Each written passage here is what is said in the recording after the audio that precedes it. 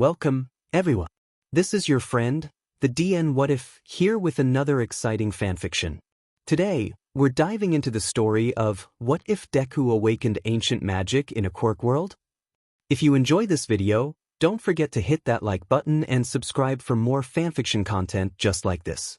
Now, let's get started with the fanfic. Rain slicked the sidewalks of Mizudafu, turning the neon signs into rivers of color that ran through the puddles.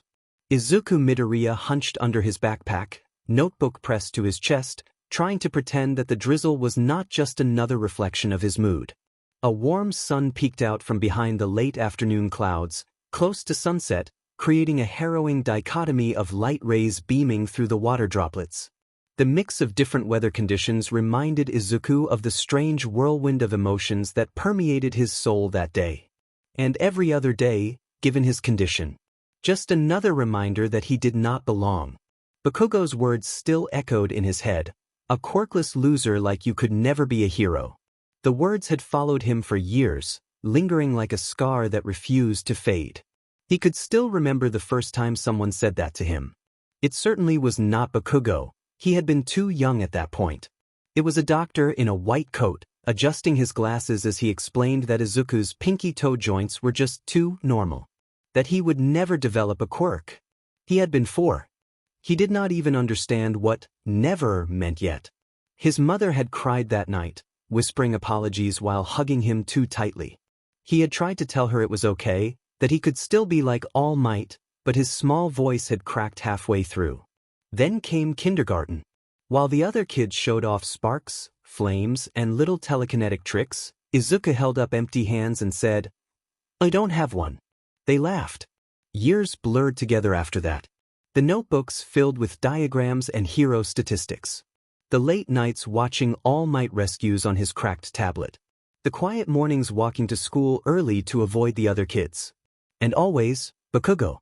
Loud, bright, unstoppable, reminding him of the distance between them. Sometimes with words, sometimes with a shove. "Face it, Deku," Bakugo would sneer. "You can't fight villains with dreams." But even as the memories pressed down on him, there were others, softer ones that refused to fade. All Might's smile on the screen, the moment he saved hundreds with that effortless pose. The feeling that heroes were not born because of quirks, but because of hearts. That belief had been his light for so long. And yet now, standing in the rain, even that light felt dimmer than usual. He took the long way home, hoping the walk would clear his thoughts. It was just the beginning of the school year and he already felt exhausted. Thankfully, the people at Aldera, both students and teachers, elected to ignore him most of the time. Even Bakugo himself would usually just skim past him during lunch or when meeting him in the corridors, but he was very quick to remind him of his place when he expressed the slightest hint at his old dream. Becoming a hero. How could one be a hero if he was quirkless? Izuku could not tell you the answer, but he still held on to that glimmer of hope like it was his lifeline. Luckily, it was his second year of middle school already. Just 2 more years and then I will get my shot at UA. He used to think on days when he was not feeling particularly gloomy. Yeah, sure, and they will accept a quirkless student in the hero course. As if. The route led him through an older district, a narrow street where modern hero billboards gave way to shuttered shops and faded awnings. This place seemed to always be immutable, as if outside the grasp of time. The same old street, the same old shops. To his surprise, he noticed a new addition to the row. Izuku hesitated. The narrow street was one he had walked a dozen times before, yet he was certain this little shop had not been here yesterday. Between a shuttered tailor and an empty cafe stood a narrow wooden storefront, wedged like a secret between friends, a little white lie. The sign above the door read, "Kajimoto Curiosities." Its painted letters faded but neat, and a faint scent of cedar drifted from the half-open window. He adjusted his backpack and squinted at the dusty glass display. Inside, he caught glimpses of things that did not belong together. A cracked lantern beside an old police badge, a stack of ancient books, a porcelain mask smiling faintly in the gloom. A small paper tag fluttered against the glass, "Antiques from Forgotten Eras." He frowned. How had he never noticed this place? He took this shortcut home almost every day. He remembered the cracked wall beside the tailor, the vending machine with the broken cola button, even the faint graffiti of a cartoon, all might giving a thumb up. But this shop, it was as if it had slipped into existence when he was not looking. For a moment he considered walking away. Normal people did not wander into strange, half-lit stores in back alleys. Heroes did not waste time chasing curiosities when they should be focusing, right? But the thought made him wince. That word still had a sting. He looked down at his reflection in the rain-slick window, messy green hair plastered to his forehead, his school uniform damp at the edges, eyes tired but restless. He saw the same kid who had spent years taking notes about people who would never know his name. Something inside him whispered, "Go on. Just look." Curiosity had always been stronger than fear for him. It was what kept him watching hero analyses until 3 in the morning, what made him fill notebook after notebook even when everyone laughed. Maybe this was just another kind of curiosity, one that wanted to see what lay behind that warped glass and flickering sign. He placed his hand on the doorknob. It was cool to the touch, smooth with age. The moment he turned it, a faint tingle ran up his arm, like static, or maybe nerves, he could not tell. The bell above the door chimed softly, not a bright jingle but a delicate, almost human sound, like someone sighing in relief. Warm air greeted him, carrying the scent of old paper, wood polish, and something else, something faintly metallic, like ozone after lightning. As the door closed behind him, the city's noise vanished. Only the low hum of a ceiling fan and the distant creak of wood remained. Shadows stretched long across the floor, and glass cases glittered with reflections of relics from forgotten ages. Izuku took a cautious step inside. His heart was beating faster now, not in fear, but almost in excitement. He had no clue as to why that was, but the strange place seemed to emanate a peaceful aura. Something that made him feel like he belonged. He obviously did not know it yet, but this was the moment. Everything would start to change. Inside smelled of dust and polished wood, as shelves bent under the weight of ancient books, glass jars, and strange trinkets. Behind the counter sat an elderly man with silver hair tied in a short tail, spectacles glinting in the dim light. "Welcome," the man said, voice calm and almost theatrical, as if he had been expecting someone. He did not rise from his seat, just lifted his chin slightly, the lamplight catching on the rims of his round spectacles. His silver hair was tied loosely at the nape of his neck, and his long fingers rested on an open ledger filled with handwriting so neat it looked printed. Izuku froze, startled. Sorry. I did not mean to, intrude," he said quickly, bowing without thinking. The man chuckled softly, a sound almost like the turning of pages. "Intrude? My boy, curiosity does not intrude. It wanders. It whispers. It brings the right people to the right places." Izuku felt heat rise to his cheeks. "Right people?" I was just looking," he managed, trying not to trip over the words. "Then look closely." The man leaned forward, folding his hands under his chin. His smile was warm but his eyes were sharp, almost too sharp, as if they saw more than the shop around them. Most people glance and rush along, never noticing the things that watch them back. Izuku swallowed. "That sounds kind of creepy," he said before he could stop himself, then flinched. "I mean, not in a bad way. Just, different." The man laughed a second time, deeper now. "Different is good. The world is full of ordinary. What is rare is a young one who pauses long enough to see the extraordinary." Izuku rubbed the back of his neck, unsure what to say. His mother always told him he apologized too much, but it was hard not to around people who seemed so composed. The man tilted his head, studying him with a slight squint, an appraising look, almost like a craftsman examining a piece of metal before forging it. "You have searching eyes," he said. "Eyes that are always asking questions. That kind of gaze is drawn to strange things, and strange things are drawn to it." "I just like learning about stuff," Izuku said quietly. It felt silly to say it out loud, but it was true. "I'm not really special." The man tapped his ledger with a single finger. "Special is a word people use when they do not know the right one. I prefer attuned." "Attuned to what?" Izuku asked before he could stop himself. The man's smile widened, slow, deliberate, almost pleased. To possibilities. He gestured with an elegant sweep of his hand toward the aisles behind Izuku. Go on. Explore. Let your eyes settle on whatever calls to you. Something here has been waiting a long time. Izuku blinked, glancing over his shoulder at the maze of shadowed shelves.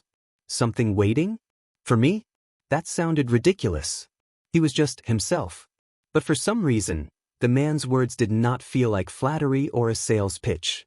They felt like an invitation. Thank you, Izuku murmured, giving a small bow. As he turned to wander the aisles, the old man spoke again softly, almost to himself, though Izuku's ears caught every word. Let us see, he whispered, what your curiosity awakens. A chill ran up Izuku's spine, but not a frightening one, more like a foreboding sensation. Maybe it was just the atmosphere of the weird shop, or maybe, just maybe, it could have been something else. He did not know where that thought went from, but he decided not to indulge on it. Izuku stepped deeper into the shop, the wooden floor creaking beneath his shoes like an old house breathing. The aisles were narrow, forcing him to turn sideways between tall cabinets stacked with objects from eras he could not name. Dust motes drifted lazily in the lamplight, glowing like tiny sparks in the dim air. He let his fingers trail along a shelf, brushing over uneven textures, cold metal, chipped ceramic, the dried leather of a cracked book cover. Everything felt aged, as if each item carried a story that was just waiting to be asked. Attuned to possibilities, the antiquary had said. Izuku was not sure what that meant, but the words clung to him like static. He paused at a display case holding several old-fashioned toys. A spinning top carved with constellations, a wooden puzzle box with a faintly shifting pattern, and a row of marbles that seemed to shimmer faintly even in the low light. These aren't normal, he whispered to himself. But curiosity tugged him onward. To his left stood a tall, glass-doored cabinet filled with strange artifacts. An old police badge dulled by time. A military medal lined with faded ribbons. A rusted compass that pointed nowhere and everywhere at once. Each item felt like it belonged to a different person, a different life. Izuku found himself imagining the kind of heroes who might have used these things, unsung ones, forgotten by history. His chest tightened with that familiar ache. Would he be forgotten too? Or would he never be known at all? He shook the thought away. He was used to pushing those feelings aside. A glint of something else caught his eye. A porcelain mask painted in vibrant red and gold. The mask's expression was serene, but the longer he looked at it, the more he felt as though its eyes were fixed on him. He stepped back instinctively. From the corner of the shop, he heard the antiquary humming softly, an old tune that did not quite fit any melody Izuku knew. It was gentle, but unsettling in a nostalgic way, like a lullaby from someone else's childhood. Izuku made his way to the back of the shop, where the shelves seemed older than the rest, heavy oak lined with books whose titles had long faded from their spines. When he brushed one with his fingertips, a thin layer of dust puffed into the air, carrying the scent of old paper. On a lower shelf, half hidden beneath an iron lantern, lay a carved wooden box. It did not look like the others. While everything else in the shop bore signs of age, scratches, dull surfaces, rust, this box was strangely preserved.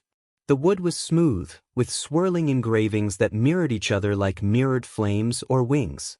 A subtle glow, or maybe just a trick of the light, pulsed along the edges. Izuku crouched down, his heart beating a little faster. "What's this?" he murmured. His fingers hovered above the box, hesitant. The carvings seemed to shift slightly with the angle of his gaze, forming patterns he did not recognize. They reminded him of something between mathematical symbols and ancient glyphs. He reached up and lifted the lid. Inside lay a deck of cards, arranged neatly as though someone had placed them there moments ago. They were not glossy like modern cards, but thick and weighty, the edges trimmed in faded gold. The top card showed a figure in a dynamic pose, a masked hero, drawn in a style that felt both old and timeless. Izuku's breath caught in his throat. A hero card? He picked it up, and for a moment, the card felt warm. His fingers tingled faintly, a buzzing sensation traveling up his wrist. He swallowed hard. This doesn't look like any game I've seen." Behind him, the antiquary's voice drifted through the quiet. "So that's the one that chose you." Izuku nearly dropped the card. "See, it chose me?" The man stepped out from behind a shelf, hands folded calmly behind his back. His eyes glinted with an unreadable expression.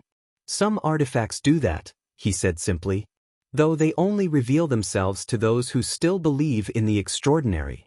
Izuku's heart pounded.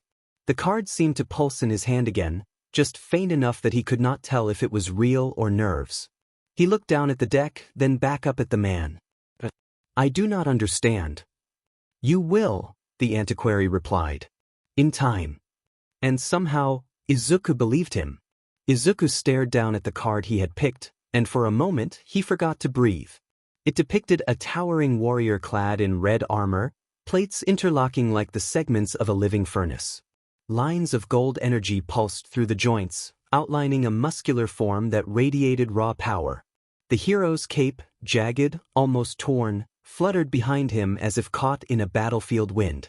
His name was written in bold, stylized letters across the top of the card. Superhero Balance Breaker. Izuku mouthed the words silently. Superhero? He had seen dozens of trading card games online. None used this naming style. None had this art. None had this design. He flipped the card gently, hands trembling. The back was embossed with a circular crest, a core of swirling light and shadow. Tiny markings etched along the edges caught the lamplight, almost shimmering like circuitry or ancient runes. What is this?" Izuku whispered. He looked up, almost as if asking the air itself for an answer. Instead, the antiquary answered for him. "That," the old man said, stepping quietly beside him, "is one of the few relics left from a game long forgotten." Izuku blinked. "A game? A game or something more?" the man confirmed with a soft nod. "Before quirks. Before hero society. Before the age you know." He leaned slightly on his cane, gaze fixed on the red-armored warrior as though greeting an old friend. People once battled not with powers of their own bodies, but with their wit and willpower projected into monsters like him. Izuku felt a shiver crawl up his spine. Monsters? Fit him? He did not dare look away from the card. The antiquary smiled. Superhero. Champions created from the spirit's potential. They were symbols, ideals, made manifest. Izuku's mouth went dry. Symbols of what? Balance, conflict, justice, ambition. The man waved a hand casually. Whatever the duelist believed in most. In the old stories, anyway. Izuku stared again at Balance Breaker. The name made sense now. The armor. The power.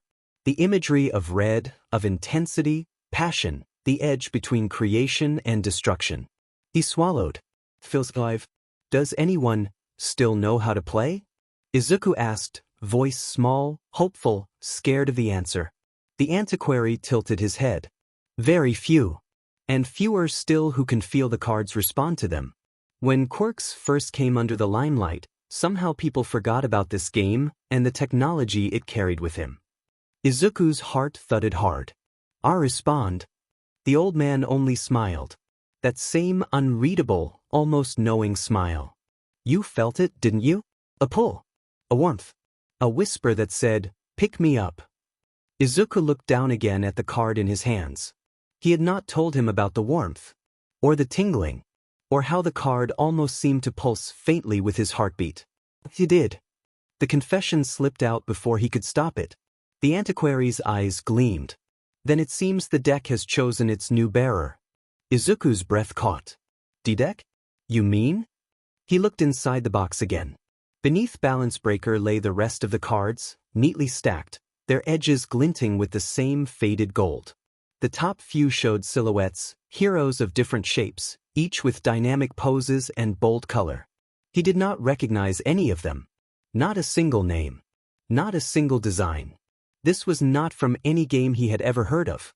How much is it?" Izuku asked before he could stop himself.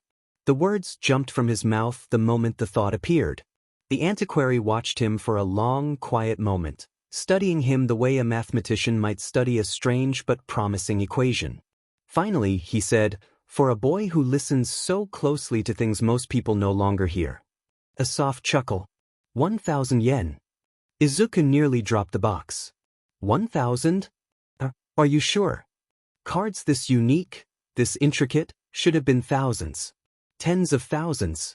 Collectible cards alone could bankrupt someone. 1,000, the man repeated. No more, no less. Consider it the discount for potential. Izuku stared down at the deck again. The red-armored hero stared back. A faint pressure settled in Izuku's chest, not fear. Anticipation. A feeling he had only ever felt watching All Might videos. Maybe something is finally about to change. I'll take it, Izuku whispered. As he brought the box to the counter, the antiquary closed his ledger slowly, as though signaling the end of a chapter and the beginning of something new.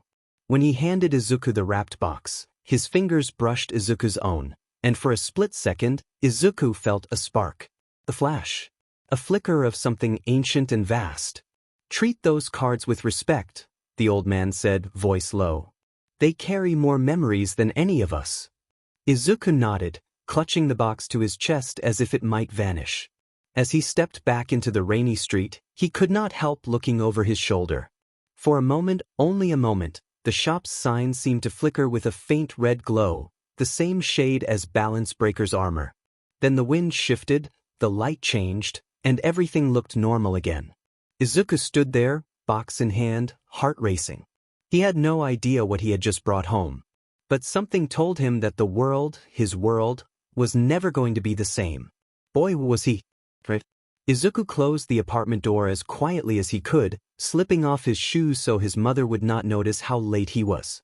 The lights in the living room were already off, and a warm line of light peeked out from under his mother's bedroom door. She had probably fallen asleep while watching TV again. He clutched the small wrapped box to his chest and tiptoed into his room. The moment he shut the door behind him, he finally let out the breath he had been holding. He set the box on his desk. It looked so ordinary sitting there. Simple brown paper, short string, like something someone might toss away without thinking. But Izuku could not look away from it. He sat down slowly, heart thudding with a mix of anticipation and nervous excitement. Hey, calm down. It is just a card game, probably. Just open it. He untied the string carefully, reverently, and peeled back the paper. The deck box slid out. Black background. The gold-etched crest. The swirling emblem. Izuku felt his fingers tingle in excitement, just out of sheer curiosity. He opened the lid. The smell of old cardstock drifted up, faint, dusty, comforting. Right? Izuku whispered. First step, look at all the cards. He took out the stack, placing them gently on the desk. The top card greeted him again. Superhero Balance Breaker. Izuku swallowed. This guy. He looks like he walked right out of All Might's era. Red armor. Dynamic pose. A hero at the peak of battle. He set Balance Breaker aside in a separate pile, suspected important cards, like he had seen in videos about trading card decks. Then he picked up the next card. Superhero Alloy Garter. A silver hero, armor smooth and reflective, standing with a shield larger than his body. Okay, Izuku murmured, reaching for a notebook automatically. 2 hero-type cards so far. Both warriors. Both visually based on armor sets, maybe an equipment theme. The next card. Superhero Burst Medic. A healer-type hero in sleek orange armor, hands glowing in a way that looked like they were channeling energy. Instead of a weapon, she carried a pack of tools strapped to her waist. Izuku's eyes sparkled. A support unit. That means the deck probably has a mixed combat system, maybe different roles? Offense, defines, recovery. His pencil flew across the page. Kind of like a hero team. The next few cards reinforced the idea. Superhero Quake Driver, a heavy armored brawler with gauntlets like pistons. Superhero Spectral Scout, a slim blue hero with digital-looking lenses on the mask. Superhero Core Charger, a green hero with a glowing reactor embedded in the chest. Izuku's breathing picked up. This is like my dream. He could not help smiling, wide and bright. A whole team of different heroes, each with their own specialty, like a patrol squad. The next card was the first non-monster card. Thankfully, he could find the indication that this was a spell right at the top. Heroic Recruitment. The art showed Balance Breaker extending a hand to a shadowy figure, an invitation to rise. A tremor ran through Izuku's chest. Like All Might reaching out, he whispered. To people like me. He kept reading. Heroic Reinforcement. Emergency Boost. Unbreakable Code. Justice Sync Formation. Each card's art style was bold, striking, and full of movement. They looked like snapshots from a hero's highlight reel. Izuku devoured them, one by one. He was not playing a game. He was studying a language he had never seen before. And piece by piece, he felt himself slightly understanding it. After about 40 minutes, he leaned back, rubbing his eyes. His notebook was already half filled with diagrams, theories, and connections. Arrows pointed everywhere, scribbles lining the edges. Okay. So if spells help the heroes coordinate, and the hero units each fill a role, he tapped his pencil anxiously. Then what about strategy? Is there a win condition? Combat mechanics? Summoning rules? He opened the box again, searching for any instruction sheet, nothing. He flipped Balance Breaker around, squinting at the small text. There were stats, descriptions, symbols, but no explanations. Was this game really lost to time? He wondered aloud. He picked up Balance Breaker again, studying the pose, the armor, the stance. If this were a hero, what would he do first? Probably to appear at the start, Izuku muttered. He looks like the main attacker. Maybe there is a way to bring him out early. He wrote down summoning cost with a question mark. His thoughts drifted, unbidden, to Bakugo's voice. A quirkless loser like you could never be a hero. Izuku clenched the pencil tighter. He looked again at the Red Warrior. Something in the hero's stance, strong, fearless, unshakable, made something small and quiet flicker inside him. I may not have a quirk. His voice was barely a whisper. But heroes come in all kinds of forms. He smiled to himself, small, sad but real. And maybe I can learn to fight like this. He stacked the cards neatly, putting Balance Breaker on top once more. Then he hugged the deck to his chest, just for a moment. It felt right. Tomorrow, he decided. Tomorrow, he would start truly figuring out how to play. Maybe, just maybe, that would be the first step toward becoming the hero he had always dreamed of being. Bakugo Katsuki did not try to overhear people. It was not his fault their voices were annoying enough to slip through the cracks.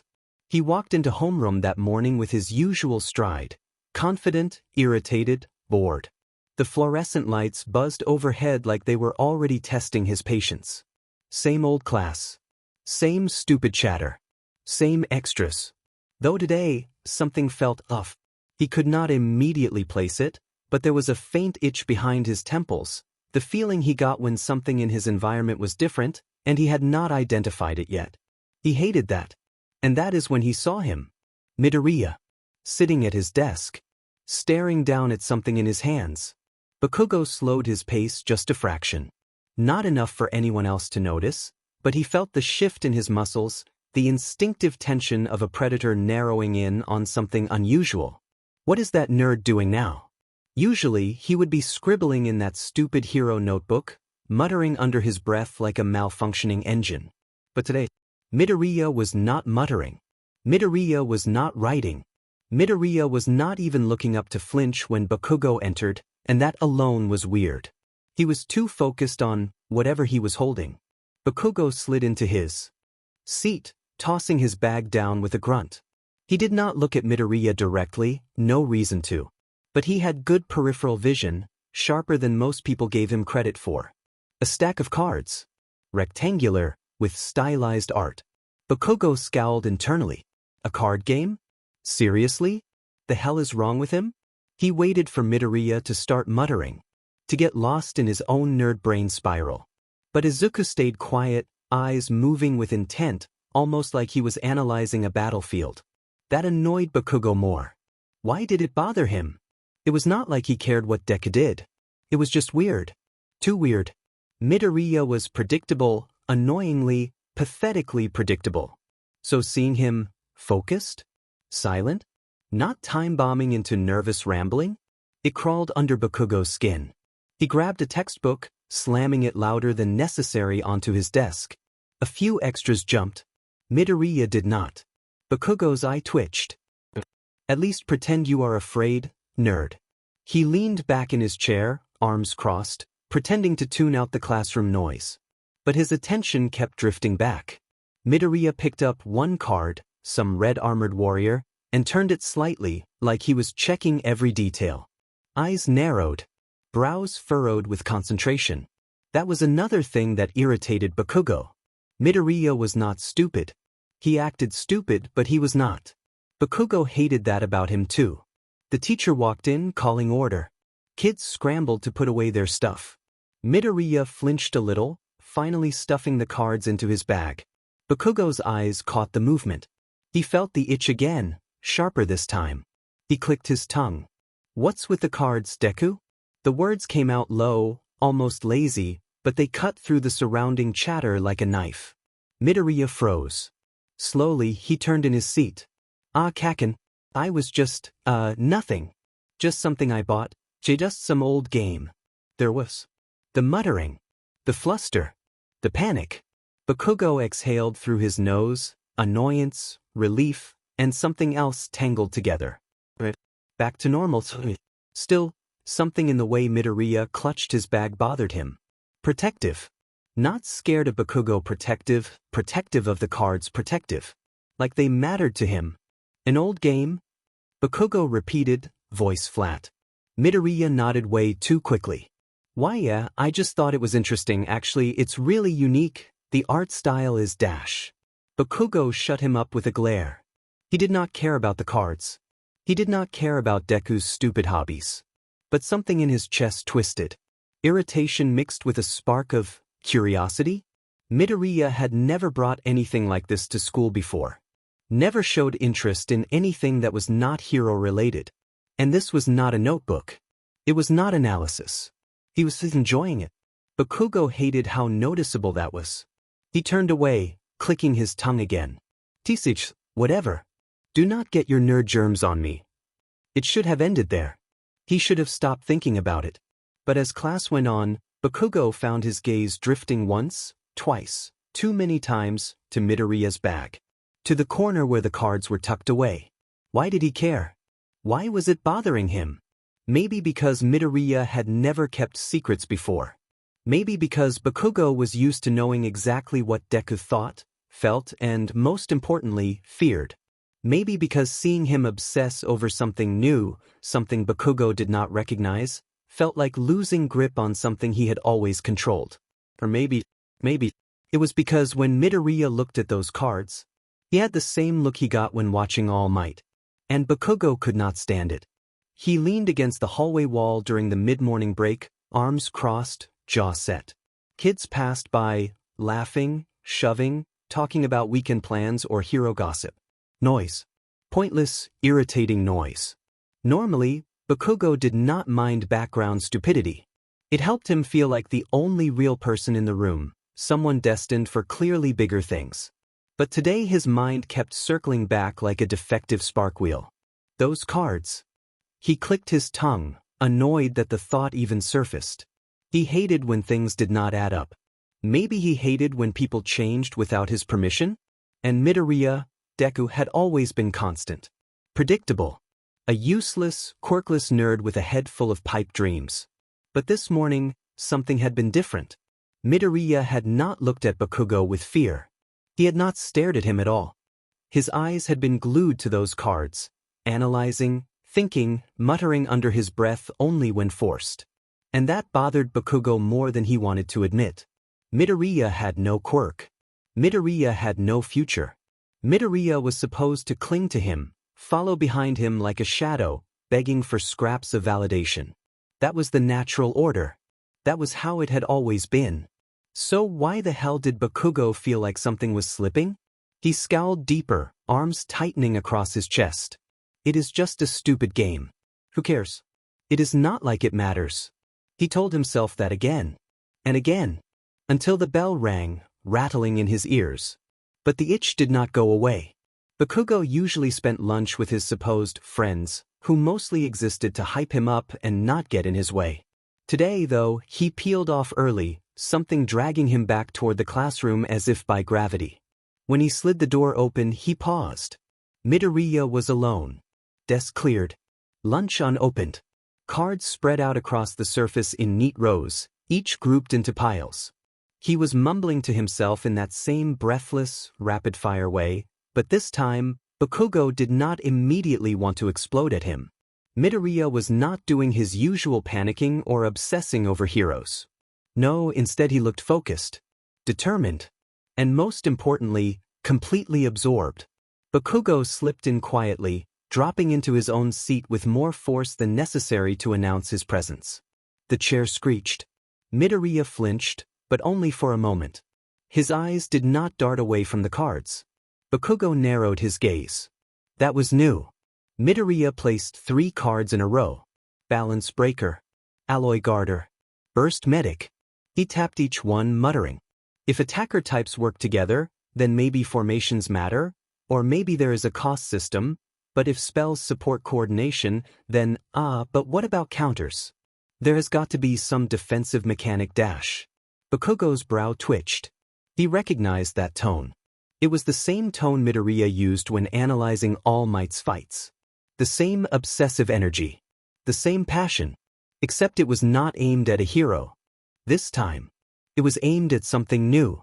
Something Bakugo did not understand. Something Bakugo did not have. Bakugo felt something in his chest tighten. Irritation, heat, and confusion.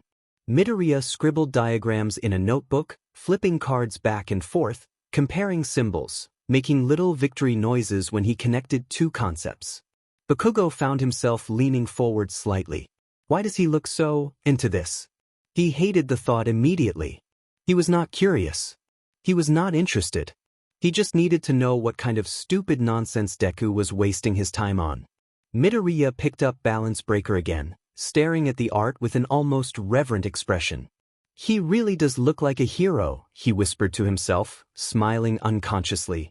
Strong, confident, like he would protect anyone. If he is the main attacker, then maybe the whole deck is built around forming a team. Bakugo's hand curled into a fist on his desk. That smile, that quiet, hopeful smile, burned into the back of his skull. Because that was the smile Deku only ever had when talking about becoming a hero. And now he was giving it to a card? Bakugo's stomach twisted. He did not like this. He did not like this at all.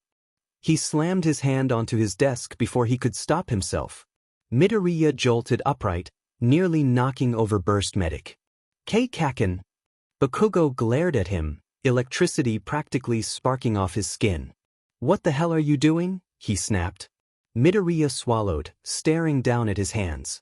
I'm trying to figure out the rules, he said quietly. I do not know how to play, so I am trying to learn. Bakugo grits his teeth. Of course that is what he would say. Of course, Deku would pour his whole soul into something no one else cared about. Of course, he would get all bright-eyed and hopeful about something stupid and useless. But Bakugo's heartbeat thudded too loud. But why did it bother him so much that Midoriya was doing it without him? Was it another way of looking down on him? He did not have an answer to that. He clicked his tongue sharply. You are wasting your time, nerd. Midoriya bit his lip, but did not put the cards away. That irritated Bakugo enough to stand. Without fully realizing why, he walked toward Midoriya's desk, looming over the cards. The card Deku referred as Balance Breaker stared back at him. Bakugo stared at it for a long, heavy moment. He hated the weird pull he felt toward it. He hated that Deku had something new to be passionate about. He hated that he was not the center of it. He hated that the hero on the card reminded him of something he wanted to become. He turned away abruptly, hands shoved into his pockets. Don't get too into it, he muttered, voice low and clipped. You will just disappoint yourself. Like always. He walked to the door. But before leaving, he glanced over his shoulder. Midoriya had not put the cards away. He was still studying them. Still thinking. Still dreaming. Bakugo's chest burned with something unfamiliar and ugly. He slammed the door behind him. Izuku sat alone at his desk, lunch untouched beside him, the deck spread out carefully in front of him. He felt the same rush he got when analyzing hero fights, except now he was analyzing a game. A very old, very strange game. He picked up the top card again. Superhero Balance Breaker. Level 6. ATK 2400 Def 1500. Attribute, Fire. Warrior Effect. The effect text was long, surprisingly detailed for such an ancient-looking card. Izuku squinted, mouthing the words silently. If this card was normal or special summon this turn, you can target one hero monster you control. Its attack is doubled until the end of the battle phase. Izuku felt his pulse quicken. The card had an activated effect, which meant that there were windows for activating it, and a phase dedicated to battles apparently. He flipped the second card. Superhero Alloy Garter. Level 4. ATK 1200 Def 2000. Attribute, Earth. Warrior Effect. When this card is in defense position, your opponent cannot target other hero monsters for attacks. Izuku's eyes widened. A protector, like a frontline hero. So, the game has defensive strategy. He grabbed his notebook, writing fast. Monsters, levels, stats, battle positions. Effects, passive or triggered. Field needs positions, likely attack and defense. Combat, probably turn-based. He looked at the stars on the top of each monster card. Balance Breaker had 7. Alloy Garter had 4. Burst Medic had 3. He muttered. Levels must matter for summoning. The Red Warrior is level 7, so maybe he's harder to bring out? He remembered faintly hearing about card games that used tributes years ago. Old websites, outdated guides. He thought, this game does not seem to have any underlying resource besides the cards themselves. It stands to reason that to advance to more powerful monsters you should have to use your already existing cards as resources. Also, I wonder why the name monsters. These guys all seem pretty human to me. Oh well, just another tiny mystery. His brain was firing like fireworks. He grabbed more cards. Izuku's eyes sparkled. It is a whole team. Each one has a tactical role just like a hero squad. He pulled out a spell card next. Heroic Reinforcement. Spell card. Add one superhero monster from your deck to your hand. Izuku froze. A search card, it lets you pick exactly the hero you need. That means the game is all about combos. He leaned forward, scanning the rest of the spell and trap cards. Emergency Boost, Quick Play Spell. Target one superhero monster. It gains 1000 ATK until the end of this turn. Justice Sync Formation, Continuous Spell. Once per turn, you can special summon one level 4 or lower superhero monster from your hand. His eyes widen more with each card. Special summon? So, there are 2 types of summoning, maybe more. He kept flipping. Then he found something strange. Another spell card caught his eyes, the artwork being especially mesmerizing. Not blue, not green, not the soft silver of the others, but deep violet, almost regal, with a faint metallic sheen under the fluorescent light. Izuku's breath caught. He lifted it carefully, pulse quickening as he scanned the illustration. Balance Breaker and Alloy Garter standing back to back, framed by a swirling, glowing sigil not combining, but resonating, the energy between them forming a geometric pattern that looked almost ritualistic. The card radiated importance. Heroic Convergence. Spell card. Activate only if you control 2 or more hero monsters with different attributes. Draw 1 card, then you can set a heroic spell trap card from your graveyard to your spell trap zone. Izuku's jaw dropped. A teamwork bonus card. 2 different attribute heroes on the field. Balance Breaker was fire. Alloy Garter was earth. Burst Medic was light. Spectral Scout was wind. So, the deck encourages mixing different heroes on the field to trigger powerful effects. It all started fitting together. Levels. Stats. Positions. Tributes. Summoning types. Combo lines. He took a deep breath. This is not just a game. It is a system. A tactical simulation of teamwork, field control, and resource management. His eyes shimmered. It's literally a hero team strategy engine. He picked up Balance Breaker again. And for the first time, he felt possibility.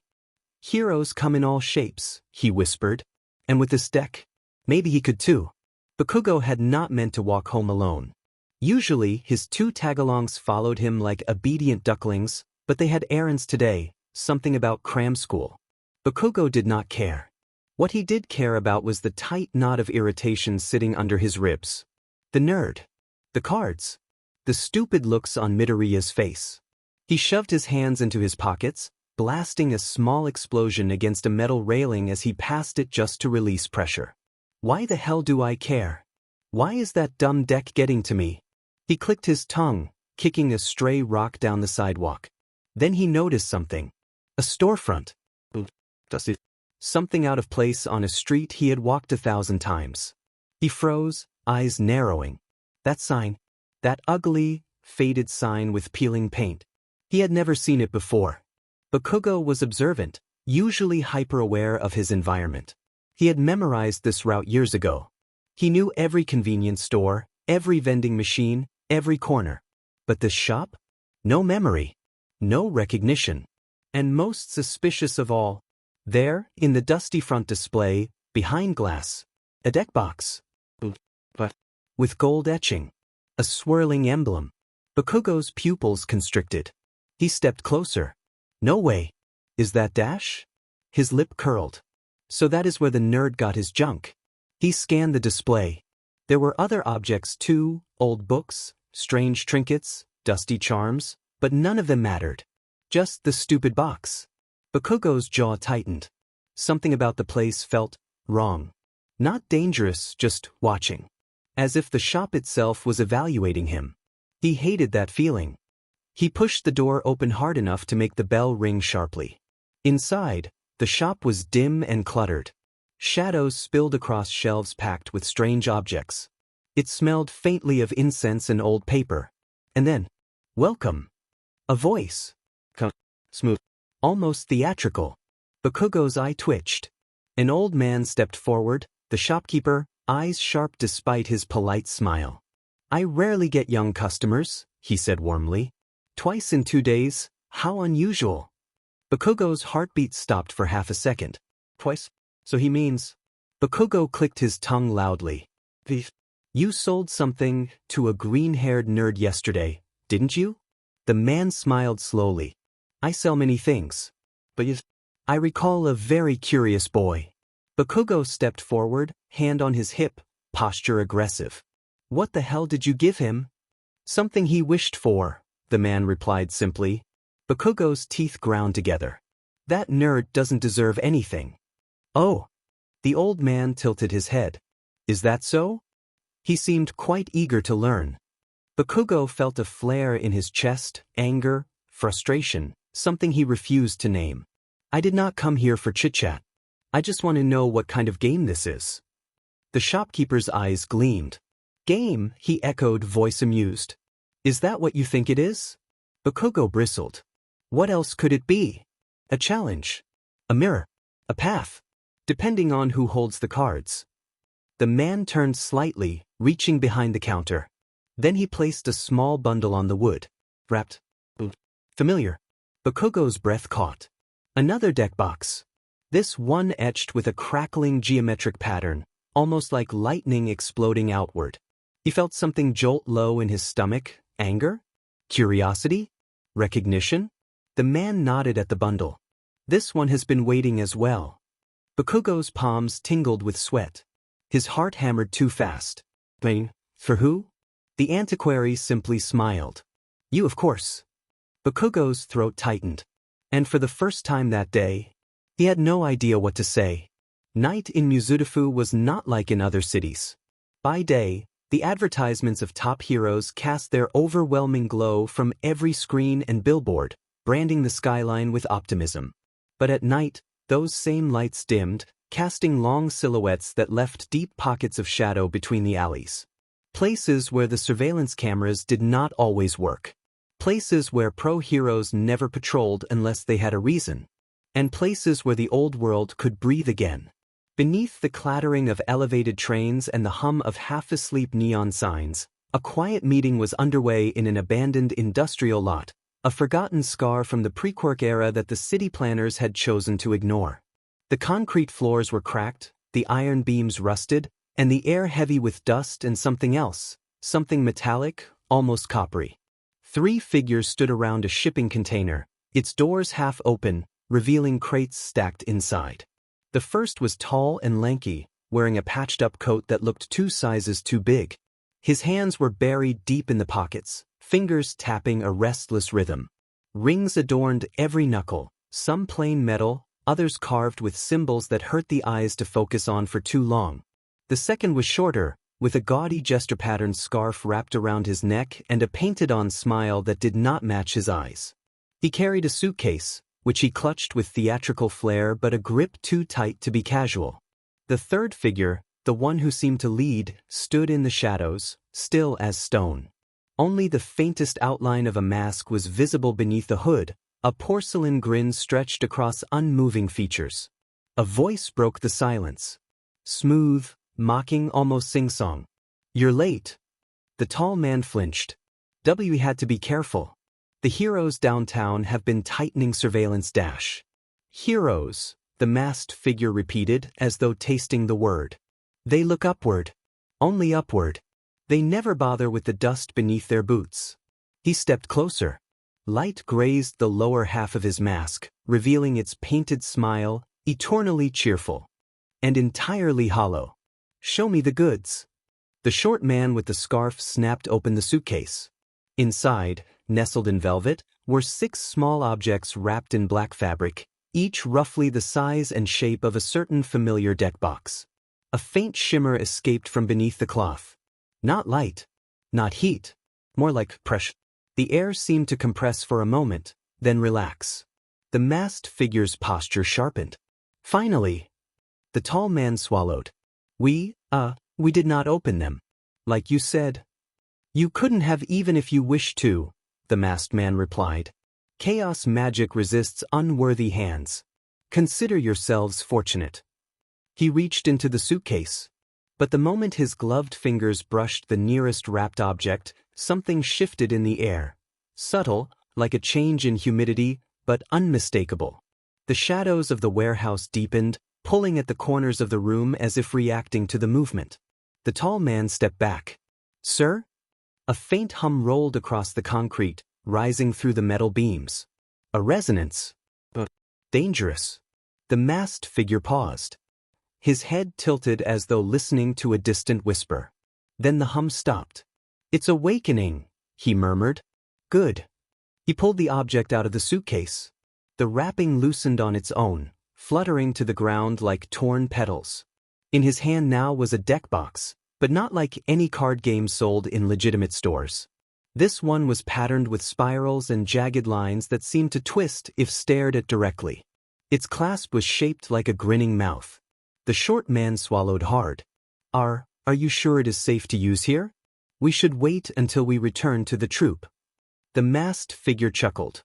A soft, breathy sound that felt wrong in the vast empty space. "Safe? My dear Harlequin, these relics have slept for centuries. They hunger. They do not recognize hesitation." He lifted the deck box slightly, as though greeting an old friend.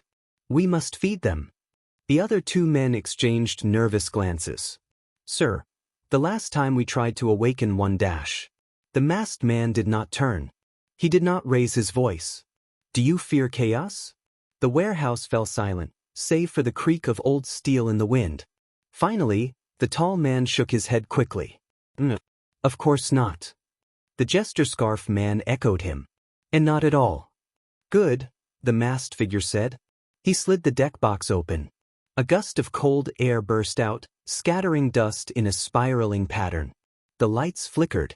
Somewhere in the rafters, a rusted chain swayed violently as though struck. The 2 subordinates stumbled back. What was dash? The masked figure inhaled deeply, savoring the invisible current swirling around him. "Chaos seeks a host," he said softly. "And chaos has found one." One of the cards flipped out of the box and landed at his feet, face up. The tall man stared at it horrified. Yes, sir, that is not a monster card. That's Dash. Yes, the masked figure said. A challenge. The card's artwork depicted a silhouette, a hero shape, but distorted, arms elongated, torso fractured, as though breaking apart into shards of darkness. The masked figure knelt and picked it up with reverence. The world above believes Quirks define power, he whispered. They have forgotten what we lost. Forgotten the games that shaped fate itself. He straightened. Soon, the Shadow Circus will remind them. The warehouse lights cut out completely. A second later, the laughter began. Not loud. Not hysterical. Quiet. Layered.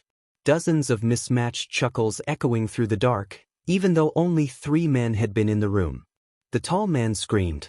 The jester scarf man dropped his suitcase. And the masked figure simply smiled behind porcelain. Awaken, little hero, he whispered to the card. Let us play. The next day, Izuku Midoriya returned to Kajimoto Curiosities with answers. Or at least, he returned with questions that had become too heavy to carry alone. The bell chimed as it always did when he stepped inside, soft, restrained, almost courteous, and the door closed behind him with a finality he did not consciously register. The warmth of the shop washed over him, familiar now, no longer strange. The shelves stood where they had before. The smell of old paper and wood polish lingered in the air. Nothing had changed. And yet, everything felt different. Izuku clutched his notebook tighter against his chest, fingers brushing the edge of the deck box inside his bag. He had spent the entire night poring over the cards, tracing their text, testing theories, mapping interactions until his eyes burned and his pencil grew dull. He had not slept much, not because he was afraid, but because his mind refused to slow down. The game made sense. Not all of it, not yet, but certainly enough. Enough that he could no longer pretend it was just a novelty. The antiquary looked up from behind the counter the moment Izuku stepped forward, as though he had been waiting. He closed his ledger without a word and regarded the boy with quiet interest. You came back quickly, he said. Izuku nodded, then bowed, a little too deeply. I think I understand more now. About the rules. Or at least, some of them. The man's eyes flicked briefly to Izuku's bag. Understanding, he replied, is a dangerous thing when it comes too easily. Izuku hesitated. The words were not a warning exactly, more like an observation, but they sent a faint ripple of unease through him. He pushed it aside. This was why he was here. I tried to figure it out on my own, Izuku continued, voice steadier than he felt.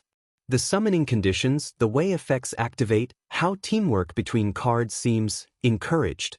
It is not random. It is structured. The antiquary stepped out from behind the counter and gestured toward the open space at the center of the shop, the same place Izuku had unconsciously avoided the first time he was here. Then the next step, the man said calmly, is to see whether your understanding survives contact. Izuku blinked. See contact? A duel, the antiquary said. The word landed softly. Not dramatic. Not threatening. But it echoed anyway. Izuku swallowed. This was what he had come for. Proof. Confirmation. A way to test whether all those notes and diagrams meant anything at all. I'd like that, he said. Then, after a beat, more quietly, if that's okay. The antiquary studied him for a long moment, not weighing his skill, but his resolve. Whatever he saw seemed to satisfy him. Very well. He reached beneath the counter. Outside the shop, partially obscured by the cluttered display and warped glass of the window, Bakugo Katsuki stood with his arms crossed and his patience wearing thin. He had not followed Midoriya this far out of concern. He told himself that again as he stared through the glass, watching the nerd talk animatedly with the old man inside. Whatever this was, either a scam, an actual game, or an obsession, Bakugo intended to see it through. Because something about the way Midoriya stood now, straight-backed, focused, certain, made his chest tighten in a way he did not like. Inside, the antiquary placed 2 deck boxes on the counter. One was familiar.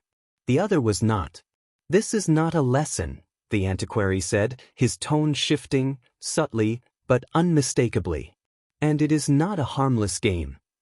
Izuku's fingers curled around the strap of his bag. "What is it then?" he asked. The man met his gaze. "A demonstration," he said, "of why duel monsters was once feared." The lights did not flicker. The shelves did not move. But the air in the shop grew heavier, as though the space itself were listening. And somewhere beyond the glass, Bakugo felt it too, something akin to a pressure behind his eyes, a warning his instincts could not explain. The game had not begun. But it had already started. The antiquary did not raise his voice. He did not chant, nor gesture dramatically, nor invoke any name Izuku could latch onto for comfort. He simply set the second deck box down on the counter, beside Izuku's own, and placed one hand flat against the wood. "Before we proceed," he said, "there are things you must understand." Izuku straightened instinctively. His earlier excitement and the thrill of testing his theories had dulled, replaced by a tight knot of attention just below his ribs. He nodded once. "I'm listening." The antiquary's gaze drifted, not to Izuku, but to the space around them, the shelves, the lamps, the walls of the shop itself. "Duel Monsters was never meant to be entertainment," he began. "Not in its origin. It was a language, a structured way for human will to take form, to clash, and to be measured." Izuku frowned slightly. "Measured how?" "In endurance," the man replied. "In resolve. In identity." He turned back to Izuku then, expression serious in a way Izuku had not yet seen. "Life points, mirroring your actual life. We will both have 4,000 of them," he continued. "They are not abstract numbers. They are a representation, a compression, of something very real." Izuku swallowed. "So, when they reach 0, he said carefully. The antiquary inclined his head. "Something is lost." The words hung between them. Izuku's mind raced, grasping for the right interpretation. Pain maybe. Exhaustion. Psychological strain. This was probably similar. Probably. "What kind of loss?" Izuku asked. "That," the antiquary said, "depends on the game." He stepped away from the counter and into the open space at the center of the shop. The floorboards creaked beneath his weight, old wood complaining softly. "There are many ways to define a shadow game," he went on. "Some wager pain. Some memories. Some fear. Some things far more difficult to recover. Some even a soul." Izuku's fingers tightened around the strap of his bag. "You're saying this duel is going to hurt?" he said quietly. "Yes." The antiquary did not soften the answer. Izuku exhaled slowly. His first instinct was to apologize for asking, for pushing, for being ignorant. Instead, he forced himself to stay silent. He had come here for truth, not reassurance. "And if I lose?" he asked. The man regarded him for a long moment. "Then you will understand," he said, "why this game disappeared." Outside the shop, Bakugo shifted his weight, irritation flaring sharply as his skin prickled with a sensation he could not name. He lost some words through the glass, but what he got was enough. Something in the posture of the two figures inside, the way Midoriya stood unnaturally still, the way the old man seemed to command the space without effort, set his teeth on edge. This was not a scam. It was not just a card game. And whatever it was, Bakugo hated that Deku had walked into it alone. As if he, quirkless like he was, did not need help or protection. Inside, Izuku took a breath. "Then," he said, voice quiet but firm, "please don't go easy on me." The antiquary's eyebrows rose slightly, not in surprise, but in approval. "A dangerous request," he said, "but a fitting one." He reached into his coat and withdrew a small object, a thin, circular token etched with the same sigils Izuku had seen on the deck box. He placed it on the counter between them. "This duel," he said, "will be bound." Izuku felt it then. A pressure, subtle, but undeniable, just like the moment before a storm breaks, when the air grows heavy and every sound feels slightly muffled. "The boundaries of the game will supersede the boundaries of the room," the antiquary continued. "Outside interference will be discouraged." Izuku's heart skipped. Discouraged how? The antiquary met his gaze evenly. "By consequence." He straightened, placing his deck box on the counter opposite Izuku's. If you wish to walk away, he said, now is the last moment you may do so without penalty. Izuku thought of his notebook, of Balance Breaker's steady, unyielding stance. He thought of Bakugo's voice, you will just disappoint yourself. And then he nodded. I'm ready. The antiquary closed his eyes for a moment, as if acknowledging something unseen. Very well, he said. He opened his deck box. Then let this duel be recorded, he intoned, voice calm and deliberate. Not as a game, but as a warning. The lamps dimmed, not extinguished, just lowered, as though the shop itself were drawing inward. Izuku felt the floor beneath his feet steady, solid, unmovable. Somewhere outside, Bakugo's breath caught, sharp and instinctive. And with that, the shadow game was declared. The antiquary did not move immediately. Instead, he stepped to the side of the open space at the center of the shop and placed his palm flat against the floorboards. The wood did not glow, nor crack, nor shift in any visibly dramatic way, and yet, the space between him and Izuku changed. The air thickened, settling into an invisible boundary.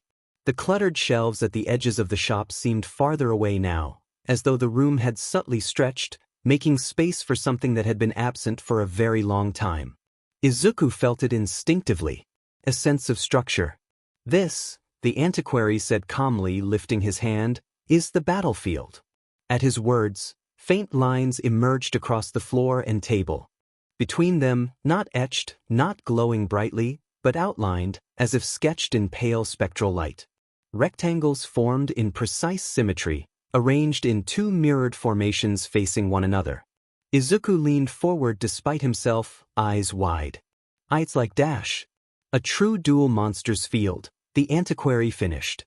As it was played at the beginning, before some unfortunate circumstances. The table between them was now clearly divided. On each side, the antiquary continued, gesturing, you will find 5 monster zones. The outlines nearest Izuku pulsed faintly as he spoke. These are where your monsters exist, where they may attack, defend, and be destroyed. His finger moved back slightly. Behind them are 5 spell and trap zones. Both types of cards are placed here. Some remain face up. Others are set face down, concealed until the moment of activation. Izuku nodded rapidly, committing every word to memory. And this, the antiquary said, indicating the far left corner of each side, is the deck zone. Your remaining cards reside here. When you draw from this space. He paused, then added, you will notice the absence of other zones. Izuku swallowed. This was not just an explanation. It felt like a history lesson, one he had been late to by centuries. The antiquary returned to the table and placed his deck neatly in his deck zone. Izuku mirrored the action a moment later, hands slightly unsteady. Now, the antiquary said, we begin as all duels do. He placed his hand atop his deck. Draw your opening hand. 5 cards. Izuku hesitated only a moment before doing the same. The cards slid into his hand smoothly. He did not look at them yet, not because he was afraid, but because he did not want to break the rhythm the antiquary had set. Across from him, the old man glanced at his own hand, expression unreadable. I will take the first turn, he said. In most duels, the first player does not draw at the start of their turn. Consider this a mercy. Izuku nodded. Watch carefully, the antiquary said. A simple turn can teach more than a complicated one. He selected a card from his hand and placed it face up in the center monster zone. I normal summon, he said, Relic Dust-Bound Custodian. The monster appeared not as a full apparition, but as a spectral suggestion, a translucent figure hovering just above the field. It resembled an animated suit of old ceremonial armor, cracked and weathered, fragments bound together by drifting motes of light. Its presence was muted, restrained, but undeniably there. Izuku's breath caught. Normal summoning, the antiquary continued, is the most basic form of summoning. Once per turn. No cost, provided the monster's level allows it. He tapped the card lightly. This one is level 4. It requires nothing but intent. Izuku nodded, eyes fixed on the hovering figure. Next, the antiquary selected a second card. I activate a normal spell. He placed it face up into his spell and trap zone. Relic Preservation Rite. The card's effect shimmered faintly, and the spectral armor straightened, its fractured plates reinforcing themselves, the glow at its core intensifying. This spell enhances a relic monster's endurance, the antiquary explained. A temporary reinforcement. Modest, but effective. Not every advantage needs to be overwhelming. Izuku scribbled furiously in his mind. Normal spell. One-time effect. Timing matters. Finally, the antiquary chose one last card from his hand. He placed it face down in his spell and trap zone. The card rested there silently, its back indistinguishable from any other. Now, the antiquary said, folding his hands, this is where uncertainty enters the game. Izuku looked at the card, then back up. That's a trap card, the antiquary said, answering before Izuku could finish. It has been set face down. Ordinarily, your opponent would not know whether that card is a spell or a trap, as both are placed the same way. He smiled faintly. As a courtesy, he added, I will tell you this much. Next time I will not. Izuku felt a chill that had nothing to do with the room. So, you have to anticipate, he murmured. Decide whether to attack into the unknown. Precisely, the antiquary replied. A duel is not won by strength alone. It is won by reading your opponent and deciding when ignorance is worth the risk. He straightened slightly. That concludes my turn. The battlefield settled into stillness. One monster standing. One spell resolved. One card waiting in silence. The antiquary looked at Izuku calmly. Your turn, Midoriya. Izuku tightened his grip on his hand of cards. For the first time since the duel began, he felt the weight of it fully. Responsibility. Izuku did not move right away. 5 cards rested in his hand, their weight suddenly far more noticeable than it had been just moments ago. He could feel the antiquary's gaze on him, not impatient, not judging, simply attentive, like a teacher watching a student take their first real test. Okay, Izuku thought, forcing his breathing to slow. Don't panic. This is still a game. A structured one. I understand at least the basics. He glanced down at the field. Simple. Controlled. But even as he told himself that, something in his chest felt tight. He didn't think it was fear exactly, more like awareness. A sense that his decisions here mattered in a way they had not when he had been laying cards out on his desk the night before. This is your main phase, the antiquary said calmly. You may summon a monster, activate spells, or set cards as you see fit. Izuku nodded, though his throat felt dry. Main phase. So this is where most decisions happen, he thought. Summoning, setup, committing to a strategy. He looked at his hand. There was Superhero Balance Breaker. The card felt heavier than the others. He could almost hear his own thoughts echoing in its bold artwork, in the hero's confident stance. Level 7. Too early. Judging from what he told me before, I'd probably need a tribute. His eyes flicked to the rest of his hand. Superhero Alloy Garter. Superhero Spectral Scout. A spell card, namely Heroic Reinforcement. And a trap he had not fully memorized yet. Start small. Establish the field. He swallowed. I'm going to normal summon, Izuku said, voice quieter than he meant it to be. Superhero Alloy Garter. He placed the card carefully into the leftmost monster zone. For a heartbeat, nothing happened. Then the air shifted. Not violently. Instead, it felt as though the space above the card accepted the summon. A faint pressure rolled outward, and a translucent figure took shape. Alloy Garter emerged slowly, kneeling as though bracing against an unseen force. Its silver armor caught the dim light of the shop, shield planted firmly before it. The figure was not solid, again, more suggestion than substance. But its presence was undeniable. Izuku essayed in a sharp breath. It wasn't pain. It wasn't fear. It was weight. Like the moment before stepping onto a high ledge, when your body recognizes the consequence before your mind does. The antiquary watched closely.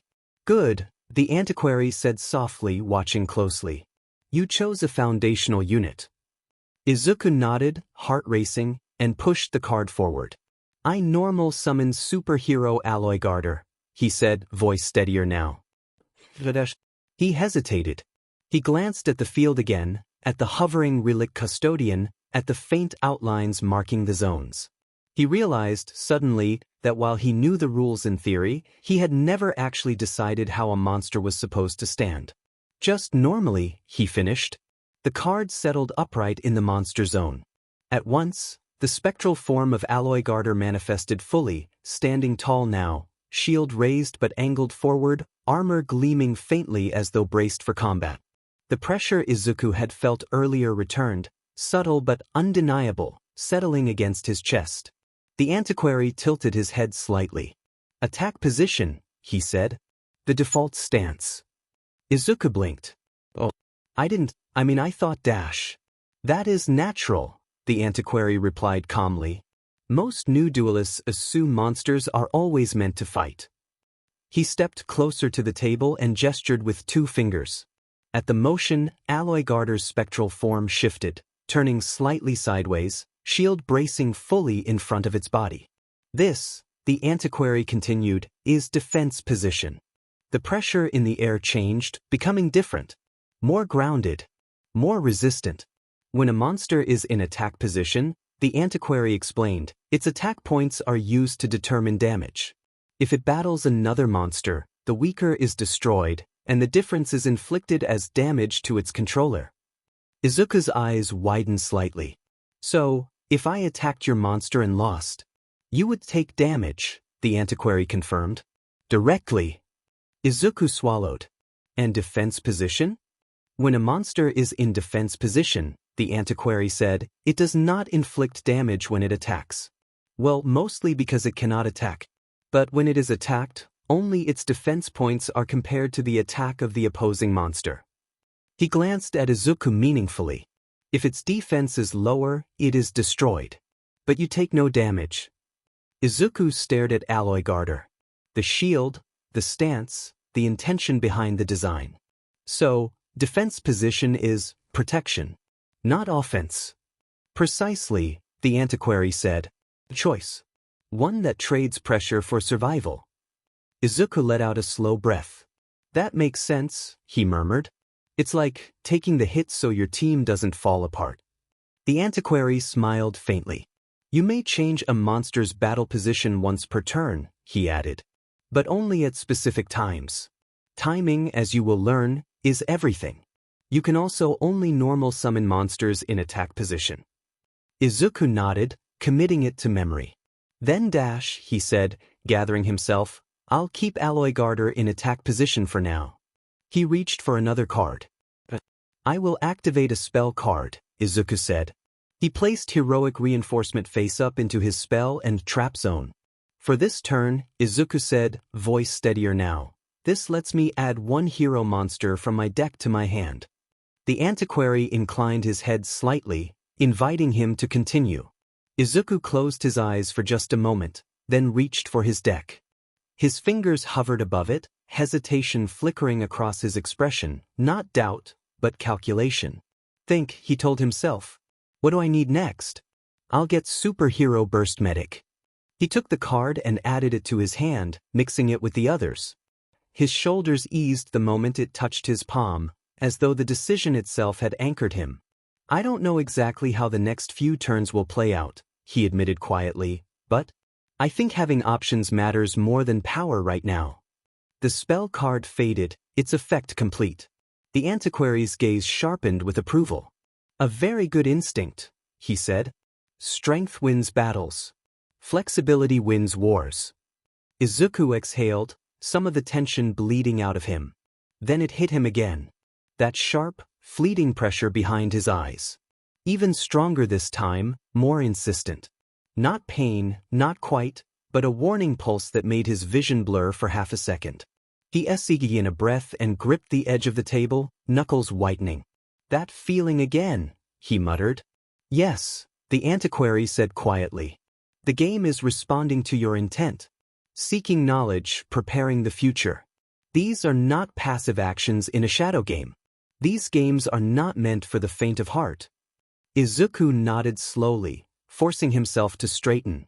So even thinking ahead has a cost. Alloy Garter stood ready in attack position. One face-down card lay in wait. And Izuku's hand now held something new, chosen. Across from him, the antiquary placed his hand on his deck. "Very well," he said. "Now you will see how preparation is tested." The battlefield settled.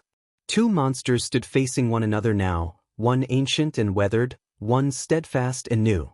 And Izuku understood at last that every choice he made here carried weight far beyond cardboard and ink. Izuku felt it, a sudden spike of discomfort behind his eyes. Like the beginning of a headache. He gasped softly, one hand gripping the edge of the table. The antiquary's expression sharpened immediately. "There?" he said quietly. "You felt it?" Izuku nodded, blinking rapidly. What was that?" "The game acknowledging commitment," the antiquary replied. "Each action strengthens the connection. The more intent you pour into your plays, the more the shadow game responds." Izuku swallowed hard. "So, it gets worse?" "It gets real," the man corrected gently. Izuku forced himself to continue. He selected one final card from his hand and placed it face down.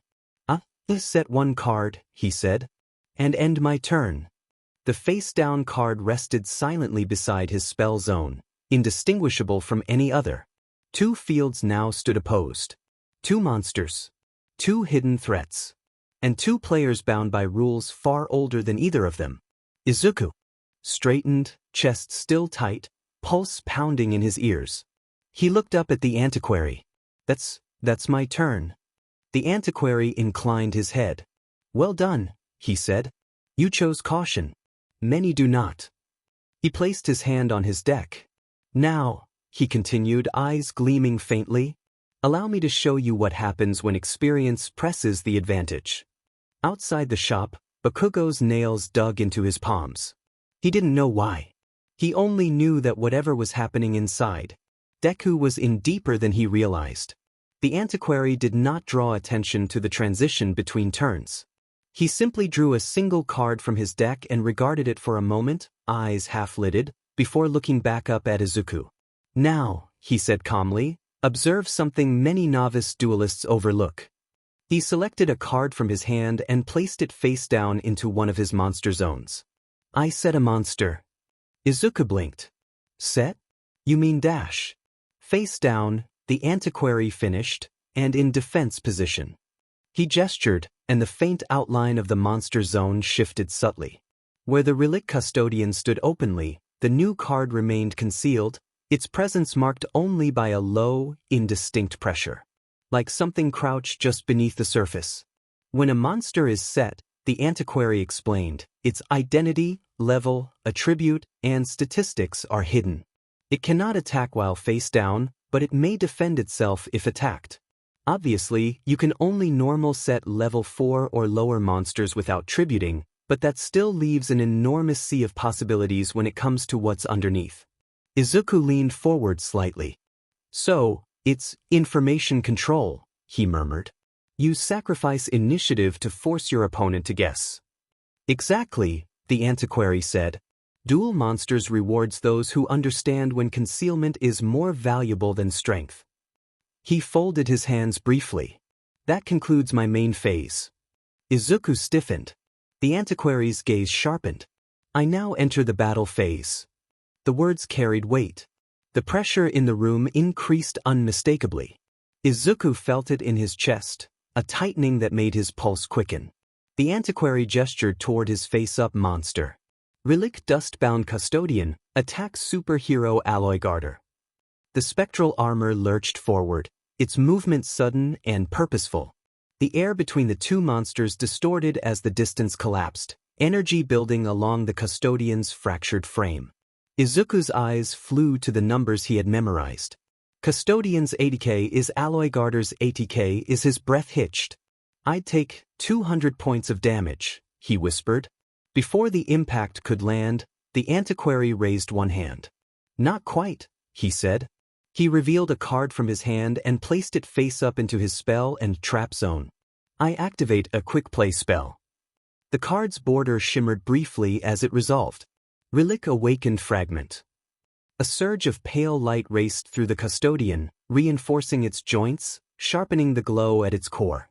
The monster's presence intensified, the pressure in the room spiking sharply.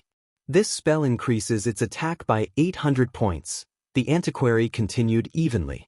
Quick play spells may be activated during the battle phase and more, even in response to actions already declared, even during the opponent's turn. Izuku's heart slammed against his ribs. 1400 plus 800.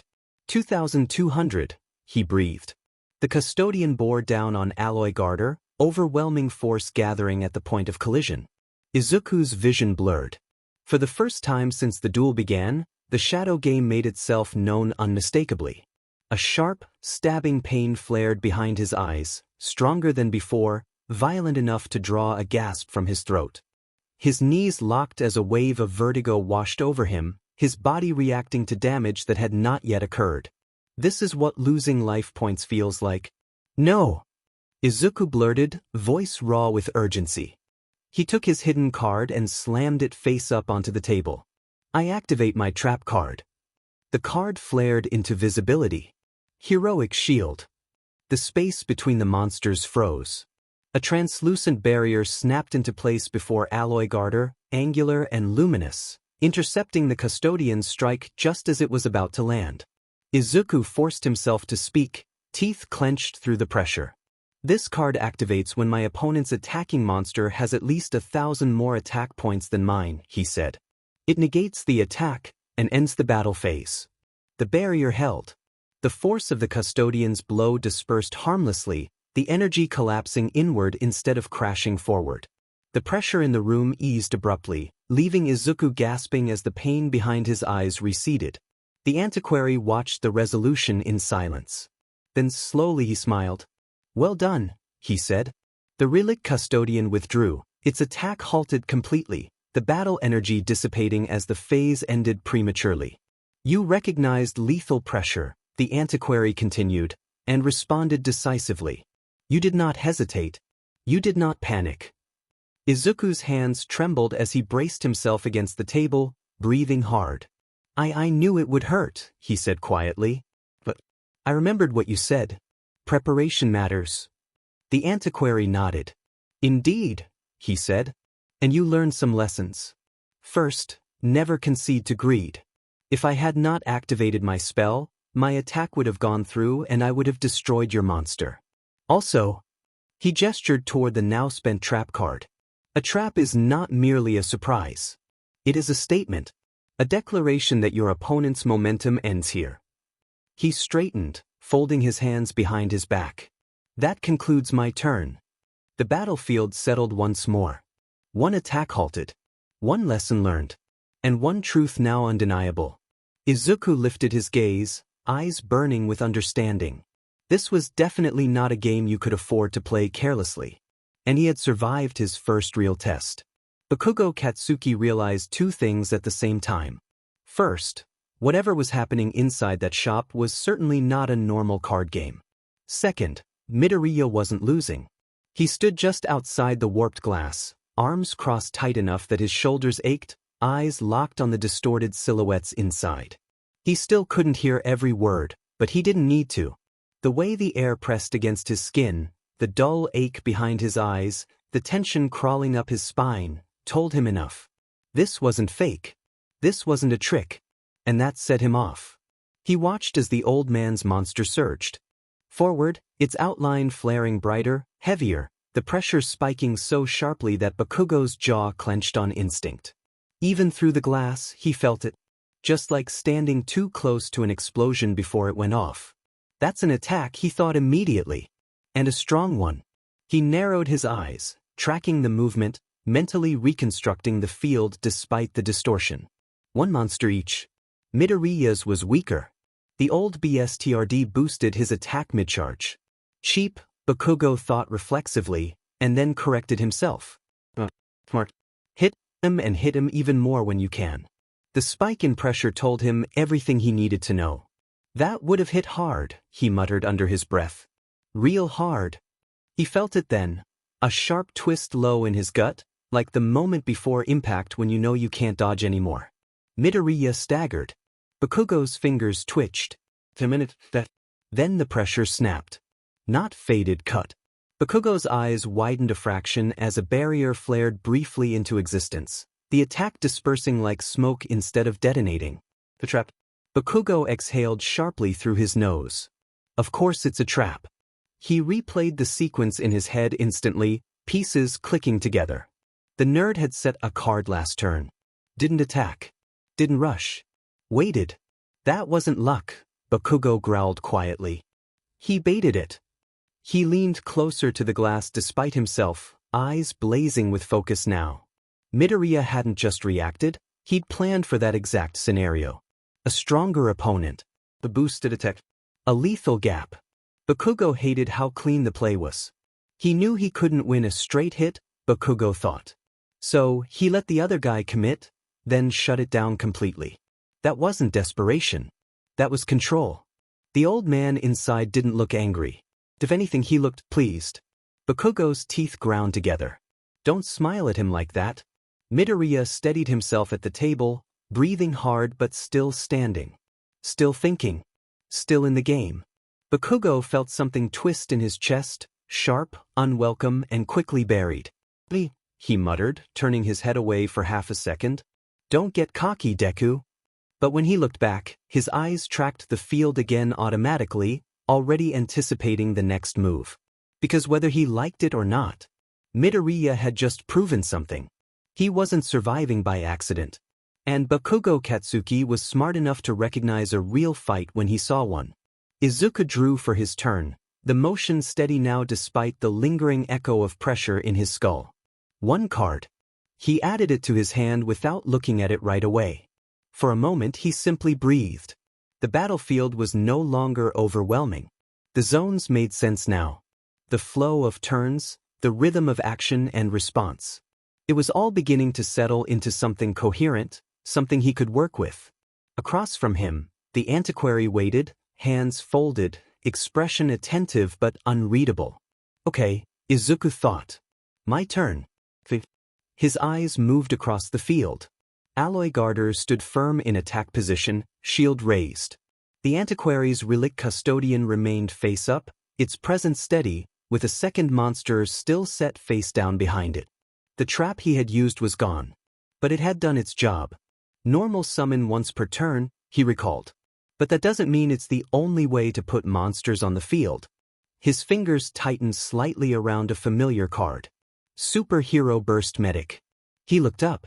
I think, Izuku began carefully, that normal summoning isn't the only kind of summoning in this game. The antiquary's eyes glinted faintly. Go on. Izuku swallowed, then placed the card onto the field. Burst Medic has an effect, he said, voice gaining confidence as he spoke. It says it can be special summoned from my hand as long as I control another hero monster. For a split second, nothing happened. Then the air shifted. Not violently but eagerly. Burst Medic manifested beside Alloy Garter in a soft flare of light, armor sleek and luminous, energy coursing faintly along her gauntlets. Unlike Garter's weighty presence, hers felt quick, responsive, just like a system activating the moment it was needed. Izuku's breath caught in a way that was half awe, half exhilaration. The antiquary smiled. Correct, he said. Special summons bypass the usual limits. They are granted by effects, not turns. Izuku nodded eagerly.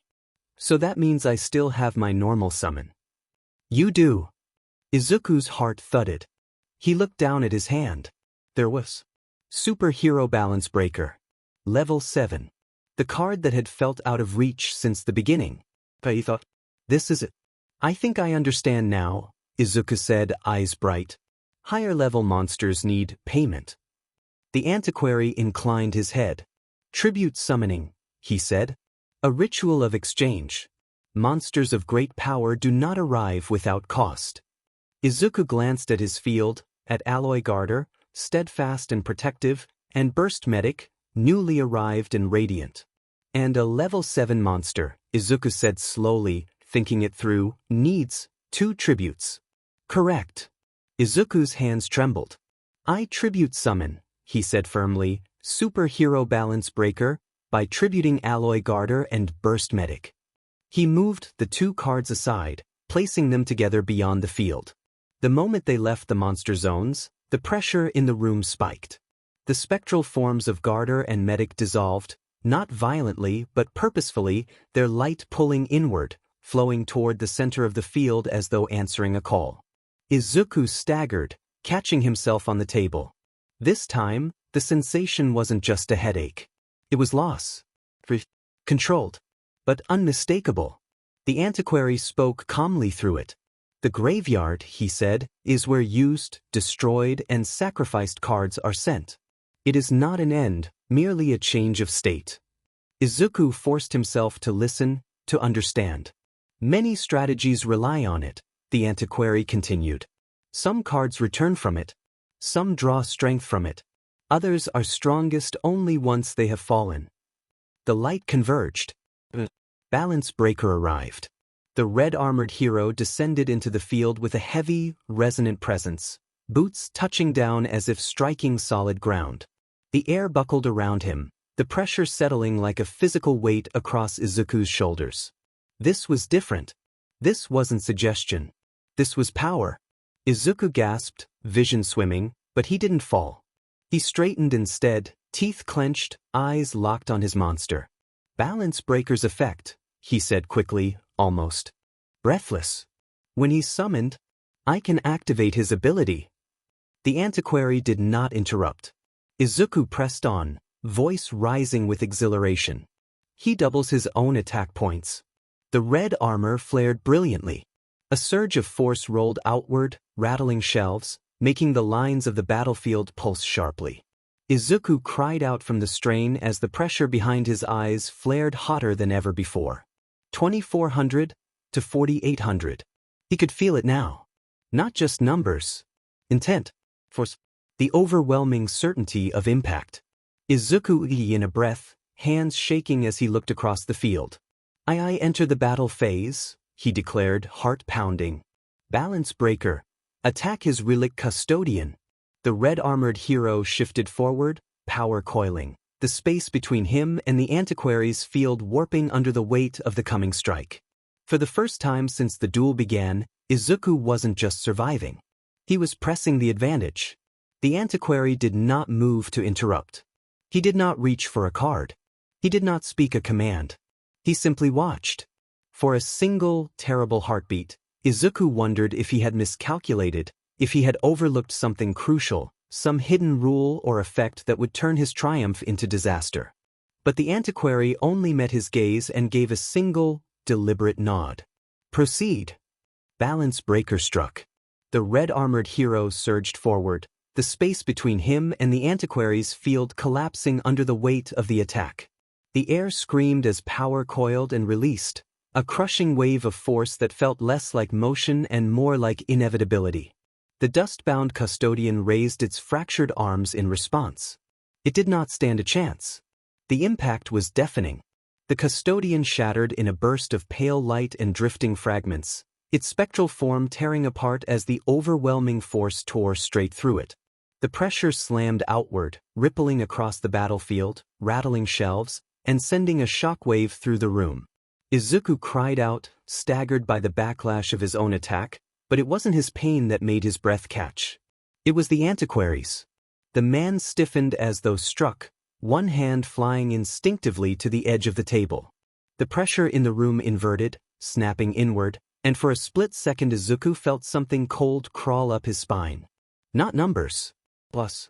The faint spectral counter hovering near the antiquary's side of the field flickered violently. 4,600. 3,400 points of damage. The air went thin. The antiquary exhaled sharply through clenched teeth, shoulders tense, the color draining from his face in a way that had nothing to do with age. His breath came slower now, measured, as though each inhale required conscious effort. Izuku froze. I didn't dash. His voice cracked. I didn't mean to dash. Good, the antiquary said, voice strained but steady. Then you are learning. He straightened with visible effort, fingers trembling only briefly before curling back into calm control. This, he continued, is what nearly losing feels like in a shadow game. Izuku's heart hammered painfully against his ribs. That wasn't just damage, the antiquary said quietly. That was my endurance being tested. My focus. My ability to remain myself. Izuku swallowed hard. For the first time, the thought struck him with full force. If that had been me. Balance Breaker stood at the center of the field, power still radiating from his frame. Magnificent, terrifying. Izuku forced himself to breathe. I end my battle phase, he said, voice barely above a whisper. I set another card and I end my turn. The battlefield settled. The echoes of destruction faded, leaving behind only silence and absence. Relic dust-bound custodian was gone. The antiquary reached out and placed the destroyed monster into his graveyard deliberately, reverently. Observe, he said. Izuku's eyes followed the motion instinctively. This is where many duelists believe a card's story ends, the antiquary continued. They are wrong. He lifted his gaze back to Izuku, eyes sharp despite the lingering strain. In ancient duel monsters, he said, the graveyard is not a discard pile. He placed his hand atop it.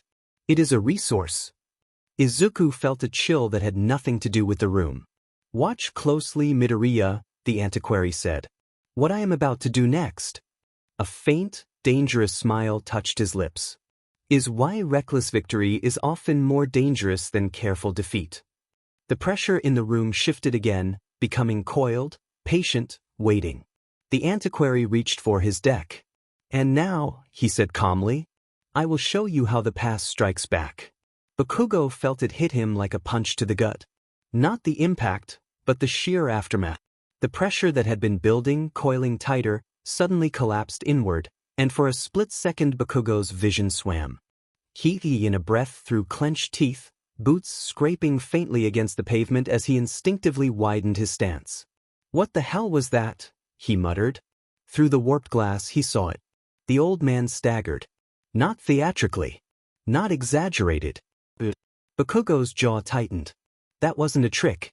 He replayed the moment in his head automatically, fast and precise, the way he always analyzed fights. Midoriya had brought out something big. Sacrificed 2 monsters for it.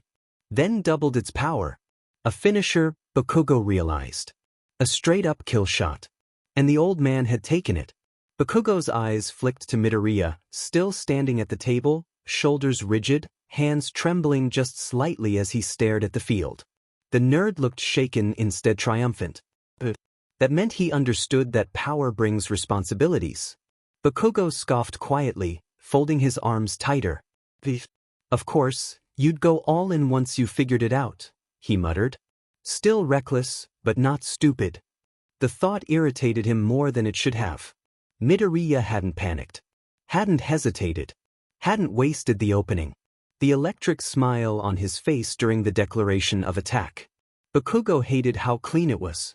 Inside, the old man straightened, saying something Bakugo couldn't hear, his hand resting on the pile of destroyed cards. Bakugo's eyes narrowed. Graveyard, he thought. That's not the end, is it? His instincts screamed it. The fight wasn't over. And for the first time since following Midoriya here, Bakugo didn't feel like he was watching a stupid side hobby spiral out of control. He felt like he was witnessing a battlefield. Don't screw this up now, Deku, he muttered, eyes never leaving the window. Because whether he liked it or not, Midoriya had just proven he belonged here. The antiquary did not rush his next move. For several seconds after the battlefield settled, he simply stood there, breathing carefully, one hand resting on the edge of the table as though grounding himself. The faint tremor in his fingers betrayed how close he had come to the edge, but it did not weaken his resolve. Do you see now, he said quietly, why power alone is never enough? Izuku nodded, throat tight, unable to trust his voice. The antiquary straightened and turned his attention to the pile of cards at his side. Now, he continued, observe the consequence of destruction. He lifted Relic Dust-bound Custodian from his graveyard. Custodian does not protect only the living, he said. Even in ruin, it serves. The card dissolved into pale motes of light as he placed it aside. I banish it from my graveyard, the antiquary declared, to send one relic monster from my deck to the graveyard. Izuku's eyes widened as the antiquary reached into his deck and deliberately placed a card into the graveyard pile.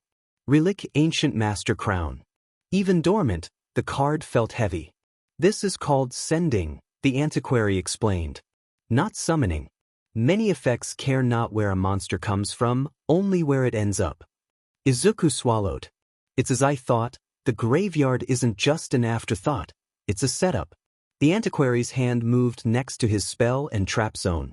And now, he said, I reveal what I prepared. He flipped his face-down card. Call of the Haunted. Chains of pale spectral light erupted from the trap, coiling across the field and plunging into the graveyard like hooked fingers.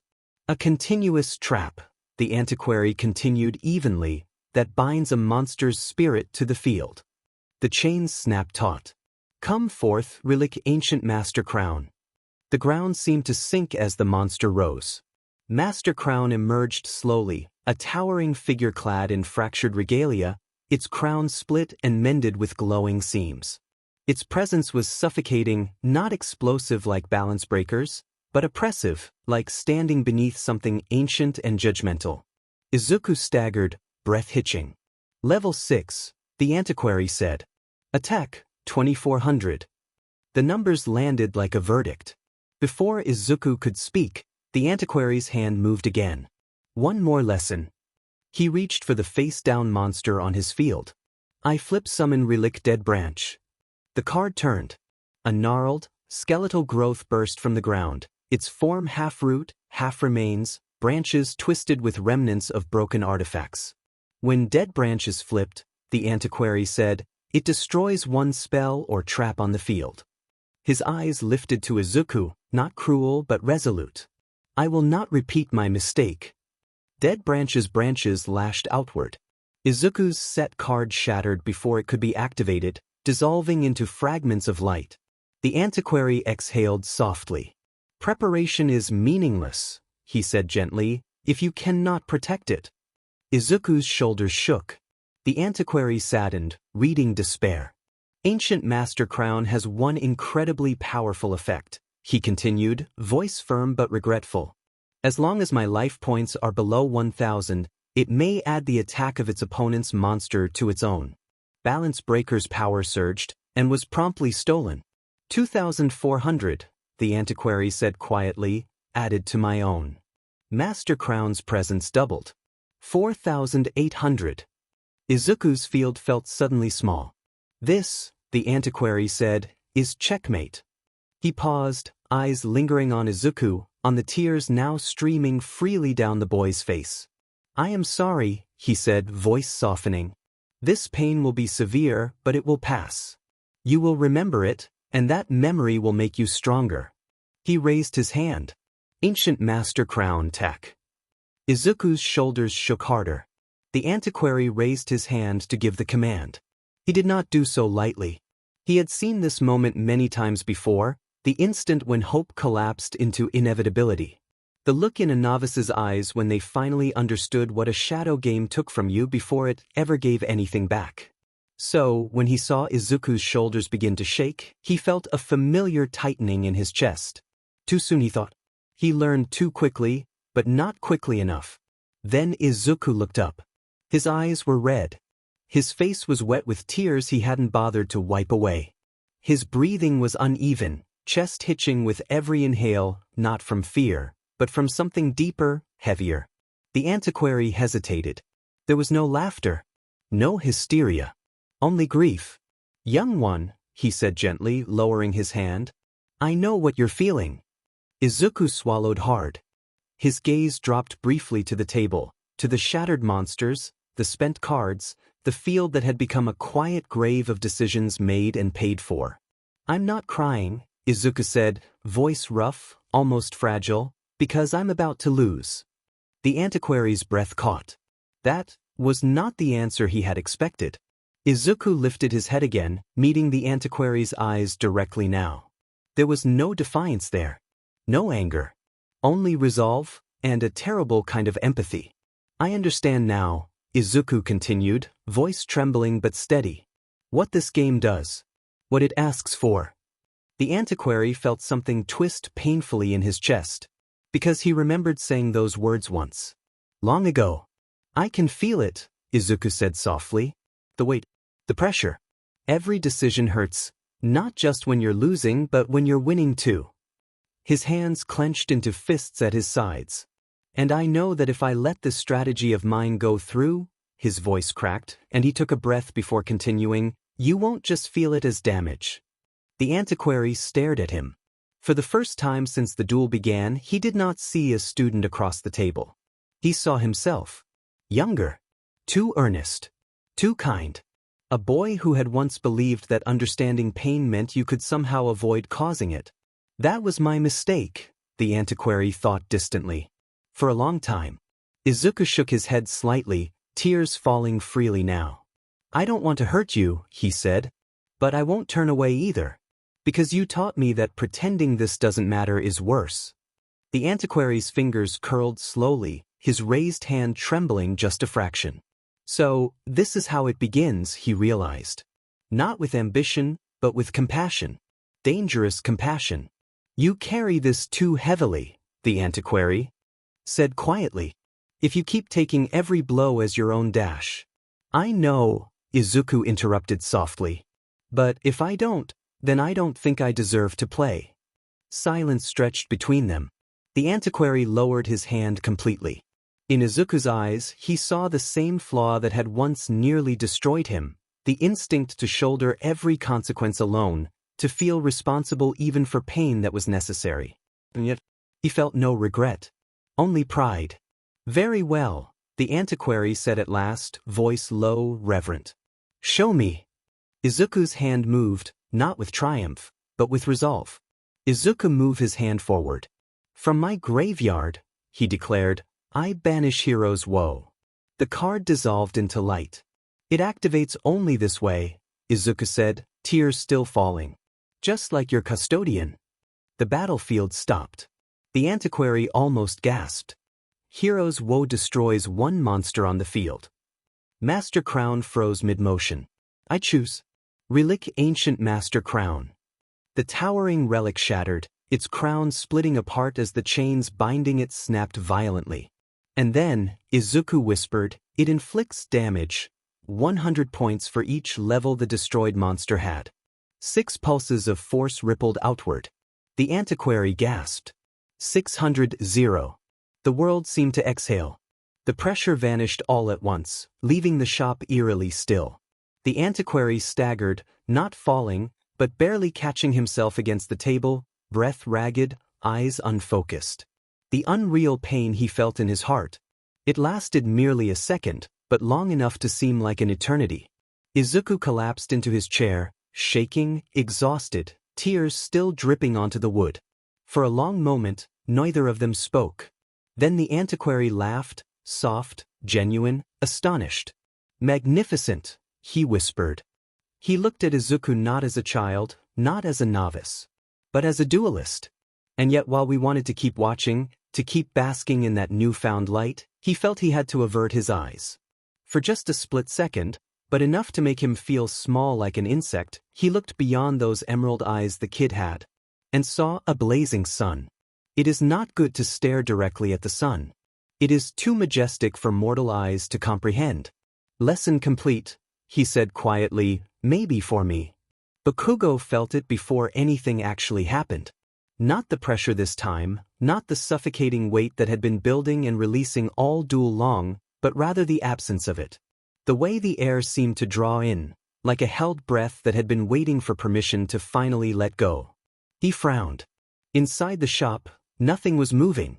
The old man stood frozen, his hand half raised, his monster looming, unstoppable on paper, overwhelming by every visible measure. And yet, he wasn't attacking. Bakugo's eyes narrowed. That's wrong. He'd seen this moment too many times in real fights to mistake it. The pause before a losing strike. The instant when the attacker realizes too late that the other guy is not scrambling anymore. Midoriya wasn't panicking. Bakugo's gaze snapped to him. The nerd was shaking, sure, shoulders tense, face streaked with tears, but his feet were planted. His hands were steady now. His eyes weren't darting around the field, weren't searching for answers. They were locked forward. He's done calculating, Bakugo realized. He already knows. A chill crept up his spine. Bakugo leaned closer to the glass without noticing, fingers digging into his sleeves. "You idiot," he muttered. That looked Dash. He had seen it in mirrors. Right before he started sweating. It wasn't confidence. It wasn't arrogance. It was acceptance. The old man said something Bakugo could not hear, his expression shifting, not smug anymore, not cruel, but hesitant. That alone told Bakugo everything. The stronger one was bracing. Bakugo's jaw tightened. Deku didn't win by overpowering him. He'd won by enduring long enough to make the other guy commit. By letting the opponent think the field was decided. By holding something back. Bakugo exhaled slowly through his nose. "He's ending it," he said under his breath. Not with force.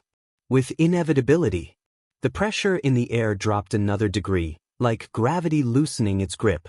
Bakugo felt it in his chest as the strange, hollow certainty that comes when a fight reaches its conclusion before the final blow is thrown. Whatever Midoriya was about to do, the old man had already lost. And Bakugo hated how clearly he understood it. Because that kind of timing? That kind of awareness? That wasn't luck. That was instinct. And whether he wanted to admit it or not, it was the same instinct that burned in his own blood. The fight finished with the nerd apologizing, as always. This time it was different though, wasn't it? Deku had fought tooth and nails for this victory, and you could see his eyes burning not just from the tears, but from an intensity never before seen. Inside the emerald irises of his old friend, he could see an infinite pit of bright fire. He's burning like the sun. He kept watching intently, and his eyes did not waver. The bell chimed softly as Izuku pushed the door open and stepped out into the street. For a moment he just stood there. The night air felt unreal against his skin, cool, ordinary, blissfully unchanged. The hum of the city filtered back in, distant traffic and the buzz of a vending machine somewhere down the block. No pressure. No weight. No invisible lines carved into the world. Just normal. Izuku exhaled shakily, hands still trembling at his sides. It's over, he thought. The duel is over. Behind him, the shop door closed with a quiet finality. Whatever the antiquary had said afterward, be it praise, warning, or maybe reflection, blurred together in his mind, lost beneath the thrum of his heartbeat and the echo of pain that had faded but not vanished. He took a step forward and froze. Bakugo Katsuki stood a few feet away, hands shoved deep into his pockets, posture loose in that deliberately careless way Izuku knew all too well. His expression was unreadable, caught somewhere between annoyance and something Izuku could not quite place. The world tilted. Keikaken? Izuku croaked. Bakugo clicked his tongue. Took you long enough. Izuku's brain stalled completely. How long have you been Dash? Long enough, Bakugo cut in. He glanced past Izuku briefly, toward the antique shop, then back again. You look like hell. Izuku flushed, instinctively wiping at his eyes. I can explain Dash. Didn't ask, Bakugo said flatly. He stepped closer, stopping just short of Izuku's personal space. For a heartbeat, Izuku thought Bakugo might yell. Might demand answers. Might explode, literally or otherwise. Instead, Bakugo scoffed. You didn't fold. Izuku blinked. What? Bakugo looked away, jaw tight. That old guy, he continued, voice rough. He wasn't messing around. I could tell. He paused, like the words themselves irritated him. And you're still standing. The compliment landed awkwardly, sharp-edged, backhanded, unmistakably Bakugo. Izuku's chest tightened. I almost Dash, he began. Bakugo raised a hand. Don't, he snapped. You made the call. You finished it. He turned away, already starting down the street. Next time, he added over his shoulder, don't act like you're the only one allowed to know what the hell's going on. Then he walked off, hands in his pockets, footsteps steady and unhurried. Izuku stood there long after Bakugo disappeared around the corner. The street felt different now. Not dangerous. Not safe. Open. He looked down at his hands, then back at the shop door behind him, then at the path ahead, at Bakugo's retreating silhouette, at the city that suddenly felt far larger than it had this morning. Duel Monsters was not just a game. Shadow games were real. Pain was real. So were choices. And somehow, Bakugo had seen him. Not as a joke. Not as a burden. But as someone who had stood their ground. Izuku swallowed, heart pounding, not with fear, but with something fragile and fierce. This is only the beginning, he thought. And for the first time in a long while, the future didn't feel unreachable. Izuku woke up before his alarm. That alone would have been strange enough. For a few seconds, he laid there staring at the ceiling of his room, listening to the familiar sounds of the apartment waking around him, the faint hum of the refrigerator, the distant rumble of traffic, his mother moving quietly in the kitchen. Everything was normal. Comfortingly, relentlessly normal. And yet his body felt wrong. Not injured. Not sore in any way he could point to. Just heavy. Like he had run a long distance the night before and never let his muscles fully cool down. Like there was a pressure sitting just beneath his skin, subtle but constant, reminding him that rest did not erase effort. Izuku swallowed and slowly pushed himself upright. The movement sent a brief spike of discomfort behind his eyes. Not pain, exactly, but a sharp echo of something he recognized all too well. He froze, breath held, waiting for it to pass. It did. He let out a shaky breath and rubbed at his temples. So, it wasn't just a dream, he thought. It really happened. His gaze drifted instinctively to his desk. The deck sat there exactly where he had left it, nestled beside his notebooks and scattered hero analysis sheets. No glow. No pressure. Just a neat stack of cards in a worn box. For a long moment, Izuku did not touch it. Part of him was afraid that if he did, something would start again, that invisible weight would return, or the room would subtly shift the way it had in the shop. Another part of him was afraid of the opposite. That nothing would happen at all. Eventually he reached out. The box felt like cardboard. The cards inside slid softly when he opened it, edges whispering against one another in that familiar, harmless way. He fanned a few out on the desk. Superhero Balance Breaker. Superhero Alloy Garter. Superhero Burst Medic. The mighty combo he managed to pull off yesterday. Paper. Normal. Just plain old gaming cards. Izuku exhaled, shoulders sagging with something like relief, followed almost immediately by disappointment he did not know how to justify. So, the game only responds when it's invoked, he reasoned. When both players agree. When there's intent. That thought settled uncomfortably. He closed the box and rested his forehead briefly against his hands. Intent. The word had come up again and again during the duel. Not just in what he played, but in how the game itself reacted, how every decision had carried weight beyond its immediate effect. Winning had hurt. Losing would have hurt worse. And hurting someone else, even when necessary, had felt almost unbearable. Izuku leaned back in his chair and stared at the ceiling again. Is that what it means to be involved in this world? He wondered. To accept that there's no clean outcome? His thoughts drifted, unbidden, to Bakugo. The memory of him standing outside the shop hit Izuku with surprising force. Mostly due to confusion. Bakugo had seen him. Not just the duel, but the aftermath. The cost. And instead of mocking him, he had acknowledged it. Izuku's chest tightened. That changes things? Maybe? He thought. Whether I want it to or not. He stood slowly and made his way to the bathroom, splashing cold water on his face. His reflection stared back at him. Same freckles, same unruly hair, same tired eyes. And yet, there was something different there. Not confidence. Not pride. Awareness. It was not the sharp, exhilarating kind of awareness he felt when analyzing heroes or watching fights, the rush of pattern recognition, of pieces snapping into place. This was quieter. Heavier. Like realizing the ground beneath your feet was not as solid as you had always assumed. Izuku leaned closer to the mirror, searching his own eyes. He had always been observant. That was nothing new. He noticed details other people missed, small movements, subtle shifts, The way cause and effect rippled outward in ways most never bothered to track. But this was different. Now, when he thought about power, he did not picture victory first. He pictured cost. He remembered the antiquary's stagger, the way the man had braced himself after taking the blow, not dramatic, not theatrical, but undeniably real. He remembered the pressure in his own chest as he had made that final choice, knowing exactly what it would do. Winning had not felt triumphant. It had felt necessary. And that frightened him more than losing ever had. Because it meant he understood something now, something he could never unlearn. That there were battles where choosing not to act was a decision in itself.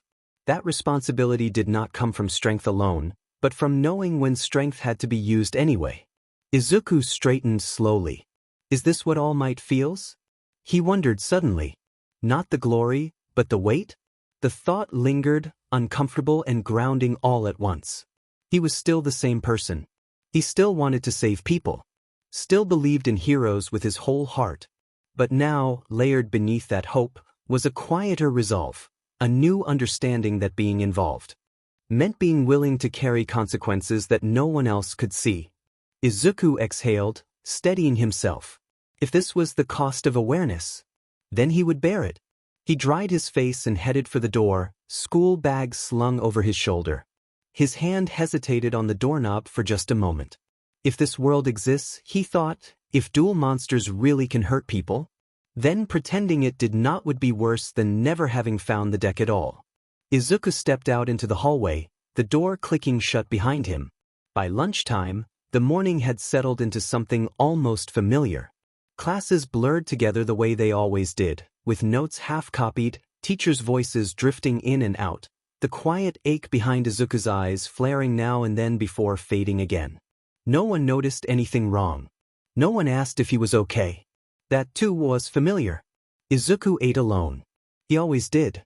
He chose the same corner of the cafeteria he had been using for years when he did not want to eat in class, far enough from the loudest groups, close enough to the windows that he could pretend he was just interested in the view. The hum of conversation washed over him, punctuated by laughter, the clatter of trays, the sharp bark of Bakugo's voice somewhere across the room. Izuku opened his bento mechanically. Vegetables. Something warm, something safe. He ate slowly, barely tasting any of it. It's fine, he told himself, as he always did. I'm used to this. But today, somehow, the loneliness pressed heavier than usual. Not because he wanted company, he had learned long ago how dangerous that want could be, but because he had something now. Something real, something heavy and impossible to explain. And no one to share it with. His thoughts drifted, unbidden, to the deck in his bag. To the shop. To the weight of that final decision. You're carrying this alone, he realized. Just like everything else. A shadow fell across his table. Izuku looked up. Bakugo Katsuki stood there, tray in hand. The cafeteria noise seemed to dim, not because it actually had, but because Izuku's attention had narrowed to a single, incomprehensible point. Bakugo did not speak. He didn't glare. Didn't smirk. Didn't insult him. He simply pulled out the chair across from Izuku and sat down. The chair legs scraped loudly against the floor. Several heads turned. Izuku froze, chopsticks hovering uselessly above his food. Bakugo set his tray down and started eating. No announcement. No explanation. Just the ordinary, impossible act of sharing a table. Izuku's heart hammered. Kaken? He waited for the punchline. For the sudden insult. For the explosion of laughter from Bakugo's usual entourage. None came. Bakugo ate with the same intensity he did everything, quick, efficient, almost aggressive, as though daring the world to comment. His gaze stayed on his food, jaw set, posture rigid. Minutes passed. The silence stretched. Izuku's thoughts raced, but he didn't dare speak. The moment felt fragile, like something that might shatter if acknowledged too directly. Finally, Bakugo broke the silence, not by speaking, but by shoving his elbow forward slightly, knocking Izuku's bento a fraction closer to him. Eat, Bakugo muttered, not looking up. Izuku blinked. I am, he said weakly. Bakugo snorted. Doesn't look like it. He took another bite, then added, quieter, almost begrudgingly. "You're gonna need the energy." Izuku stared at him, chest tight. Bakugo didn't explain. Didn't ask questions. Didn't demand answers. But in that small, ordinary moment, sharing lunch in silence, Izuku felt something shift. He wasn't alone at the table anymore. And for the first time since finding the deck, he wondered what it would mean not to be alone in the game either. Bakugo kept eating. That, more than anything, is what finally pushed Izuku to speak. The silence had stretched long enough to become deliberate. Not awkward, intentional. Bakugo wasn't waiting for permission. He wasn't fishing for answers. He was listening. "You went back to the shop yesterday," Izuku said quietly. Saying it out loud still felt strange, like testing whether the words would break once they left his mouth.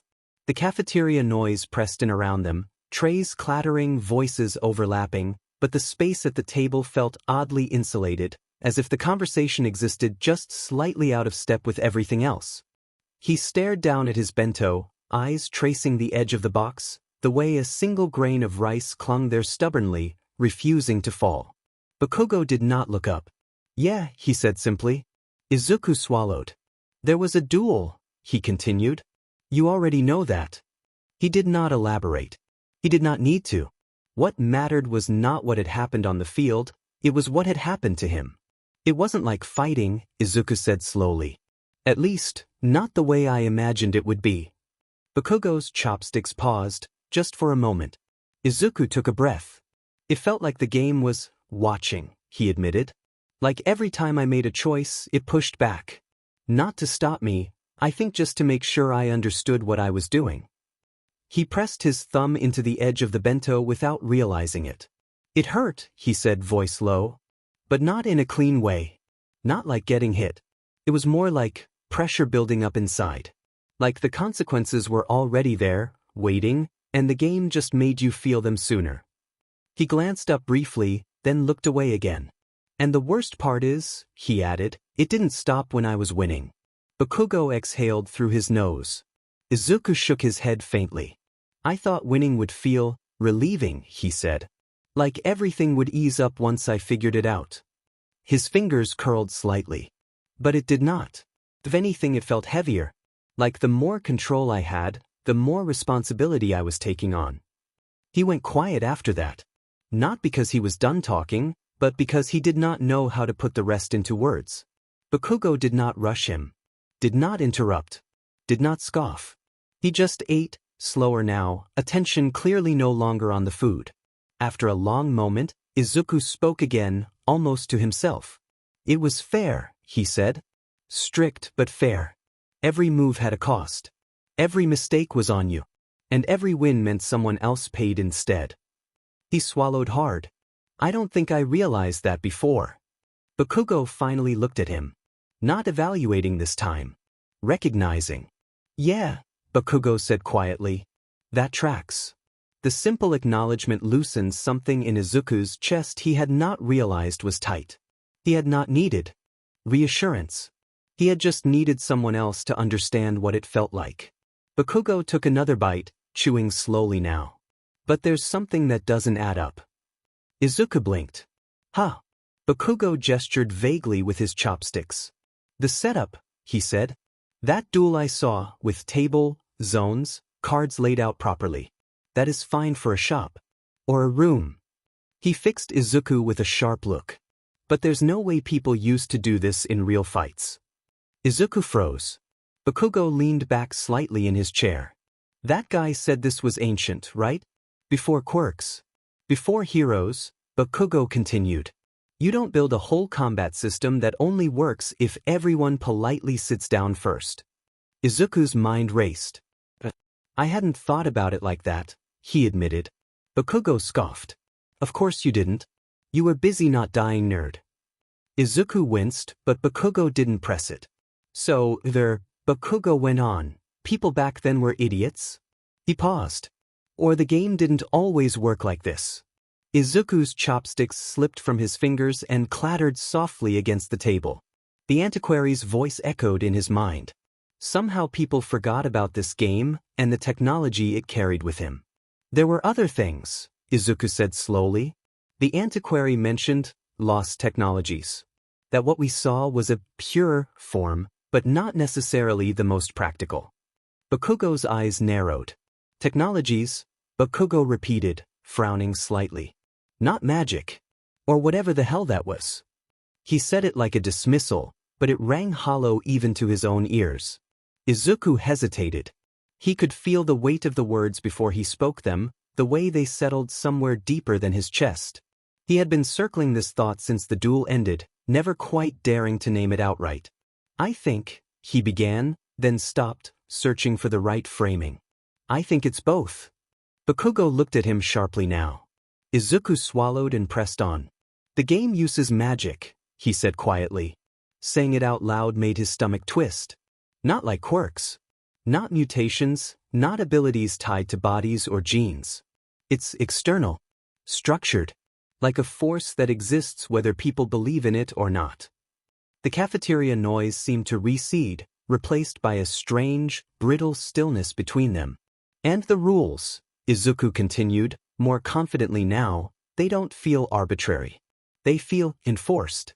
Like the game isn't just pretending there are consequences, it makes them real. Bakugo's jaw tightened. So, it's not some weird quirk-adjacent tech, he muttered.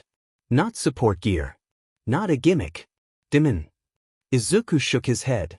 No, he said. Quirks come from people. This doesn't. That realization sat heavy between them. If magic was real, not just myths or superstition, but a functioning system with rules and costs, then everything they'd been taught about the world was incomplete. Bakugo leaned back in his chair, eyes unfocused for a moment. That definitely explains it, he said finally. Izuku blinked. Explains what? Why it felt wrong, Bakugo replied. Why it didn't move like a quirk fight. Why it didn't care who was stronger. His fingers tightened around his chopsticks. Quirks reward aggression. Power. You push harder, you win faster. He scoffed softly. That thing in the shop didn't work like that. Izuku nodded slowly. It punished recklessness, he said. Even when it worked. Bakugo glanced at him again, expression unreadable.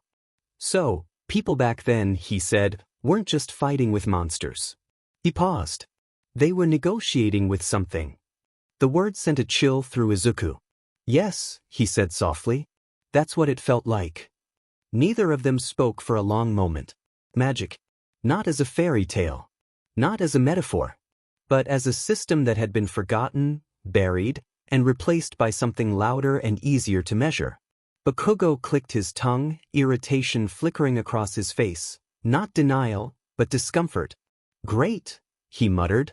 So, the world's been lying to us. Just great. Izuku managed a faint, uneasy smile. Or, he said, it just forgot. Bakugo snorted. Same thing. But he didn't argue. Because somewhere between the cards, the pain, and the rules that answered back, they had both felt it. This wasn't just a game. It was proof. He pictured the spectral battlefield forming between them. The clean lines. The way the space had accepted the duel. Maybe there were ways to carry the field with you, Izuku murmured. Or project it. Or activate it faster. Bakugo's grip tightened on his chopsticks. Like a weapon, he said. Izuku looked at him. Like a weapon, Bakugo repeated, quieter now. Something you could deploy in a fight without stopping everything else. The idea settled between them, heavy and unsettling. If such technology existed once, then it could exist again. Bakugo clicked his tongue and looked away, annoyance flickering across his face, not at Izuku this time, but at the implication. Figures, he muttered. The one combat system that actually makes sense, and the world forgets how to use it. Izuku stared at his bento, appetite long gone. Bakugo stood abruptly, tray in hand. Finish eating, he said, already turning away. We'll talk more later. Izuku looked up, startled. We will. Bakugo paused, just long enough to glance back over his shoulder. Yeah, he said. Because if this thing's real. His eyes burned with intent. Someone's gonna use it wrong. Then he walked off, leaving Izuku alone again, but not lonely. Not anymore. Izuku looked down at the deck hidden in his bag, mind racing with possibilities and dread in equal measure. Lost technologies, he thought, that can enhance a magic-based game. But the plane touched down with a low, rolling thud. Tokyo spread out beyond the runway in a blur of lights and concrete, orderly and immense, the kind of city that never seemed to sleep so much as pause between breaths. The aircraft slowed, engines winding down, as passengers stirred and overhead compartments clicked open one by one.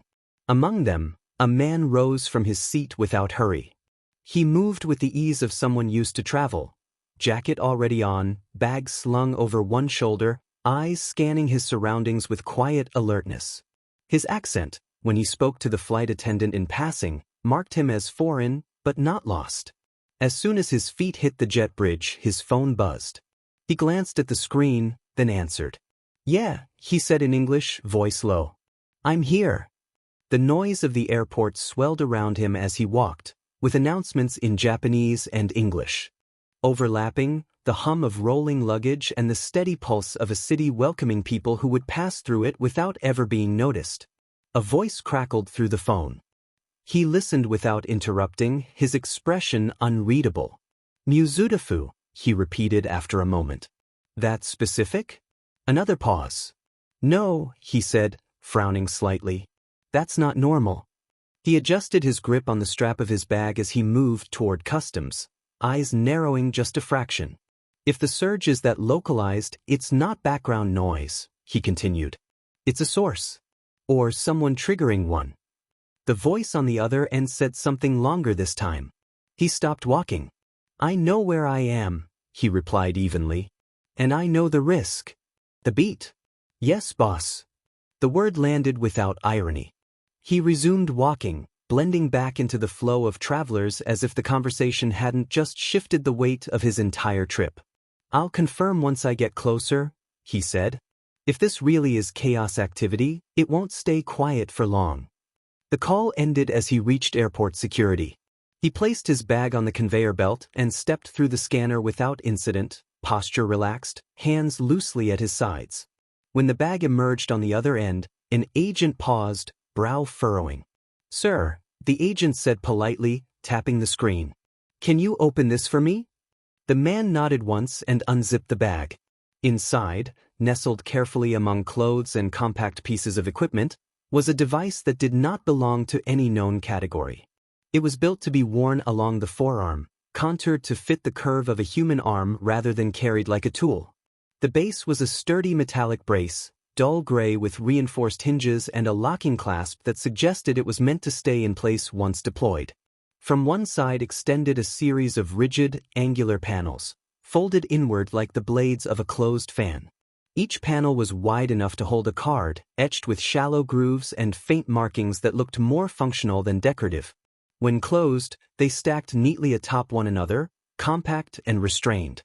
Purpose-built. This was not a toy. There were no bright colors, no branding, no attempt to make it look harmless. Every edge was clean, every joint deliberate. It looked like something designed to be activated quickly, to snap open in a single motion and claim space in front of its wearer. The agent leaned closer, squinting at the scan. "Sir," he said slowly, "what exactly is this?" The man met his gaze without hesitation. "A field interface," he replied. That answer earned him a longer look. Somewhere beneath the fluorescent lights and polished floors of the airport, the folded panels seemed almost tense, waiting for a signal to unfurl, to turn empty air into something structured and absolute. The agent hesitated, then waved him through. The man zipped the bag closed and slung it over his shoulder once more, already moving on. Behind him, the airport continued its rhythm, unaware that a piece of forgotten history, refined, functional, and dangerous, had just passed through security. Izuku walked alone.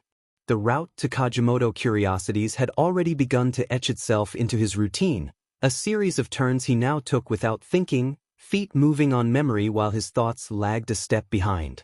The afternoon light stretched long across the street, shadows pooling at the edges of buildings that felt just a little older than they should have been. He should have felt nervous. Instead, he felt expectant. That, more than anything, unsettled him. "Oi!" Izuku nearly jumped out of his skin. He spun around, heart slamming painfully against his ribs. Bakugo Katsuki stood a few paces behind him, hands shoved into his pockets, expression locked into its usual scowl, but there was something different about it now. Not anger. Not irritation. Intent. Purpose. Kaken? Izuku blurted. I thought you went home. Bakugo finished flatly. Changed my mind. Izuku stared. Bakugo did not elaborate further. He fell into step beside him instead, matching his pace without asking, as if this were the most natural thing in the world. Izuku's brain scrambled to catch up. Since when does he do that? Since when does he follow instead of lead? They walked in silence for several seconds, the sound of their footsteps overlapping awkwardly. Izuku swallowed. He couldn't help it, the question surfaced whether he wanted them to or not. What does this make us now? Friends again? The word felt too fragile, too easily broken under the weight of years spent flinching at raised voices and sharp words. Acquaintances? That didn't fit either. There was too much history, maybe even too much damage, for something so neutral. Colleagues? The thought startled him more than he expected. Working together implied trust. Implied shared goals. Allies, his mind offered quietly. Allies in something that did not yet have a name. Izuku's chest tightened. None of these erased what had come before. None of them balanced out the years of being pushed aside, talked over, laughed at. Those memories didn't vanish just because Bakugo was walking beside him now instead of ahead. And yet, Izuku glanced sideways. Bakugo's posture was rigid, shoulders squared, gaze fixed forward. He wasn't looming. Wasn't posturing. He looked focused. Like someone who had accepted a responsibility and was bracing himself for what came next. He's taking this seriously, Izuku realized. Not as a curiosity. Not as a joke. As something that mattered. That alone changed everything. Bakugo spoke without looking at him. You going back there again? Izuku nodded. Yeah. The pause.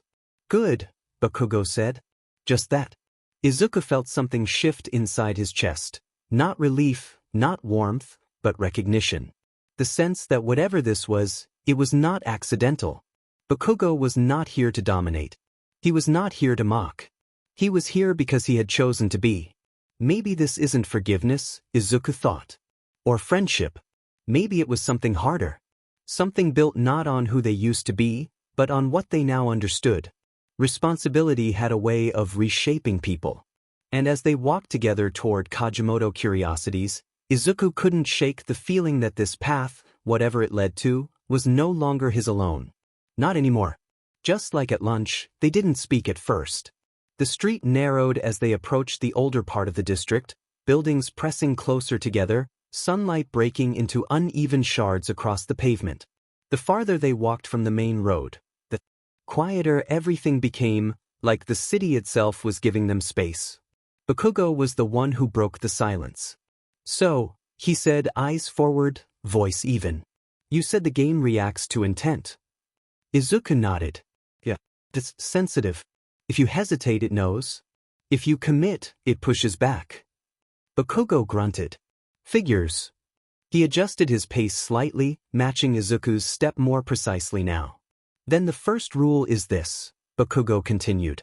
You don't play unless you're ready to finish. Izuku's fingers curled at his side. That's what the antiquary said too, he admitted.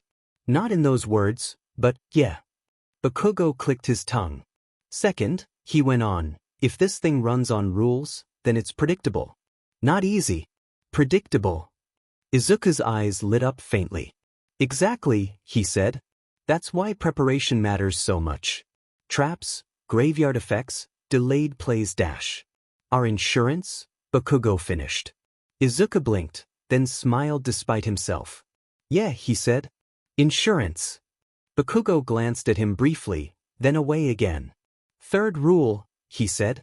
You never assume the field ends when a monster's destroyed. Izuku inhaled sharply. That's really important, he said. The graveyard isn't an end state. It's more like dash. A second hand, Bakugo said.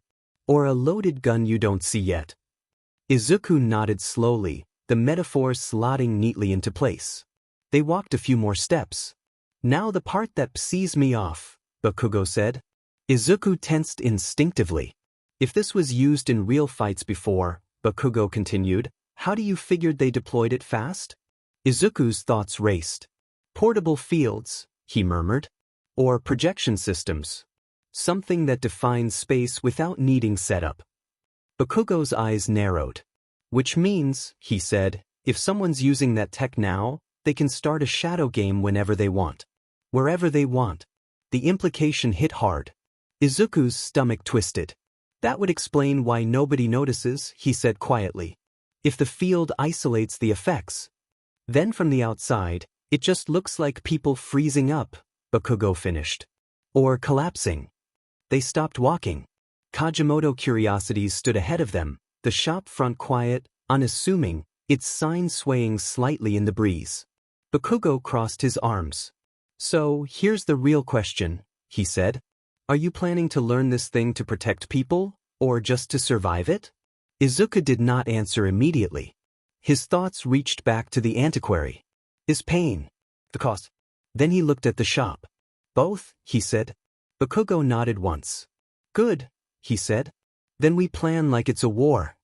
The word hung between them, heavy, premature, unavoidable. The bell chimed. So familiar. Kajimoto did not look up immediately. He had learned long ago that footsteps told more than faces ever did, the rhythm, the spacing, the intent behind each step. Most people entered his shop alone, uncertain, their movements hesitant as if afraid the space itself might judge them. These were not hesitant footsteps. Two sets. Distinct. One light, measured, carrying a constant undercurrent of thought. The other heavier, sharper, purposeful, controlled, barely restrained. Kajimoto's fingers paused where they rested against the edge of the counter. Together, he noted. That alone was unexpected. He lifted his gaze as the door closed behind them. Midoriya Izuku stood just inside, posture straighter than the day before, eyes alert in a way that spoke of someone who had crossed a threshold and understood that there was no returning unchanged.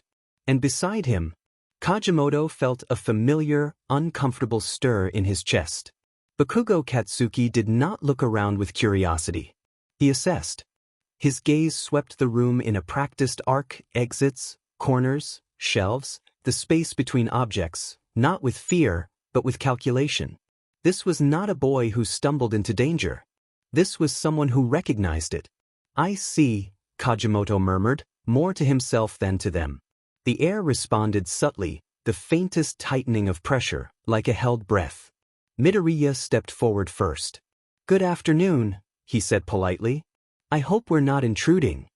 Kajimoto's eyes never left the other boy. No, he replied evenly. You are precisely on time. That earned him a sharp look. Kajimoto smiled faintly. So he thought. I was correct, the two knew each other. I wonder what kind of bond sits between them. He inclined his head toward the counter. You've returned sooner than I expected, he said to Midoriya. And not alone. Midoriya hesitated, then nodded. I thought it would be better this way. Kajimoto considered that. Once, long ago, he had thought the same. Perhaps, he said quietly. Or perhaps it will complicate matters. His gaze flicked back to the second boy. And you, he continued. You too did not find this place by accident. Bakugo met his stare without flinching. No, he said flatly. I didn't. A silence stretched between them, old, measured, and heavy with unspoken understanding. Kajimoto felt it then. The shift. The balance had changed. One seeker could be guided. Two could challenge the board itself. He straightened, resting both hands on the counter. Very well, he said at last. Come in. The bell fell silent behind them. The shop felt different with the three of them inside. Not heavier, not yet at least, but attentive, as though the shelves themselves were listening. Izuku stood near the counter, hands clasped loosely in front of him, trying to organize the storm of questions in his head into something coherent.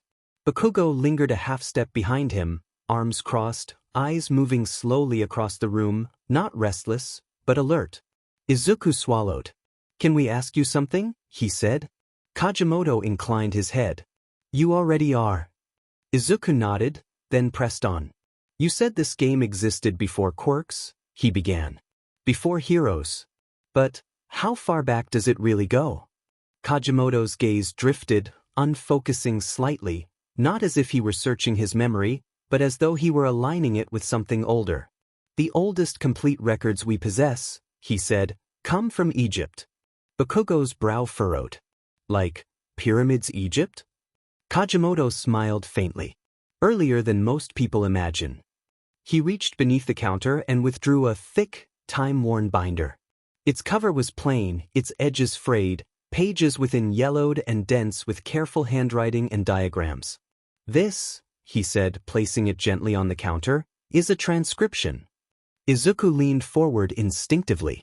Of what? He asked. An incomplete translation of a ritual manual, Kajimoto replied. Recovered in fragments. Copied, compared, and reconstructed over centuries.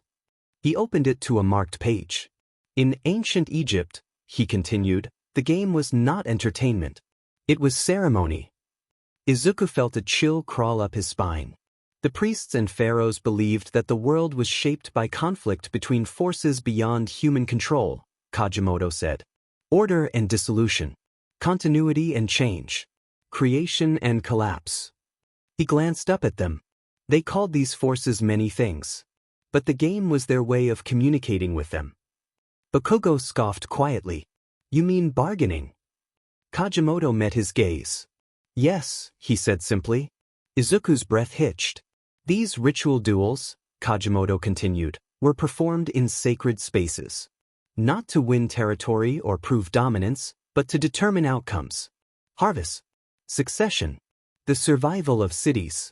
He turned the binder slightly so they could see a rough illustration, figures standing across from one another, symbols arranged between them, the space around them marked with precise geometric lines.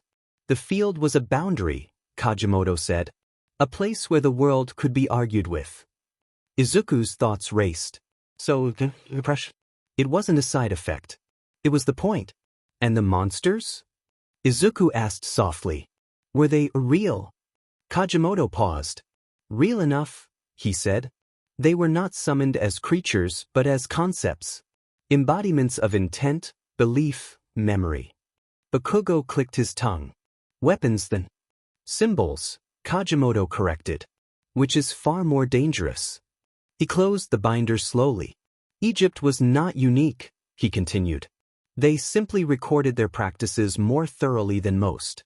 Evidence suggests similar systems existed in Mesopotamia, in the Indus Valley, in early Mesoamerican civilizations. Izuku's head spun. All of them? He asked. Many, Kajimoto said. Enough that coincidence becomes implausible. The shop seemed quieter now. Different cultures gave the force different names, Kajimoto said at last. Divinity. The will of the gods. His eyes sharpened. But stripped of metaphor, stripped of reverence. He tapped the binder once. It is chaos. The words settled heavily between them. Not madness. Not randomness. Chaos as potential. As consequence. As power that answered structure. Izuku felt his hands tremble. So, this magic, he said, voice barely above a whisper. It's not gone. No, Kajimoto replied. It was forgotten. Bakugo's jaw tightened. And forgetting it didn't make it disappear completely, he said. Kajimoto smiled, not kindly, not cruelly. No, he said. It only made it unguarded. Izuku's heart pounded as the implications unfurled. If chaos had once been ritualized, if it had rules, if it had responded to human intent, he didn't know what to think. Kajimoto did not close the binder.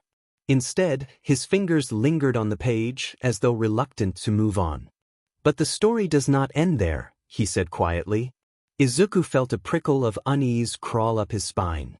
Kajimoto drew a slow breath. For reasons I have never been able to determine, he continued, the records stop. Bakugo frowned. Stop how? Not gradually, Kajimoto replied. Not through decline or dilution. They end. He turned a few pages, each one more fragmented than the last, diagrams half-finished, margins filled with conjecture rather than instruction. The ritual duels vanish from the record during the Middle Kingdom, he said. No final decree. No condemnation. No transition into symbolism. Izuku's heart sank. They were just gone? Yes, Kajimoto said. Abruptly. Completely. He closed the binder at last, the soft thud echoing louder than it should have. And almost immediately after, he added, Egypt begins to weaken. Izuku's breath caught. Not overnight, Kajimoto clarified. But unmistakably. Central authority fractures. Influence wanes. The cohesion that had defined the kingdom for centuries begins to erode. Bakugo crossed his arms. Correlation doesn't mean causation. No, Kajimoto agreed. But repetition suggests pattern. He looked at them both now. The same phenomenon appears elsewhere, he said. Mesopotamia. The Indus Valley. Early dynastic China. Mesoamerica. Izuku felt dizzy. In every case, Kajimoto continued, records of structured chaos practices vanish within a narrow span of time. And in every case, the civilization in question enters a PRD of decline within generations. The shop felt smaller. Wars become less decisive, Kajimoto said. Leadership becomes unstable. Natural disasters strike without effective response. It is as though the world itself stopped listening. Izuku swallowed hard. So, the disappearance of the game, he said slowly, didn't just change how people fought. It changed how they interacted with reality, Kajimoto replied. Bakugo's jaw tightened. You're saying they lost leverage? Yes, Kajimoto said. Or perhaps, permission. The word hung in the air, unsettling in its implication. Izuku's thoughts raced. Chaos was structured. If it could be negotiated with, then losing that structure wouldn't just remove power. It would remove balance. And this happened everywhere? Izuku asked quietly. Kajimoto nodded. Within what historians would call a shockingly short window, he said. As though the same hand swept across the world and erased the same knowledge. Bakugo scoffed, but there was no humor in it. That's impossible. Kajimoto met his gaze steadily. And yet, he said, we live in a world shaped by the aftermath. Silence settled over the shop. Izuku felt something cold settle in his chest. If chaos had once been structured, if it had once been contained, then its disappearance wasn't an accident. It was an intervention. Kajimoto was quiet for a long moment after that. Then he sighed, a sound not of exhaustion, but of resignation. I wish, he said softly, that the story just ended there. Izuku looked up at him. You mean, with the knowledge just being erased? With chaos sealed away, Kajimoto replied. Contained. Dormant. He shook his head. But that cannot be true, he continued. Because chaos exists now. Bakugo's eyes narrowed. You mean the shadow games? Yes, Kajimoto said. And more than that. The resonance you both felt. The way the field responded. The pain. He spread his hands slightly. Those are not echoes, he said. They are active phenomena. Izuku felt his stomach twist. If chaos was erased completely, Kajimoto went on, there would be nothing left to respond to structure. Nothing to negotiate with. He turned away from them, walking slowly toward the back of the shop. History, for all its gaps, is remarkably resilient, he said over his shoulder. Even with wars, even with censorship, even with disasters, records tend to ultimately survive. He stopped in front of a tall cabinet and rested his hand against it. Even the emergence of quirks did not erase everything, he continued. Despite the upheaval, we still have documentation up through the late 20th century. Governments, academics, journalists, meticulous people, all of them. Bakugo frowned. So, what's the problem? Kajimoto looked back at them. The silence, he said. Izuku felt a chill. There is a PRD, Kajimoto continued, roughly a century long, where records become inconsistent. He opened the cabinet slowly. Not destroyed, he emphasized. Not lost to war or catastrophe. Simply not made. Izuku's breath caught. People just stopped writing things down? They recorded the mundane, Kajimoto replied. Births, commerce, infrastructure. But events of significance, like anomalies, disasters, phenomena without explanation, become scarce to the point of absence. Bakugo crossed his arms. And everyone just blames Quirks. Yes, Kajimoto said, because it is convenient. He withdrew something from the cabinet and turned back toward them. But Quirks did not appear until decades later, he continued. The silence begins before them. Izuku's thoughts raced. So, something happened? And people didn't forget. They were prevented. I believe, Kajimoto said slowly, that chaos was never eradicated. He stepped closer, the object in his hands still obscured by shadow. I believe it was suppressed. Bakugo's jaw tightened. By who? Kajimoto did not answer immediately. Instead, he placed the object gently on the counter. That I do not know, he said. But I will show you something. The weight of his words settled heavily in the shop as his fingers loosened their grip. And then, he added quietly, you may decide whether you truly wish to keep asking questions. The light seemed to dim, or perhaps it was only Izuku's perception as the object came fully into view. Kajimoto placed the object on the counter. It was small, rectangular, black plastic scuffed pale at the edges, its surface scratched and dulled by time and careless handling. A faded paper label clung to one side, its writing long since smeared into illegibility. Bakugo stared at it. What the hell is that? He demanded. Izuku essayed in a sharp breath. That's Dash, he began, then stopped, surprised by the certainty in his own voice. That's a VHS cassette. Bakugo shot him a look. What? It's an old storage medium, Izuku explained, stepping closer despite himself. From before everything was digital. People used it to record video, shows, news, personal footage. Kajimoto nodded.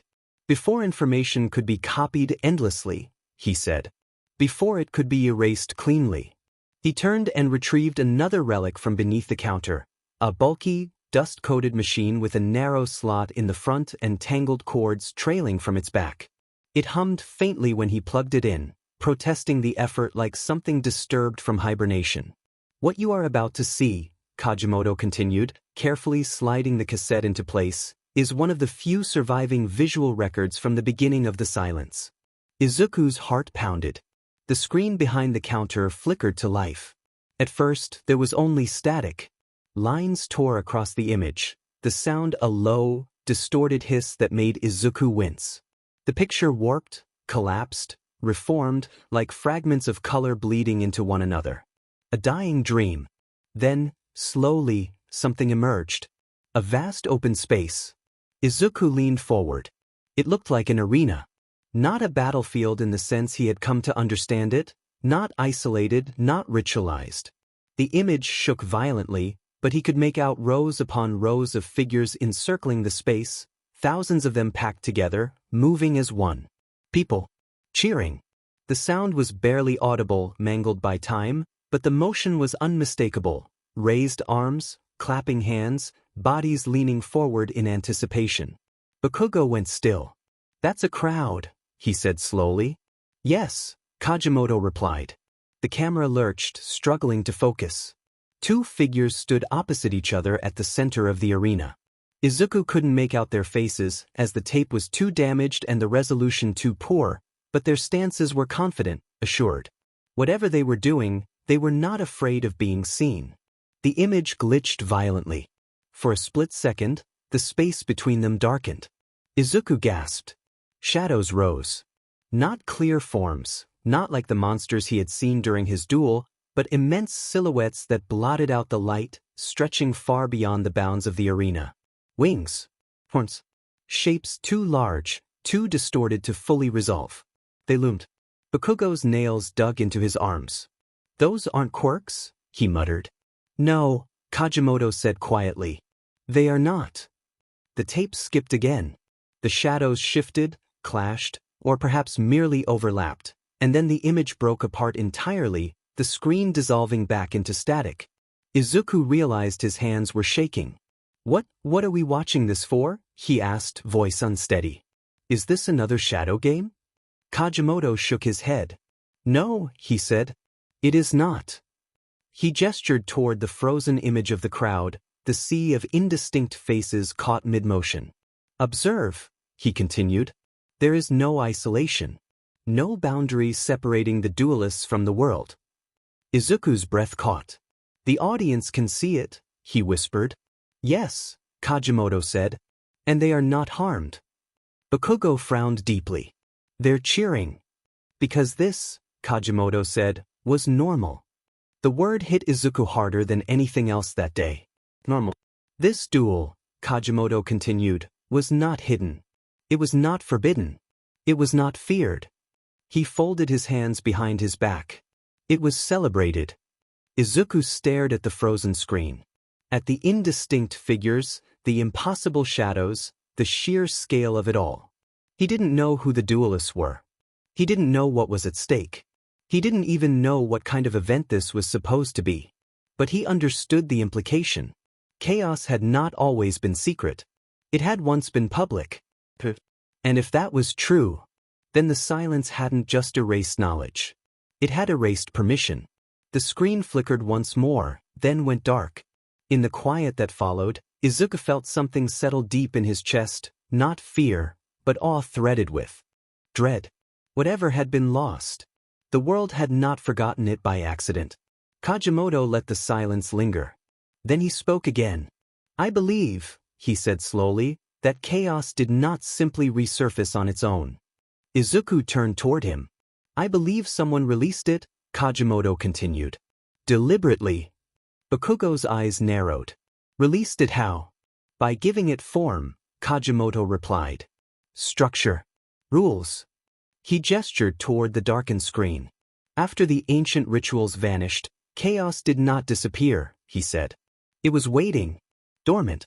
Unshaped. Izuku's pulse quickened. And then, Kajimoto went on, someone did what the ancients once did, but refined it. He reached for the deck box resting on the counter nearby. These cards, he said, lifting it slightly, are not random inventions. Their design mirrors the stone tablets used in ritual combat. Portable. Durable. Meant to be handled, exchanged, transported. Izuku's breath caught. The rules, Kajimoto continued, are not arbitrary either. They are optimized. Turn structure. Zones. Costs. Limits. He looked at Izuku. A perfect framework, he said, for initiating shadow games safely enough to be repeatable and dangerously enough to be effective. Bakugo clicked his tongue. So, someone industrialized it. Yes, Kajimoto said, and made it palatable. Izuku swallowed.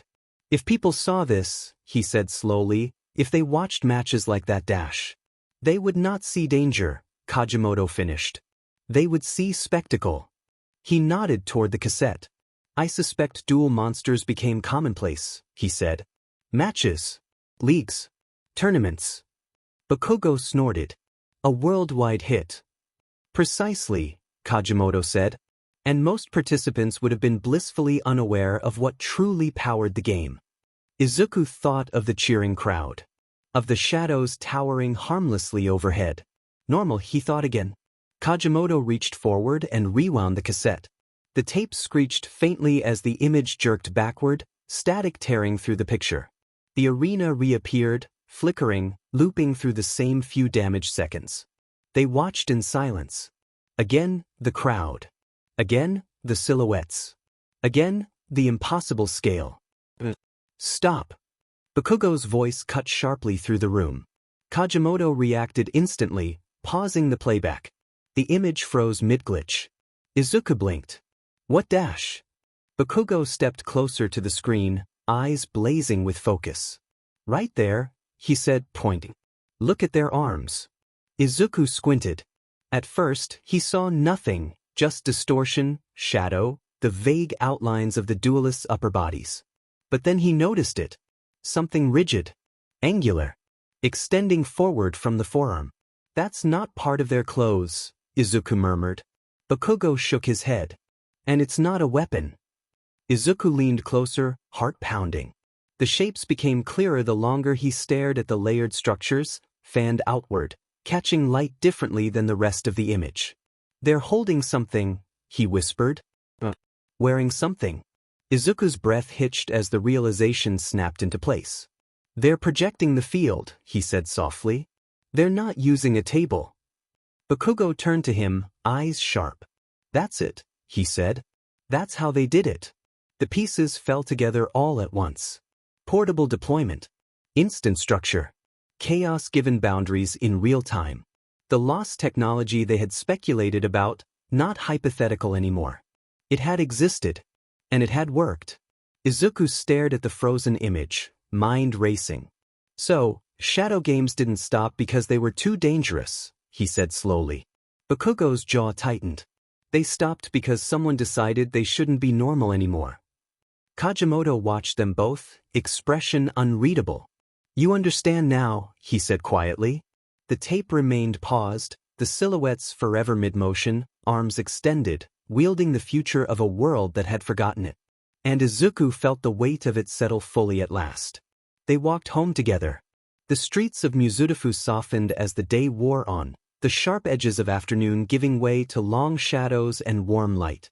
The sun dipped low behind rows of houses, turning windows gold and stretching silhouettes across the pavement. Somewhere nearby, a radio played faintly. Somewhere else, a child laughed. Normal sounds. Normal sights. Izuku welcomed them more than he expected. Neither of them spoke at first. After everything they had seen, with the ancient rituals, the silence, the cassette, words felt inadequate, like trying to summarize a dream while still half inside it. Bakugo broke the quiet eventually. That crowd, he said. They weren't scared. Izuku nodded. They didn't even flinch. He pictured it again, thousands of people, cheering beneath looming shadows they didn't understand, or perhaps didn't need to understand. It must have been common, Izuku said softly. So common that no one questioned it. Bakugo scowled. That's the part that bugs me. If something that dangerous was normal once, then normal doesn't mean safe. Izuku hummed in agreement. They reached an intersection and slowed as the light changed, the sky bleeding into shades of orange and violet overhead.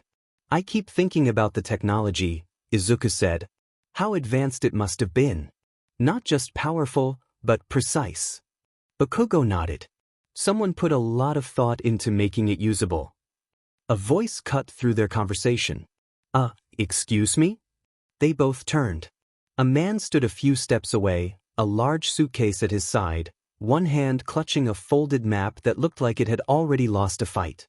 His expression was polite but strained, the universal look of someone very aware they were lost in a foreign place. He smiled nervously. Sorry, he said, accent unmistakably foreign. Do you speak English? Izuku straightened immediately. A little, he said. Yes. Bakugo shrugged. Enough. Relief washed over the man's face. Thank God, he said. I'm trying to find a few places, but my phone's being unhelpful. He unfolded the map, pointing vaguely. I'm staying near here, he continued, but I wanted to see some local points of interest. There's a hero school, right? You? Izuku blinked. UA High? Yeah, it's a bit far from here, though. He did his best to explain, switching between simple English and gestures, tracing routes in the air, naming landmarks. Bakugo confirmed with curt nods. Bakugo added directions bluntly, stripping things down to essentials. The man listened attentively, nodding along. Perfect, he said when they finished. That helps a lot. Really? Bowed slightly, then laughed awkwardly. Sorry to bother you. No problem, Izuku said quickly. Yeah, Bakugo added. Don't get lost again. The man chuckled, gripping the handle of his suitcase.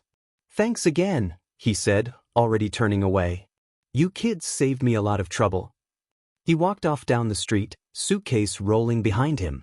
Izuku watched him go, an odd feeling tugging at the back of his mind, nothing concrete, just a faint sense of displacement, like a puzzle piece he hadn't realized was missing. Beside him, Bakugo frowned.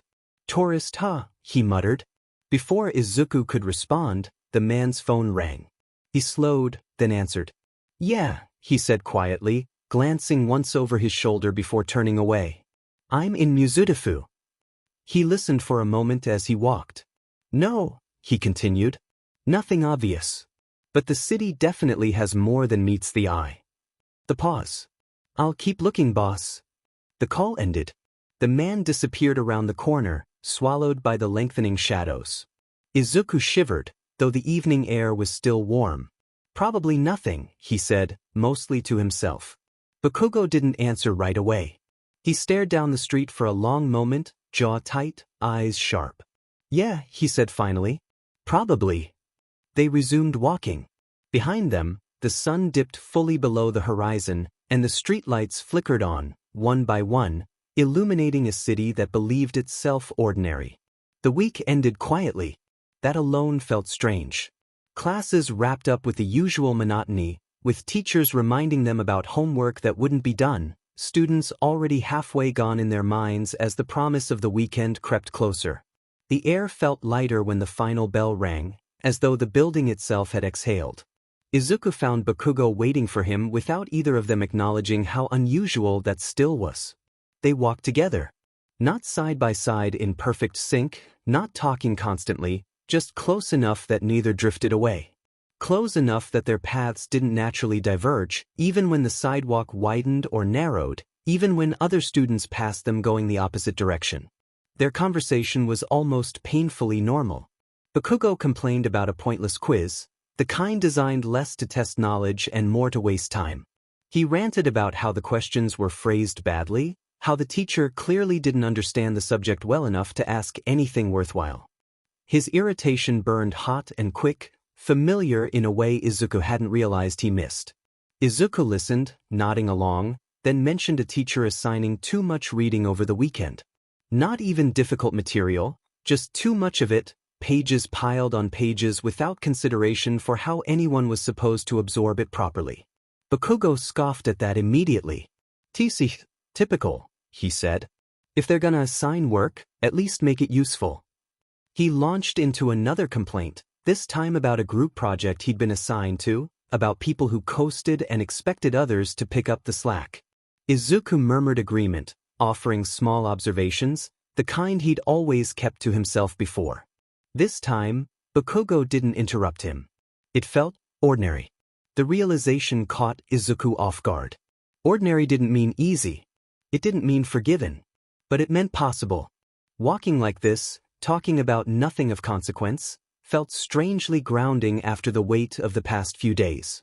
No ancient history. No forgotten magic. No implications about the world being larger and more dangerous than it appeared. Just two classmates heading home at the end of the week. Izuku found himself cataloging the moment instinctively as he always did. The way the light filtered through the buildings, the warmth of the afternoon air, the steady rhythm of their footsteps. As if some part of him already knew this calm wouldn't last. If this is what normal feels like now, he thought, how long before it changes again? He didn't say that out loud. For now, he let the conversation drift, let the ordinariness exist. Izuku found himself treasuring that way more than he wanted to admit. The streets were busier than usual, as the start of the weekend always brought people out. Families, couples, groups of students lingering instead of rushing home. Shops spilled warm light onto the sidewalks, and the late afternoon sun painted everything in soft gold. They were halfway down a familiar street when the noise reached them. Laughter. Music, faint and uneven, drifting through the air, something brassy and slightly off-key, accompanied by clapping and scattered cheers. Bakugo slowed first. "You hear that?" he muttered. Izuku nodded. "Yeah." Ahead of them, a crowd had gathered near a small open square between buildings. People stood in a loose circle, phones raised, attention fixed inward. A street performer? Izuku guessed. Bakugo clicked his tongue. Looks like it. They approached with the rest of the passers-by, drawn in by the gravity of spectacle. At the center of the circle stood a man in a flamboyant coat, patterned with mismatched colors and fraying tassels. His face was painted in a theatrical grin, exaggerated and almost comical, and he moved with broad, confident gestures, basking in the attention. Beside him lay a battered suitcase, open wide. The performer swept his arms outward dramatically. "Ladies and gentlemen," he called, voice ringing bright and clear. "Children of all ages." The crowd chuckled. "I bring you a show you will never forget." Bakugo folded his arms. "He's loud." Izuku didn't answer. The man reached into his coat and withdrew a deck of cards. Izuku's breath caught. They weren't playing cards. They were smaller. Even from a distance, he could tell. But he could feel the weight even better. The performer fanned them with a flourish. "Fortune," the man declared. "Fate. A game of chance and courage." The crowd leaned in amused. Izuku felt it then. That faint, unmistakable pressure. Just enough to make his pulse quicken. Bakugo felt it too. His posture shifted instantly, shoulders tensing, gaze sharpening as his attention snapped fully onto the man at the center of the circle. "Deku," he said under his breath. "I know," Izuku replied quietly. The performer smiled wider. "Step closer," he urged the crowd. "Don't be shy." People did. And as the circle tightened, Izuku realized with a creeping sense of dread. This wasn't a stage. It was a boundary. The music stopped. Not abruptly. It thinned, stretching into a single, warbling note before dissolving into silence. The laughter died with it, conversations trailing off as if someone had slowly turned a dial. Harlequin stood at the center of the circle, arms spread wide, head tilted back in exaggerated delight. He sighed. "Such a lovely house tonight." Izuku felt it immediately. The pressure. It rolled outward from the man like a tide, invisible but unmistakable, heavier than anything he'd felt before, sinking into his chest, his skull, his spine. Around them, people swayed. A woman clutched her head. Someone dropped their phone. Another staggered, knees buckling as though their strength had simply leaked away. Bakugo snarled. "The hell dash!" Harlequin laughed, clapping his hands together once, sharply. "Oh, don't be shy," he cried. "It's only a little curtain call. A toll for tonight's performance." The pressure intensified. Izuku watched in horror as pale wisps, faint, translucent impressions shaped like breath on glass, began to rise from the people around them. Not ghosts. Something less, but that felt incredibly important. "Souls," Izuku whispered, the word tasting wrong in his mouth. Harlequin bowed deeply. "Bravo," he chirped. "Someone's done their reading." The crowd groaned collectively. People slumped, eyes unfocused, breath shallow, not dead, not unconscious, but emptied. As the wisps spiraled inward toward Harlequin, the air itself seemed to thrum, thick with stolen vitality. Nothing happened. The pressure faltered. Harlequin straightened slowly. His grin twitched. Two figures still stood unmoved near the edge of the circle. Izuku. Bakugo. The wisps bent toward them and recoiled, dissolving like smoke against an unseen wall. Harlequin blinked. "Oh," he said softly. Bakugo bristled. The hell was that supposed to be? Harlequin's head tilted, studying them now with open curiosity.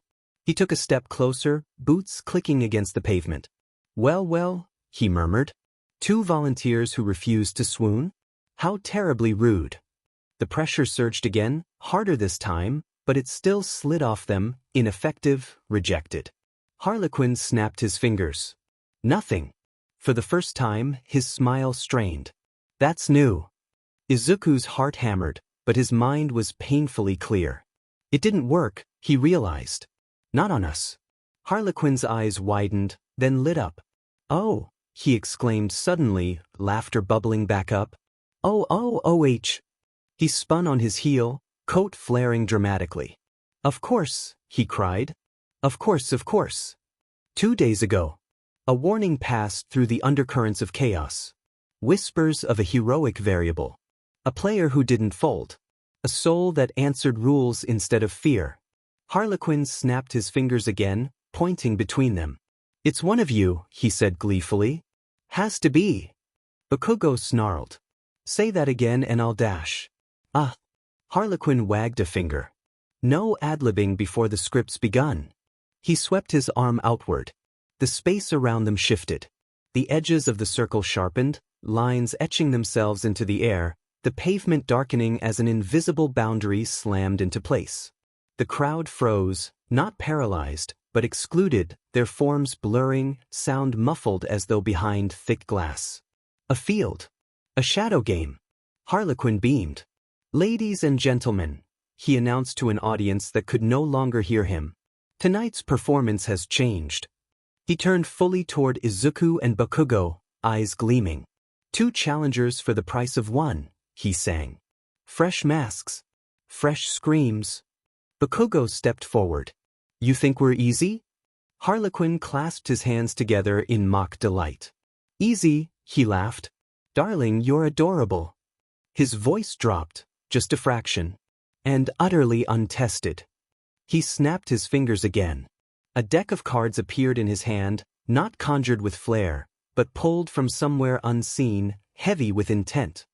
He mixed in the cards from his hand and started shuffling it, seemingly unbothered by the defiance the two showed.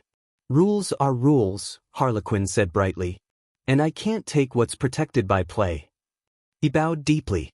"So," he said, grinning wide, "shall we dance?" Izuku felt the weight of the moment settle into his bones. People were trapped. Their souls were being drained. And this man would not stop unless someone beat him at his own game. Izuku stepped forward. "I accept," he said.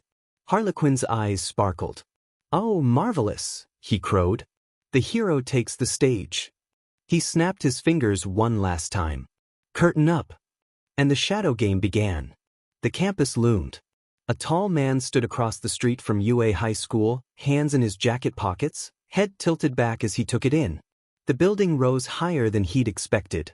Wide, fortified, almost excessive in its scale. Clean lines, reinforced structures, barriers layered with intent. "Big," he muttered. "Real big." It didn't look like a school so much as a statement. He shifted his weight, eyes scanning the perimeter, committing details to memory the way habit demanded. Cameras. Patrol routes. Blind spots that weren't blind at all. "So," a voice drawled behind him, "you planning to enroll, or are you just sightseeing?" He stiffened, not in panic, but in reflex, and turned. The man standing a few steps away looked unremarkable at first glance. Messy dark hair. Tired eyes. But appearances can be finicky. What was clearly a high-tech capture weapon wrapped loosely around his shoulders like a scarf. His posture was relaxed, almost slouched. His gaze was sharp. "Sorry," the man said quickly, accent unmistakable now. "I'm just visiting." "Tourist." The man raised an eyebrow. Tourists usually don't stare at the gates that long. The man scratched the back of his neck, offering an awkward smile. "Yeah, I heard about UA High. Mighty Hero School, right? Figured I'd take a look." The man studied him for a moment longer, then sighed. "Name's Shota Aizawa," he said. "I teach here." His eyes widened just enough to be convincing. "Oh, sorry. Didn't mean any trouble." "You're not in trouble," Aizawa replied flatly. "But loitering around a hero school isn't a great idea. Security gets twitchy." "Right?" he said immediately. "I'll move along." He adjusted his bag and turned to leave, taking a few steps down the sidewalk. He stopped. His breath caught. The air pressed. Not hard. Not violent. But unmistakable. The man's hand twitched at his side as his instincts flared, every sense sharpening at once. It felt like standing just outside the radius of an oncoming storm, the moment before thunder, when the world tightens. "Huh," he murmured. Behind him, the pro-hero. Eraserhead frowned, eyes narrowing slightly. He forced himself to keep walking, shoulders tense, mind racing. That's not a quirk, he thought. Not even close. The pressure lingered for only a second longer before fading, but the impression it left was indelible. He exhaled slowly. "So that's how it starts," he muttered under his breath. He didn't look back at UA as he walked away. But every step after that was faster. Somewhere in Mizudafu, a game had just begun. And this time, it was loud enough to be felt. The field stabilized. Invisible lines locked into place, carving the space into rigid sections that hovered just above the pavement. The noise of the outside world dulled further, the crowd reduced to blurred silhouettes beyond the boundary, their muffled movements slow and distant. Harlequin clapped his hands together once, delighted. "Oh, how sporting," he said, bowing deeply. "Tradition before tragedy. I insist dash." He gestured grandly toward Izuku. "The hero takes the first turn." Bakugo shot him a look. "You're sure you want to do that?" Harlequin winked. "Confidence is part of the costume, my dear heckler." Izuku drew a breath. This wasn't Kajimoto's shop. This wasn't controlled. People were suffering now. Focus, he told himself. He reached for his deck, fingers steady despite the pressure crawling beneath his skin. "My turn," he said, voice quieter than he wanted, but firm. The cards felt solid in his hand, familiar. Izuku looked down at them, then stepped forward. "Normal summon," he said, placing the card onto the field. Light flared. A heavy form slammed into existence with a deep, resonant thud that vibrated through the ground. A towering armored figure rose from the glow, broad-shouldered and imposing, its design unmistakably defensive, thick plating, reinforced joints, a massive shield braced against one arm. Superhero Giant Gardna. Level 4 Light Warrior. ATK 1800. Harlequin stared. Then he laughed. "Oh no," he crooned, pressing a gloved hand to his chest. "Oh, this is precious." Izuku's stomach tightened. "A superhero," Harlequin repeated, savoring the words like candy. "Listen to that. Bold. Earnest. Oh, my heart aches." He paced theatrically along the edge of the field, eyes never leaving the towering monster. "All that armor," he continued, mockingly awed. "All that strength, just to stand there and pretend you can save something." Bakugo snarled. "Shut up." Harlequin ignored him. "You know what I hate about heroes?" he asked lightly, tilting his head toward Izuku. "They're always so convinced the world wants saving." His smile sharpened. They rush in, waving banners and ideals, and never ask whether the audience asked for a rescue. Izuku felt the words sink in despite himself. Don't listen, he thought. But the pressure behind his eyes pulsed. They take responsibility they didn't earn, Harlequin went on. They decide who's innocent, who's guilty, who deserves pain and who doesn't. He stopped pacing. "And when they fail," he said softly, "they call it tragedy." Harlequin snapped his fingers. "I call it inevitability." Izuku's grip tightened on the edge of the field. That's not." His thoughts tangled. For just a second, his confidence wavered. Harlequin saw it immediately. "Oh," he purred. "Did I miss my cue?" Izuku's breath stuttered. The pressure spiked just a little. Not punishment. Opportunity. Bakugo stepped closer, voice low and sharp. "Deku. Don't let him talk." Izuku swallowed hard. He looked up at Giant Gardna, at the shield braced firmly against the ground, at the way the monster stood unmoving in the face of mockery. Heroes don't stop because someone laughs at them, he realized. He straightened. "I'm not done," Izuku said. Harlequin's grin widened. "Oh good," he replied. "Act 1 has such promise." The game waited, and Harlequin leaned forward, eager to see whether Izuku would recover or crumble under the spotlight. Izuku forced himself to breathe. Harlequin's words still rang in his ears, scraping at doubts he didn't have time to indulge. He shook his head once, hard, as if to dislodge them. "Focus on the game." "And that's it," he finished. "I end my turn." Harlequin clapped. A single, slow clap. Then another. "Oh, excellent," he said warmly. "Such calculations. Such prowess. The audience loves a thoughtful protagonist." Bakugo scowled. "You talk too much." "And yet here we are," Harlequin replied cheerfully. He reached for his deck. "My turn," he announced, voice light, almost bored. He drew. Izuku watched closely, searching for any sign. Hesitation, calculation, tension. Harlequin gave him none. He barely glanced at the card before slipping it into his hand, already moving. "Well then," Harlequin said brightly, "let's keep things simple." He didn't summon. Didn't attack. didn't even look at Izuku's monster. Instead, he began to set cards. What? A card slid face down into his back row. 2. Another beside it. 3. Izuku's eyes widened. 4. His heart skipped. Harlequin straightened, hands empty, field utterly bare except for a neat row of 5 face-down cards. Then he spread his arms wide. And that, he declared, is my turn. Izuku stared. That's it? He asked before he could stop himself. Harlequin beamed. That's it. The pressure in the field shifted. Not stronger, sharper. Izuku's mind raced. 5 back row cards. No monsters. No spells activated. That wasn't defensive. That was bait. Egregious bait. Every instinct screamed at him that this was wrong, that a board like this couldn't exist without consequence. 5 unknowns meant 5 potential interruptions. 5 answers waiting to punish movement. Harlequin leaned forward slightly, resting his chin in his hands. Oh, don't stop now, he cooed. The hero freezes? Already? Izuku swallowed. If I attack, he thought, I could walk straight into something devastating. If I don't, he thought, he controls the pace. Either way, Harlequin wasn't reacting. He was watching. The man's grin widened as Izuku hesitated, eyes flicking between the face-down cards again and again, trying to imagine what horrors they concealed. Ah, Harlequin sighed blissfully. This is my favorite part. Bakugo clenched his fists. He's stalling.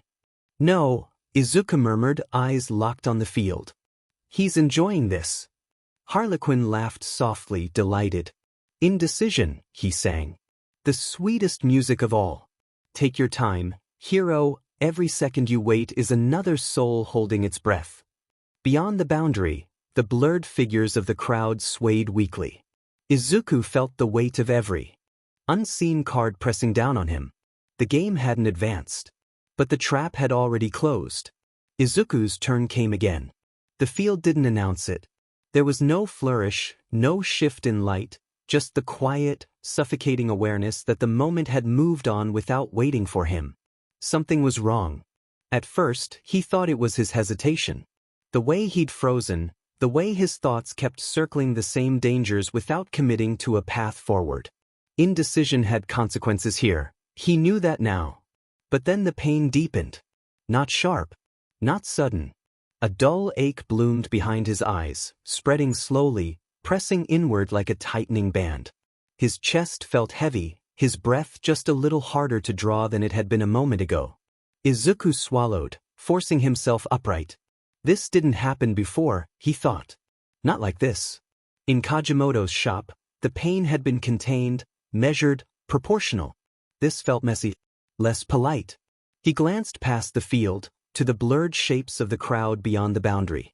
Their outlines wavered, faint wisps still rising and dissolving into the air above them. The souls, he realized, they're still being drained. This shadow game wasn't isolated. It was feeding.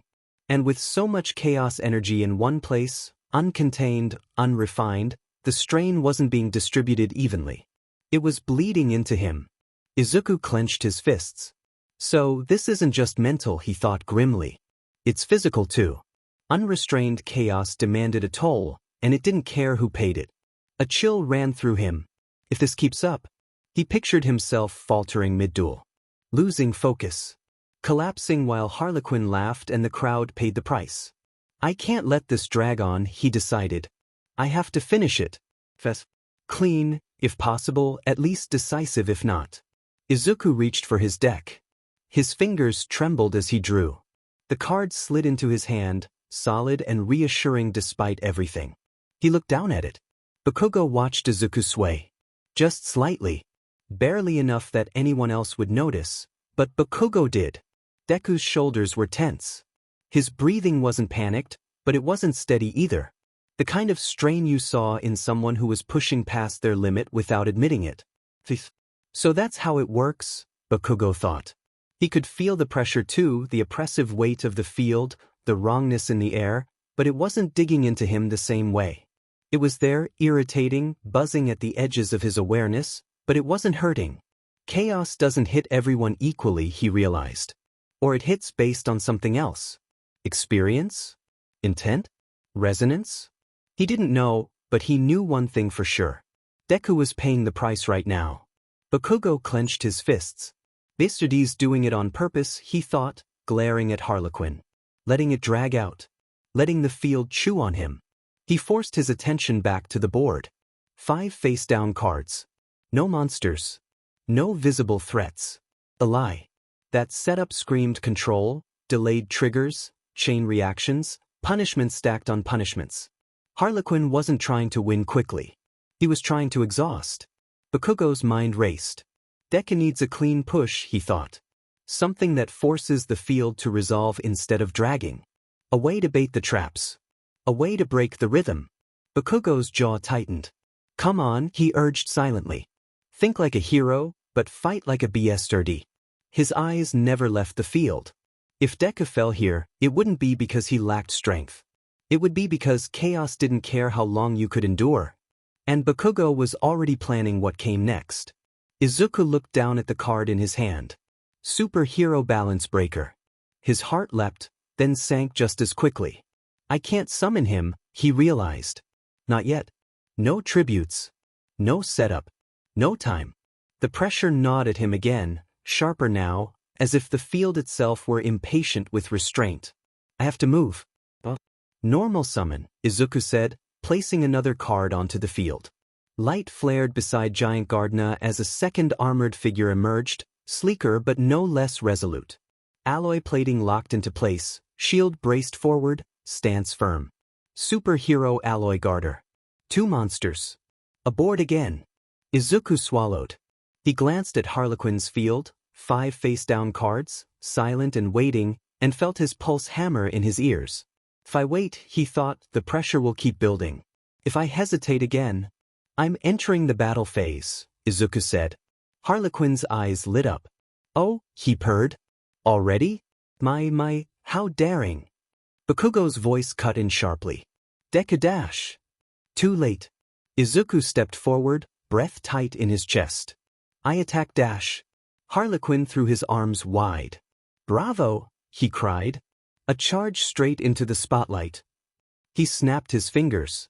Let us applaud our hero's enthusiasm with a lesson. One of his face-down cards flipped upright. A violent gale tore across the field, spectral winds howling outward in a sudden, crushing surge. Mirror force. Izuku's eyes widened. The force slammed into his monsters simultaneously. Giant Gardna's shield cracked, splintering under the impossible pressure before shattering outright. Alloy Garter barely had time to brace before the same wind ripped through its armor, hurling both forms backward as they dissolved into shards of light. Both monsters vanished. The field went eerily still. Izuku staggered, the pain spiking sharply as the loss hit him, not just mentally, but physically, like something had been torn loose from his chest. His voice caught. They're gone. Harlequin clutched his chest theatrically. Oh, tragedy, he lamented. The hero charges, the villain twirls his mustache, and dash. He snapped his fingers again. The scenery collapses. Izuku clenched his fists, shame flooding through him. I walked right into it, he thought. I knew better. Harlequin leaned forward, eyes glittering. Now, he said cheerfully, since you're new to the theater, let me explain something very important. He gestured toward the still glowing card. In this delightful little pastime, he continued, effects don't simply happen. He raised one finger. They cue. Another finger. One response atop another. A ladder of cause and consequence. He grinned wide. We call them chains. As a matter of fact, your monsters aren't technically destroyed yet. I just thought it'd be more dramatic if I showed you this first. And oh, was I so delightfully right. Harlequin spoke with glee. More specifically chain links, but that hardly matters for you now. Bakugo's eyes narrowed. So I'm guessing this is your first chain link? Someone's been peeking at the script. Harlequin laughed. Yes. Chain link 1. He tapped mirror force. This was my opening act, he said. But the performance is far from over. Izuku's breath hitched. Not monsters. Not combat. Punishment. Harlequin's hand hovered over another face-down card. Every response stacks, he continued brightly. And when the chain resolves dash. He flipped the next card. It resolves in reverse. Izuku's heart dropped into his stomach. And now, Harlequin said softly, almost lovingly, we proceed to chain link 2. The card turned face up. Izuku barely had time to read the name. A simple image. A plain, unassuming container. Jar of greed. Oh, don't blink. Harlequin sang. You'll miss the subtleties. The jar shattered in a flash of light, its contents spilling into nothingness as Harlequin drew a card smoothly from his deck, barely even looking at it before tucking it into his hand.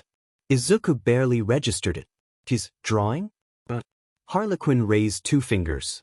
Chain link 2, he announced brightly. A refill. Every performer needs material.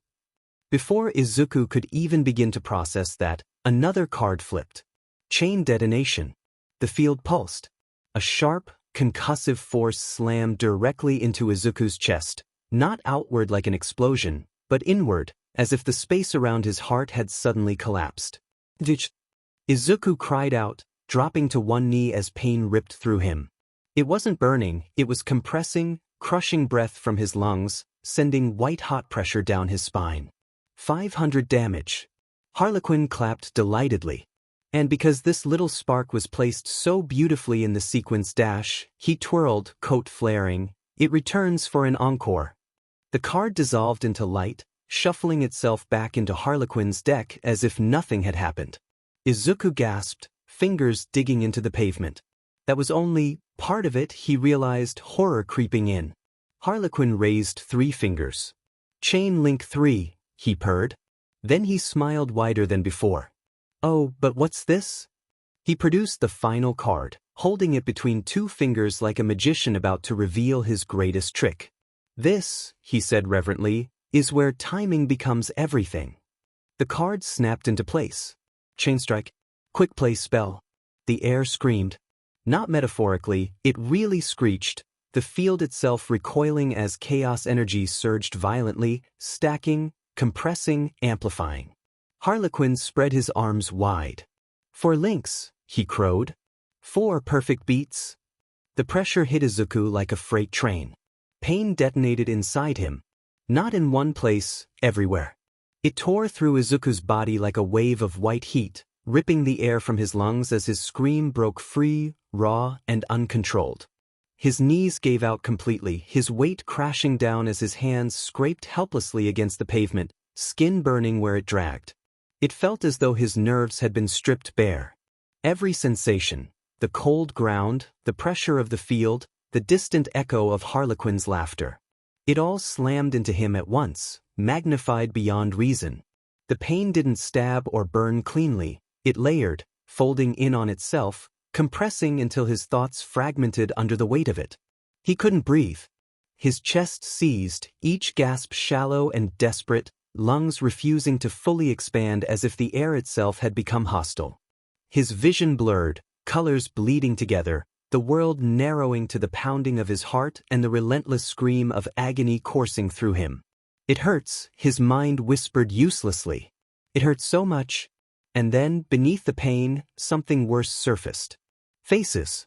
The woman who had staggered when the game began. The child clinging to a parent's leg, eyes unfocused. The crowd frozen beyond the barrier, their souls still being pulled away, breath by breath. They're still suffering, he realized dimly. Because of me. Because he had rushed. Because he had hesitated. Because he hadn't been good enough. I said I'd stop this, he thought, panic clawing at his chest.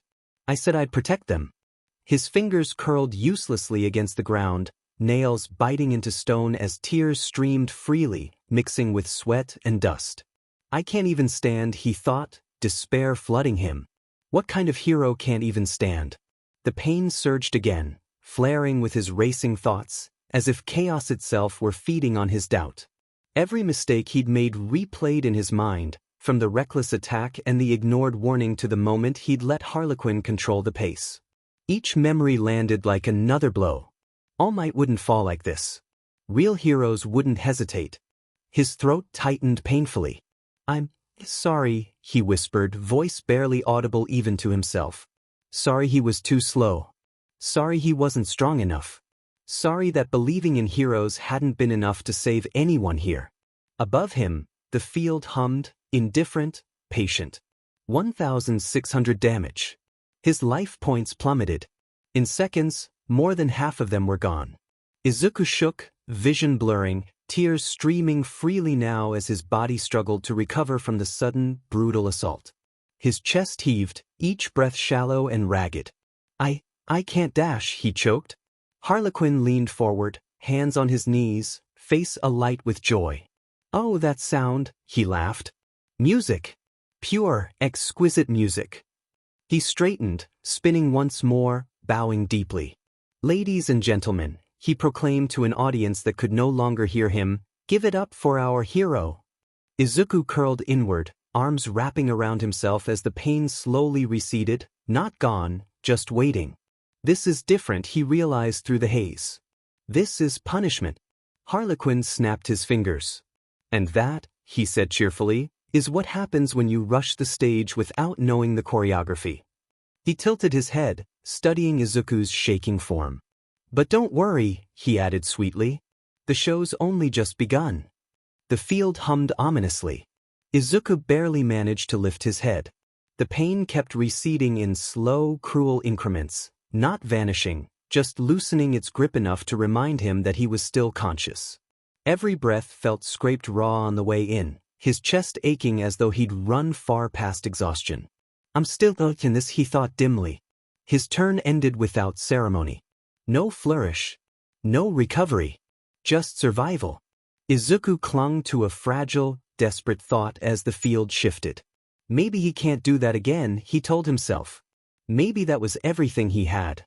The hope was thin, flimsy, but it was all he had left. Harlequin straightened, stretching theatrically as if waking from a nap. My turn, he sang. Izuku forced his eyes open. Harlequin drew with a lazy flick of the wrist, then glanced at his hand. 3 cards. His smile widened. Oh, he said softly. Oh, you sweet thing. One by one, he placed them down. A card slid face down onto the field. Then another. Then a third. Deliberate. Harlequin stepped back, hands empty once more. 4 face-down cards now stared back at Izuku. 4 unanswered threats. 4 promises of pain. The last remaining card from before still lingered among them, patient, unspent. Harlequin clasped his hands together, practically vibrating with delight. Look at that, he chirped. Still standing. Still breathing. You heroes are so resilient. Izuku's stomach dropped. He rebuilt everything, he realized weakly. Just like that. And you tried so hard, Harlequin continued, voice almost gentle now. Charged the stage. Took your cues. Even screamed on time. He leaned forward, grinned sharp. But effort doesn't earn applause, darling. The pressure in the field tightened again. Izuku's vision swam. His ears rang, sound warping as if underwater. The ground felt too far away, his body too heavy to command. He swayed, barely aware of it, the edges of the world darkening. I can't keep. The field shifted. It was his turn again.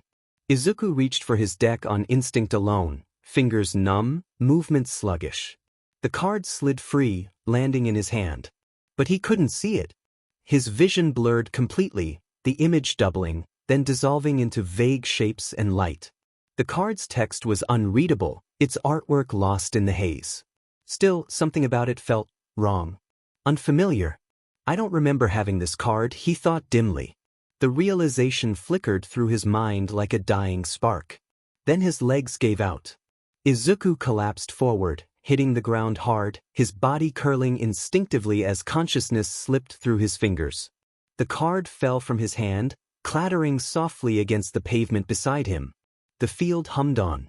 Harlequin tilted his head, watching with open fascination. Oh, he murmured. Already? He laughed light, delighted, cruel. No, he said sweetly.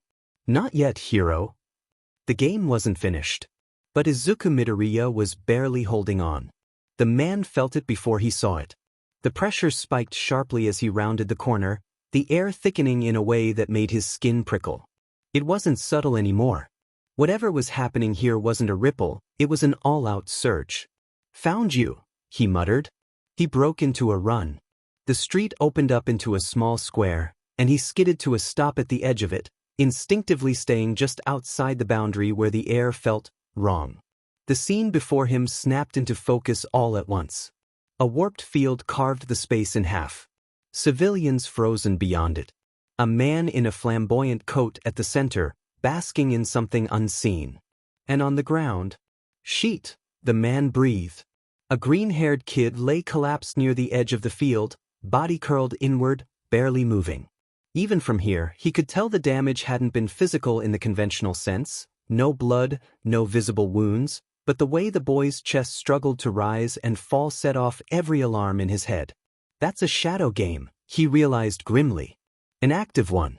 Wait, aren't those the kids' form yesterday? Dimon, I knew I could feel something from them. Awareness at least. I should have followed my instincts. His gaze snapped to the performer. The man's posture was loose, theatrical, but his eyes picked up the tells beneath it. Confidence without recklessness.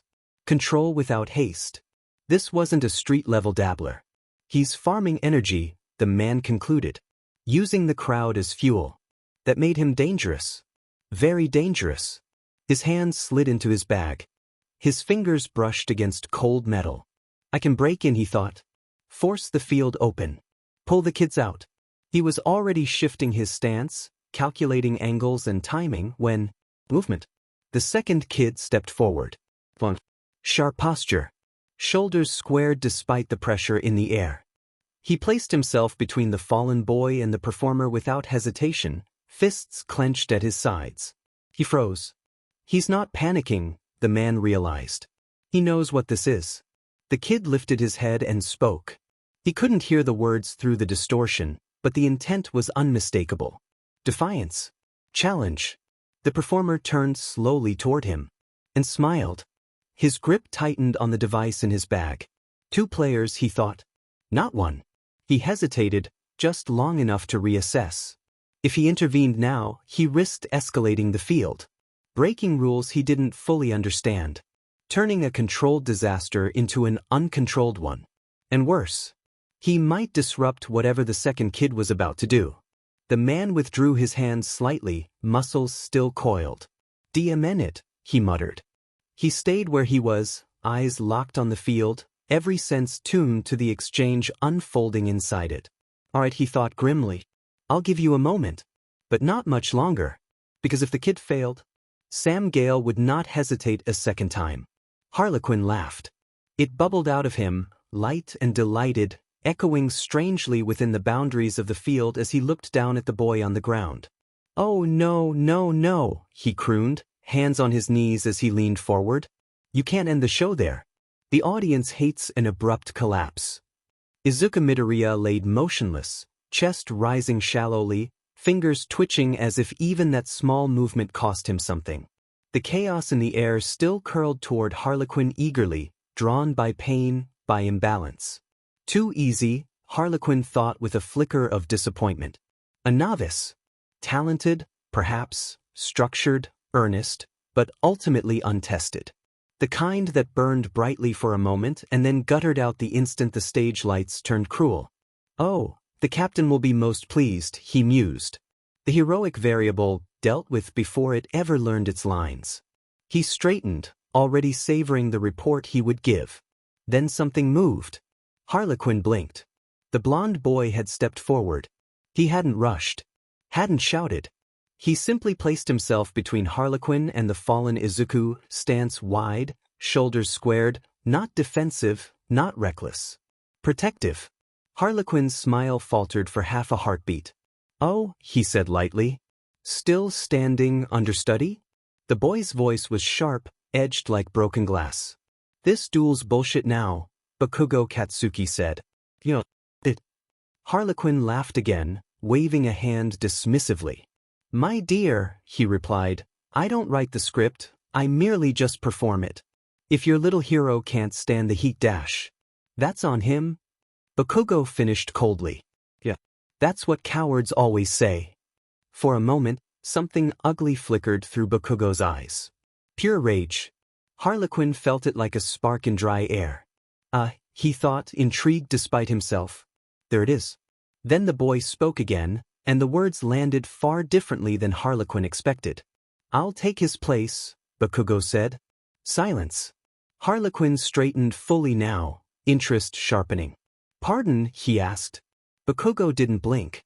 Same field, he said. Same life points. Same number of cards he had in hand. Harlequin's grin slowly returned, wider than before. You want to continue the duel? He asked, delighted. How generous. How noble. He circled Bakugo slowly, eyes raking over him with renewed curiosity. And why would I agree to that? Harlequin asked sweetly. Bakugo met his gaze head-on. Because if you don't, he said, you're just a cheap thug who needed stacked decks and hostages to win. The words hit. Not hard, but precisely. Harlequin froze mid-step. For a long moment, he simply stared. Then he laughed. A full, ringing laugh, rich with delight. Oh, he sighed. You are wonderful. He clasped his hands together, practically vibrating with excitement. 2 heroes for the price of 1, he crowed. And this one comes with fire. He tapped his chin thoughtfully. Another novice, he decided. Angrier. Louder. Sloppier.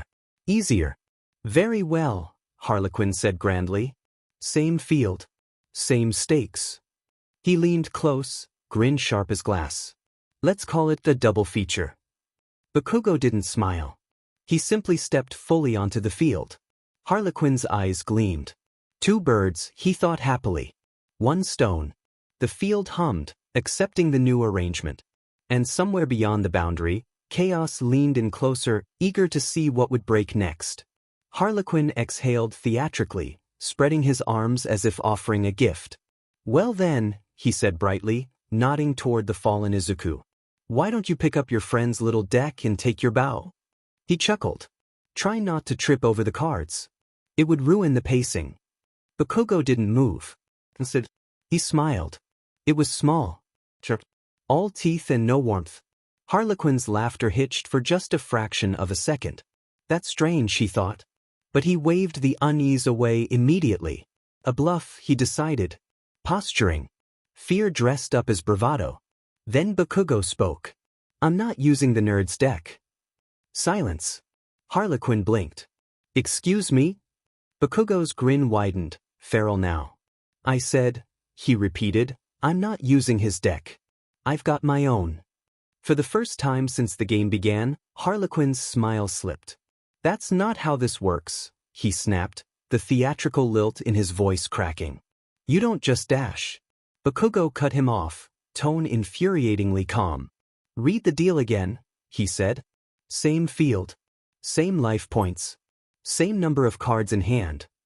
He tapped his temple with 1 finger. You didn't say anything about decks. Harlequin's eyes widened. That's dash, he laughed sharply.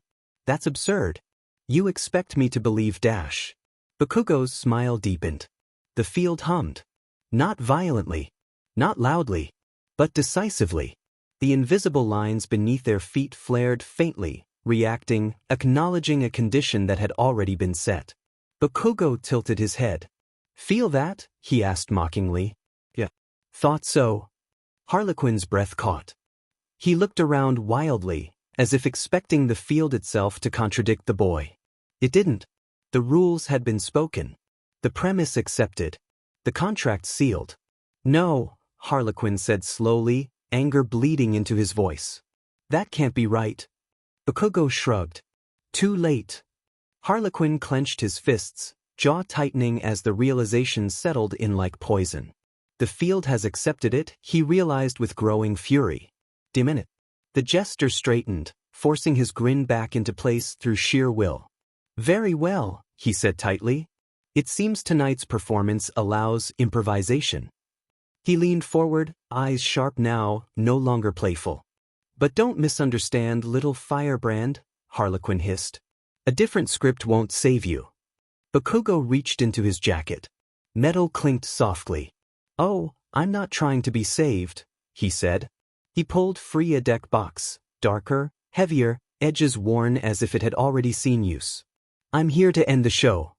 Harlequin stared at the box, irritation and something dangerously close to unease churning behind his painted smile. Fine, he spat. Let's see what kind of comedy you bring to my stage. Bakugo snapped the deck into his hand, eyes blazing. The field pulsed again. Bakugo stepped fully into the field. The pressure shifted, not heavier, but sharper, as though the shadow game itself was recalibrating around him. He reached for the deck in his hand and drew 5 cards. The same number Izuku had held moments before everything had gone wrong.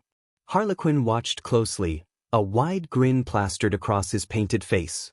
Oh, look at you, he laughed. Standing tall where your friend crumpled. Such bravado. Such noise. Outwardly he played the fool.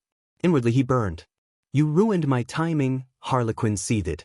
My rhythm. My spectacle. Bakugo didn't react. He didn't flinch at the laughter.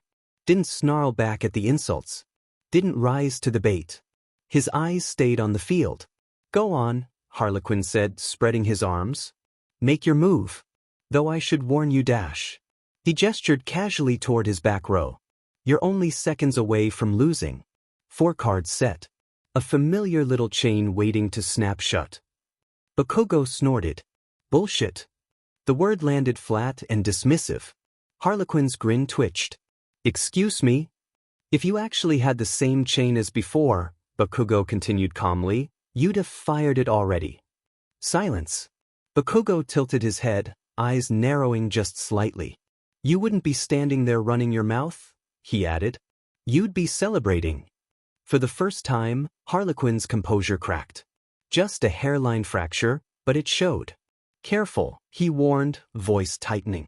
Confidence makes fools careless. Bakugo shrugged.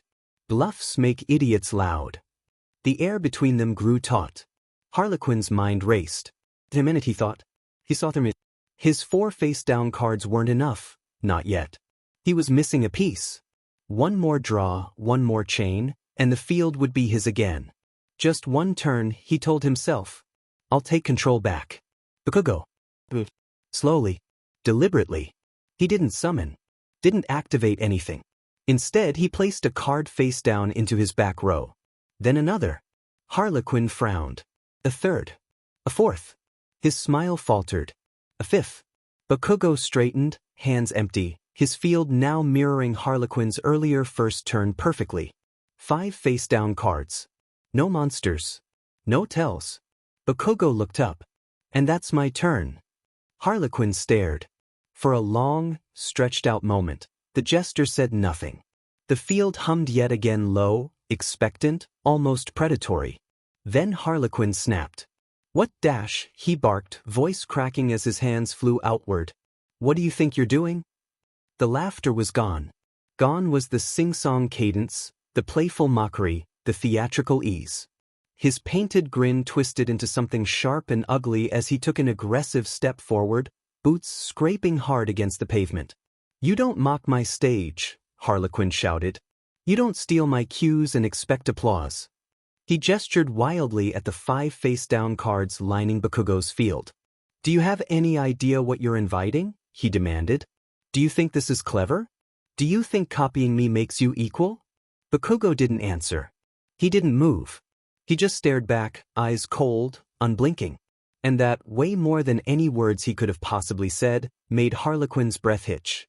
His fury sputtered, stalling as his mind caught up with what his eyes were seeing. 5 back rows, he thought suddenly. No monsters. No tells. No hesitation. A mirror. A challenge. The realization sent an unwelcome chill down his spine. This is my field, Harlequin realized. My tempo. My rules. So why did it feel like he was the one being cornered? Sweat prickled beneath his makeup. What did he set? What kind of deck plays like this? Burn? Control? Punishment? His thoughts raced, spiraling faster the longer he stared at the boy's impassive stance. He shouldn't know how to do this, Harlequin thought, panic threading through his anger. He shouldn't be able to unsettle me. And yet, the pressure in the field hadn't eased. If anything, it felt more focused now. Sharper. as if chaos itself were leaning in, curious to see how he would handle uncertainty. Harlequin clenched his fists, forcing his breathing to steady. Get control, he told himself. One more draw. One more chain. So, a question gnawed at him, unbidden and deeply unsettling. What kind of deck does a kid like that run? And worse, why does it feel like I've just walked into his trap? The spectacle had shifted. Not to pain, not to fear, but to something far more dangerous. A duel of wills. And for the first time that night, Harlequin wasn't certain he was the one directing the performance anymore. Harlequin drew. The moment his fingers closed around the card, he knew. His breath caught as he pulled it free, eyes darting across the surface, recognition blooming instantly. Alexandrite Dragon. A normal monster. 2,000 attack points. Harlequin's lips parted in a grin that came fast and unguarded. Finally, he thought, relief surging through him like a drag. Luck remembers me. Of all the cards in his deck, of all the dead weight, the conditional nonsense, this was one of only 3 monsters he even bothered to carry. And it was the strongest. Enough, he realized, exhilarated. More than enough. The pressure of the field seemed to recede, just a little, as his confidence snapped back into place.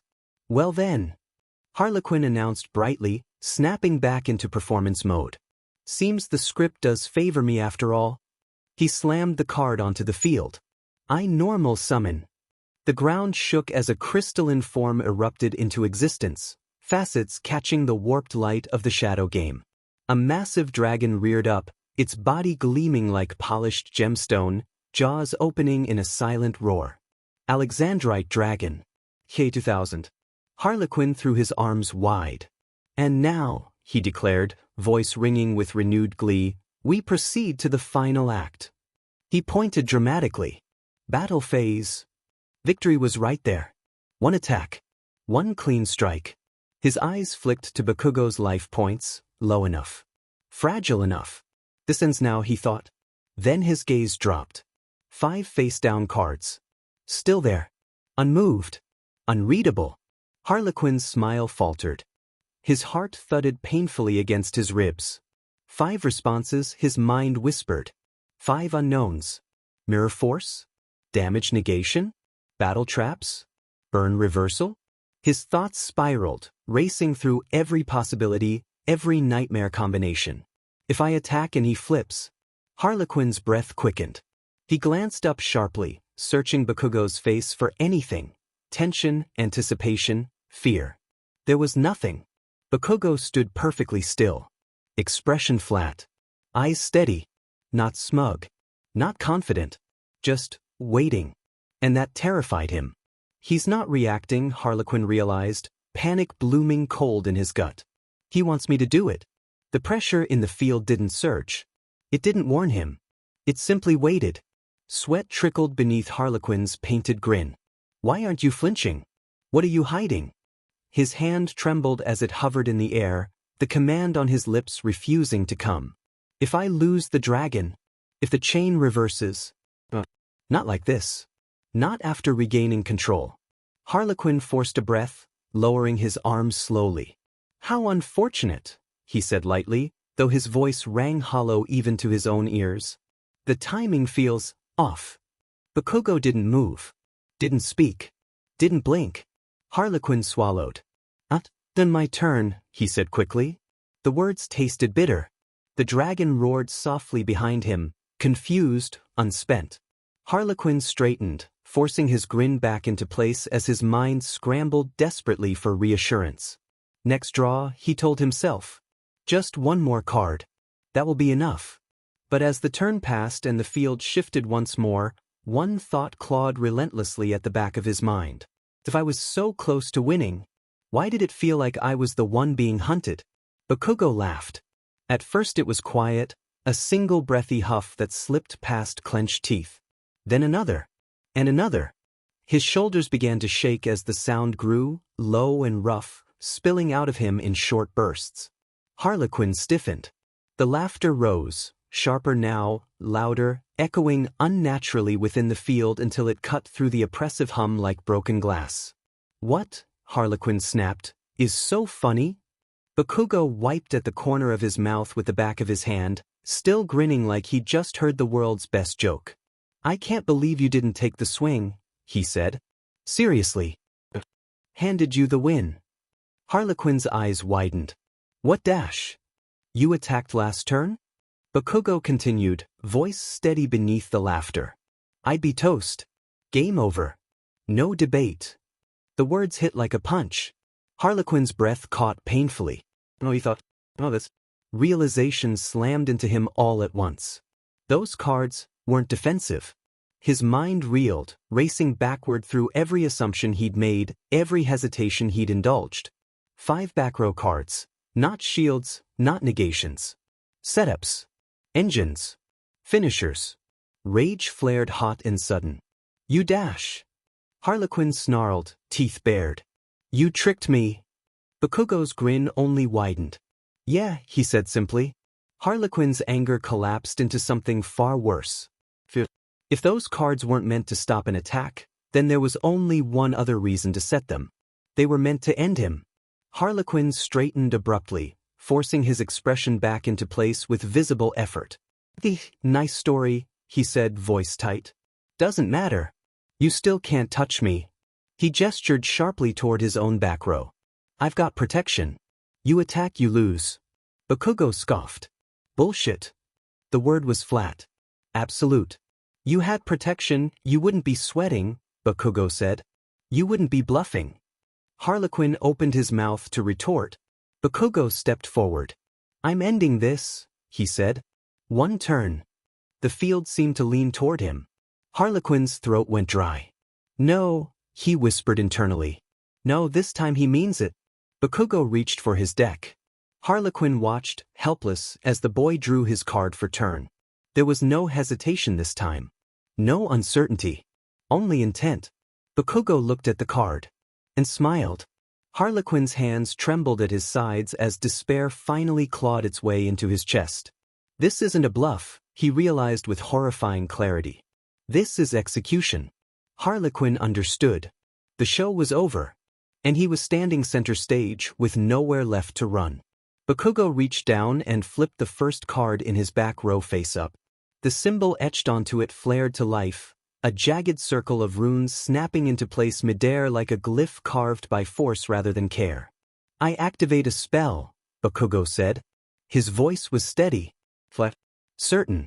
Explosion circle, firewall. Normal spell. The circle ignited. A concussive blast that rippled outward in a perfect arc, the air screaming as it tore through Harlequin's back row. Firewall destroys 2 set spell or trap cards, Bakugo continued. Your second and third. The blast struck. 2 of Harlequin's face-down cards detonated violently, shattering into shards of light that evaporated before they could even hit the ground. Harlequin flinched. No dash. His jaw clenched as the realization hit him. That was my only out.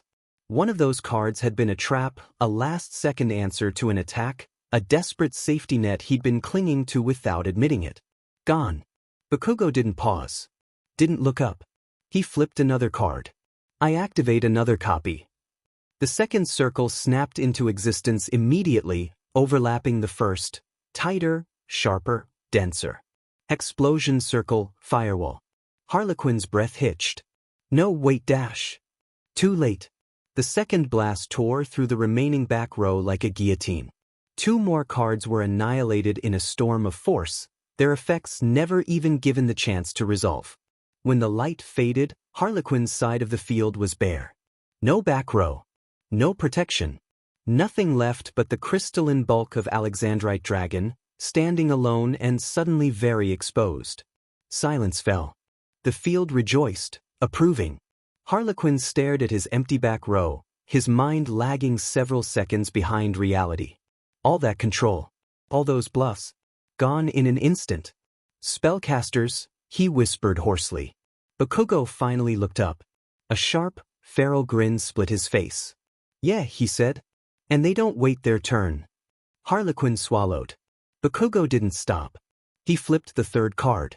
The moment it turned face up, the field reacted differently. The rune circle that formed wasn't clean like the first 2, It was unstable, layered over the lingering afterimage of the previous spells, heat and pressure bleeding into its edges. "This is how my deck works," Bakugo said, finally explaining, not for Harlequin's sake, but because it was already over. "The more Hexplosion circles I cast in one turn," he continued, "the stronger the next ones get." The circle pulsed. "Think of it like build-up," Bakugo added. Pressure. Like the quirk he is so proud of. "When at least 2 Hexplosion circles have already resolved," he finished, "every other one this turn gets empowered." Harlequin's eyes widened. That's not a gimmick, he realized in horror. That's momentum. Bakugo snapped his fingers. "I activate dash." The circle detonated forward. Explosion circle, carpet bombing. The blast slammed directly into Alexandrite Dragon, runes wrapping around its crystalline body like burning chains. "Carpet bombing negates the target's effects," Bakugo said calmly. "And since it's empowered dash," the circle collapsed inward. "It also destroys it." The dragon didn't even roar. Its gem-like body fractured instantly, splintering into shards of light that scattered and vanished before they could hit the ground. Harlequin staggered back a step. No dash. His field was empty. Completely. Bakugo wasn't done. He flipped the 4th card. Then the 5th. 2 identical glyphs ignited in rapid succession, smaller circles snapping open like seals being broken one after another. "I activate Hexplosion circle, calling," Bakugo said. Twice. The field shuddered. From each circle, a small figure formed, robed silhouettes of apprentice spellcasters, their features indistinct, barely holding shape. Hexplosion apprentice tokens. Level 1 spellcaster. K0 Def 0. They landed lightly on the field, fragile and flickering. Harlequin let out a short, disbelieving laugh. "Pathetic," he scoffed weakly. "Those can't even dash." Bakugo cut him off. "When calling is empowered," he said, eyes burning, "each token inflicts 500 damage when it leaves the field." Harlequin froze. His mind raced. 2 tokens. 500 each. And that's just. Bakugo stepped forward. "This deck doesn't stall," he said. "It doesn't bluff." The circles around the field burned hotter now, overlapping, feeding into one another. "It escalates." Harlequin felt it then, the pressure no longer rolling outward, but closing in. Chaos wasn't being harvested anymore. It was being detonated. And Bakugo Katsuki stood at the center of it, perfectly in control. "It's time."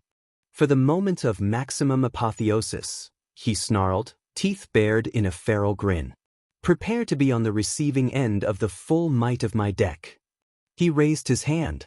"I tribute summon," Bakugo declared, voice ringing across the warped field, using the 2 Hexplosion apprentices as cannon fodder for his great entrance. The 2 fragile spellcasters on the field stiffened. Their forms ignited from within, runes blazing white-hot as the Hexplosion circles beneath them began to spin violently. "Burn," Bakugo commanded. They detonated. Twin eruptions tore upward, the shockwaves colliding midair as the apprentice tokens were obliterated in a blinding flash of force and flame. The backlash rippled outward, and Harlequin screamed as the empowered effects triggered. 1,000 damage. The field screamed with him. The explosions didn't dissipate. Fire, smoke, and chaos energy spiraled upward, forming a massive, rotating sigil etched with ancient runes, a summoning circle far older and far more dangerous than anything that had appeared on the field before. Bakugo stepped forward into the rising inferno. "From ash and spell," he intoned, voice low and brutal. "From pressure built beyond restraint dash." The circle roared. "From every hex cast without mercy," Bakugo continued, eyes blazing. "From every blast that never learned to stop dash." A shadow moved within the storm. Something vast. Something alive. "I call forth the Lord of Escalation," Bakugo growled, his voice shaking the air itself. "The master of detonation and dominion dash." The sky split. A colossal dragon burst through the smoke, ancient scales gleaming like molten obsidian, wings unfurling with a thunderous crack that sent shockwaves tearing across the field. Arcane fire streamed from its maw, runes crawling along its body like living brands. And astride it, a sorcerer clad in war-torn robes, glyphs carved into his armor, eyes burning with restrained annihilation. He raised a staff crackling with condensed chaos, the dragon roaring beneath him as one. Explosion Lord, Eldritch Gish. Level 8 Dark Spellcaster. TK 3000. The dragon's roar drowned out the world. The summoning circle collapsed inward, leaving the Lord and his mount hovering over the field, heat and pressure rolling off them in suffocating waves. Bakugo lowered his hand slowly. "This is what happens," he said coldly, staring straight at Harlequin. "When you let the build-up finish." Harlequin stood frozen, terror finally eclipsing arrogance as the monster loomed over him, every instinct screaming the same impossible truth. The duel was no longer winnable. It was already over, and all that remained was the blast.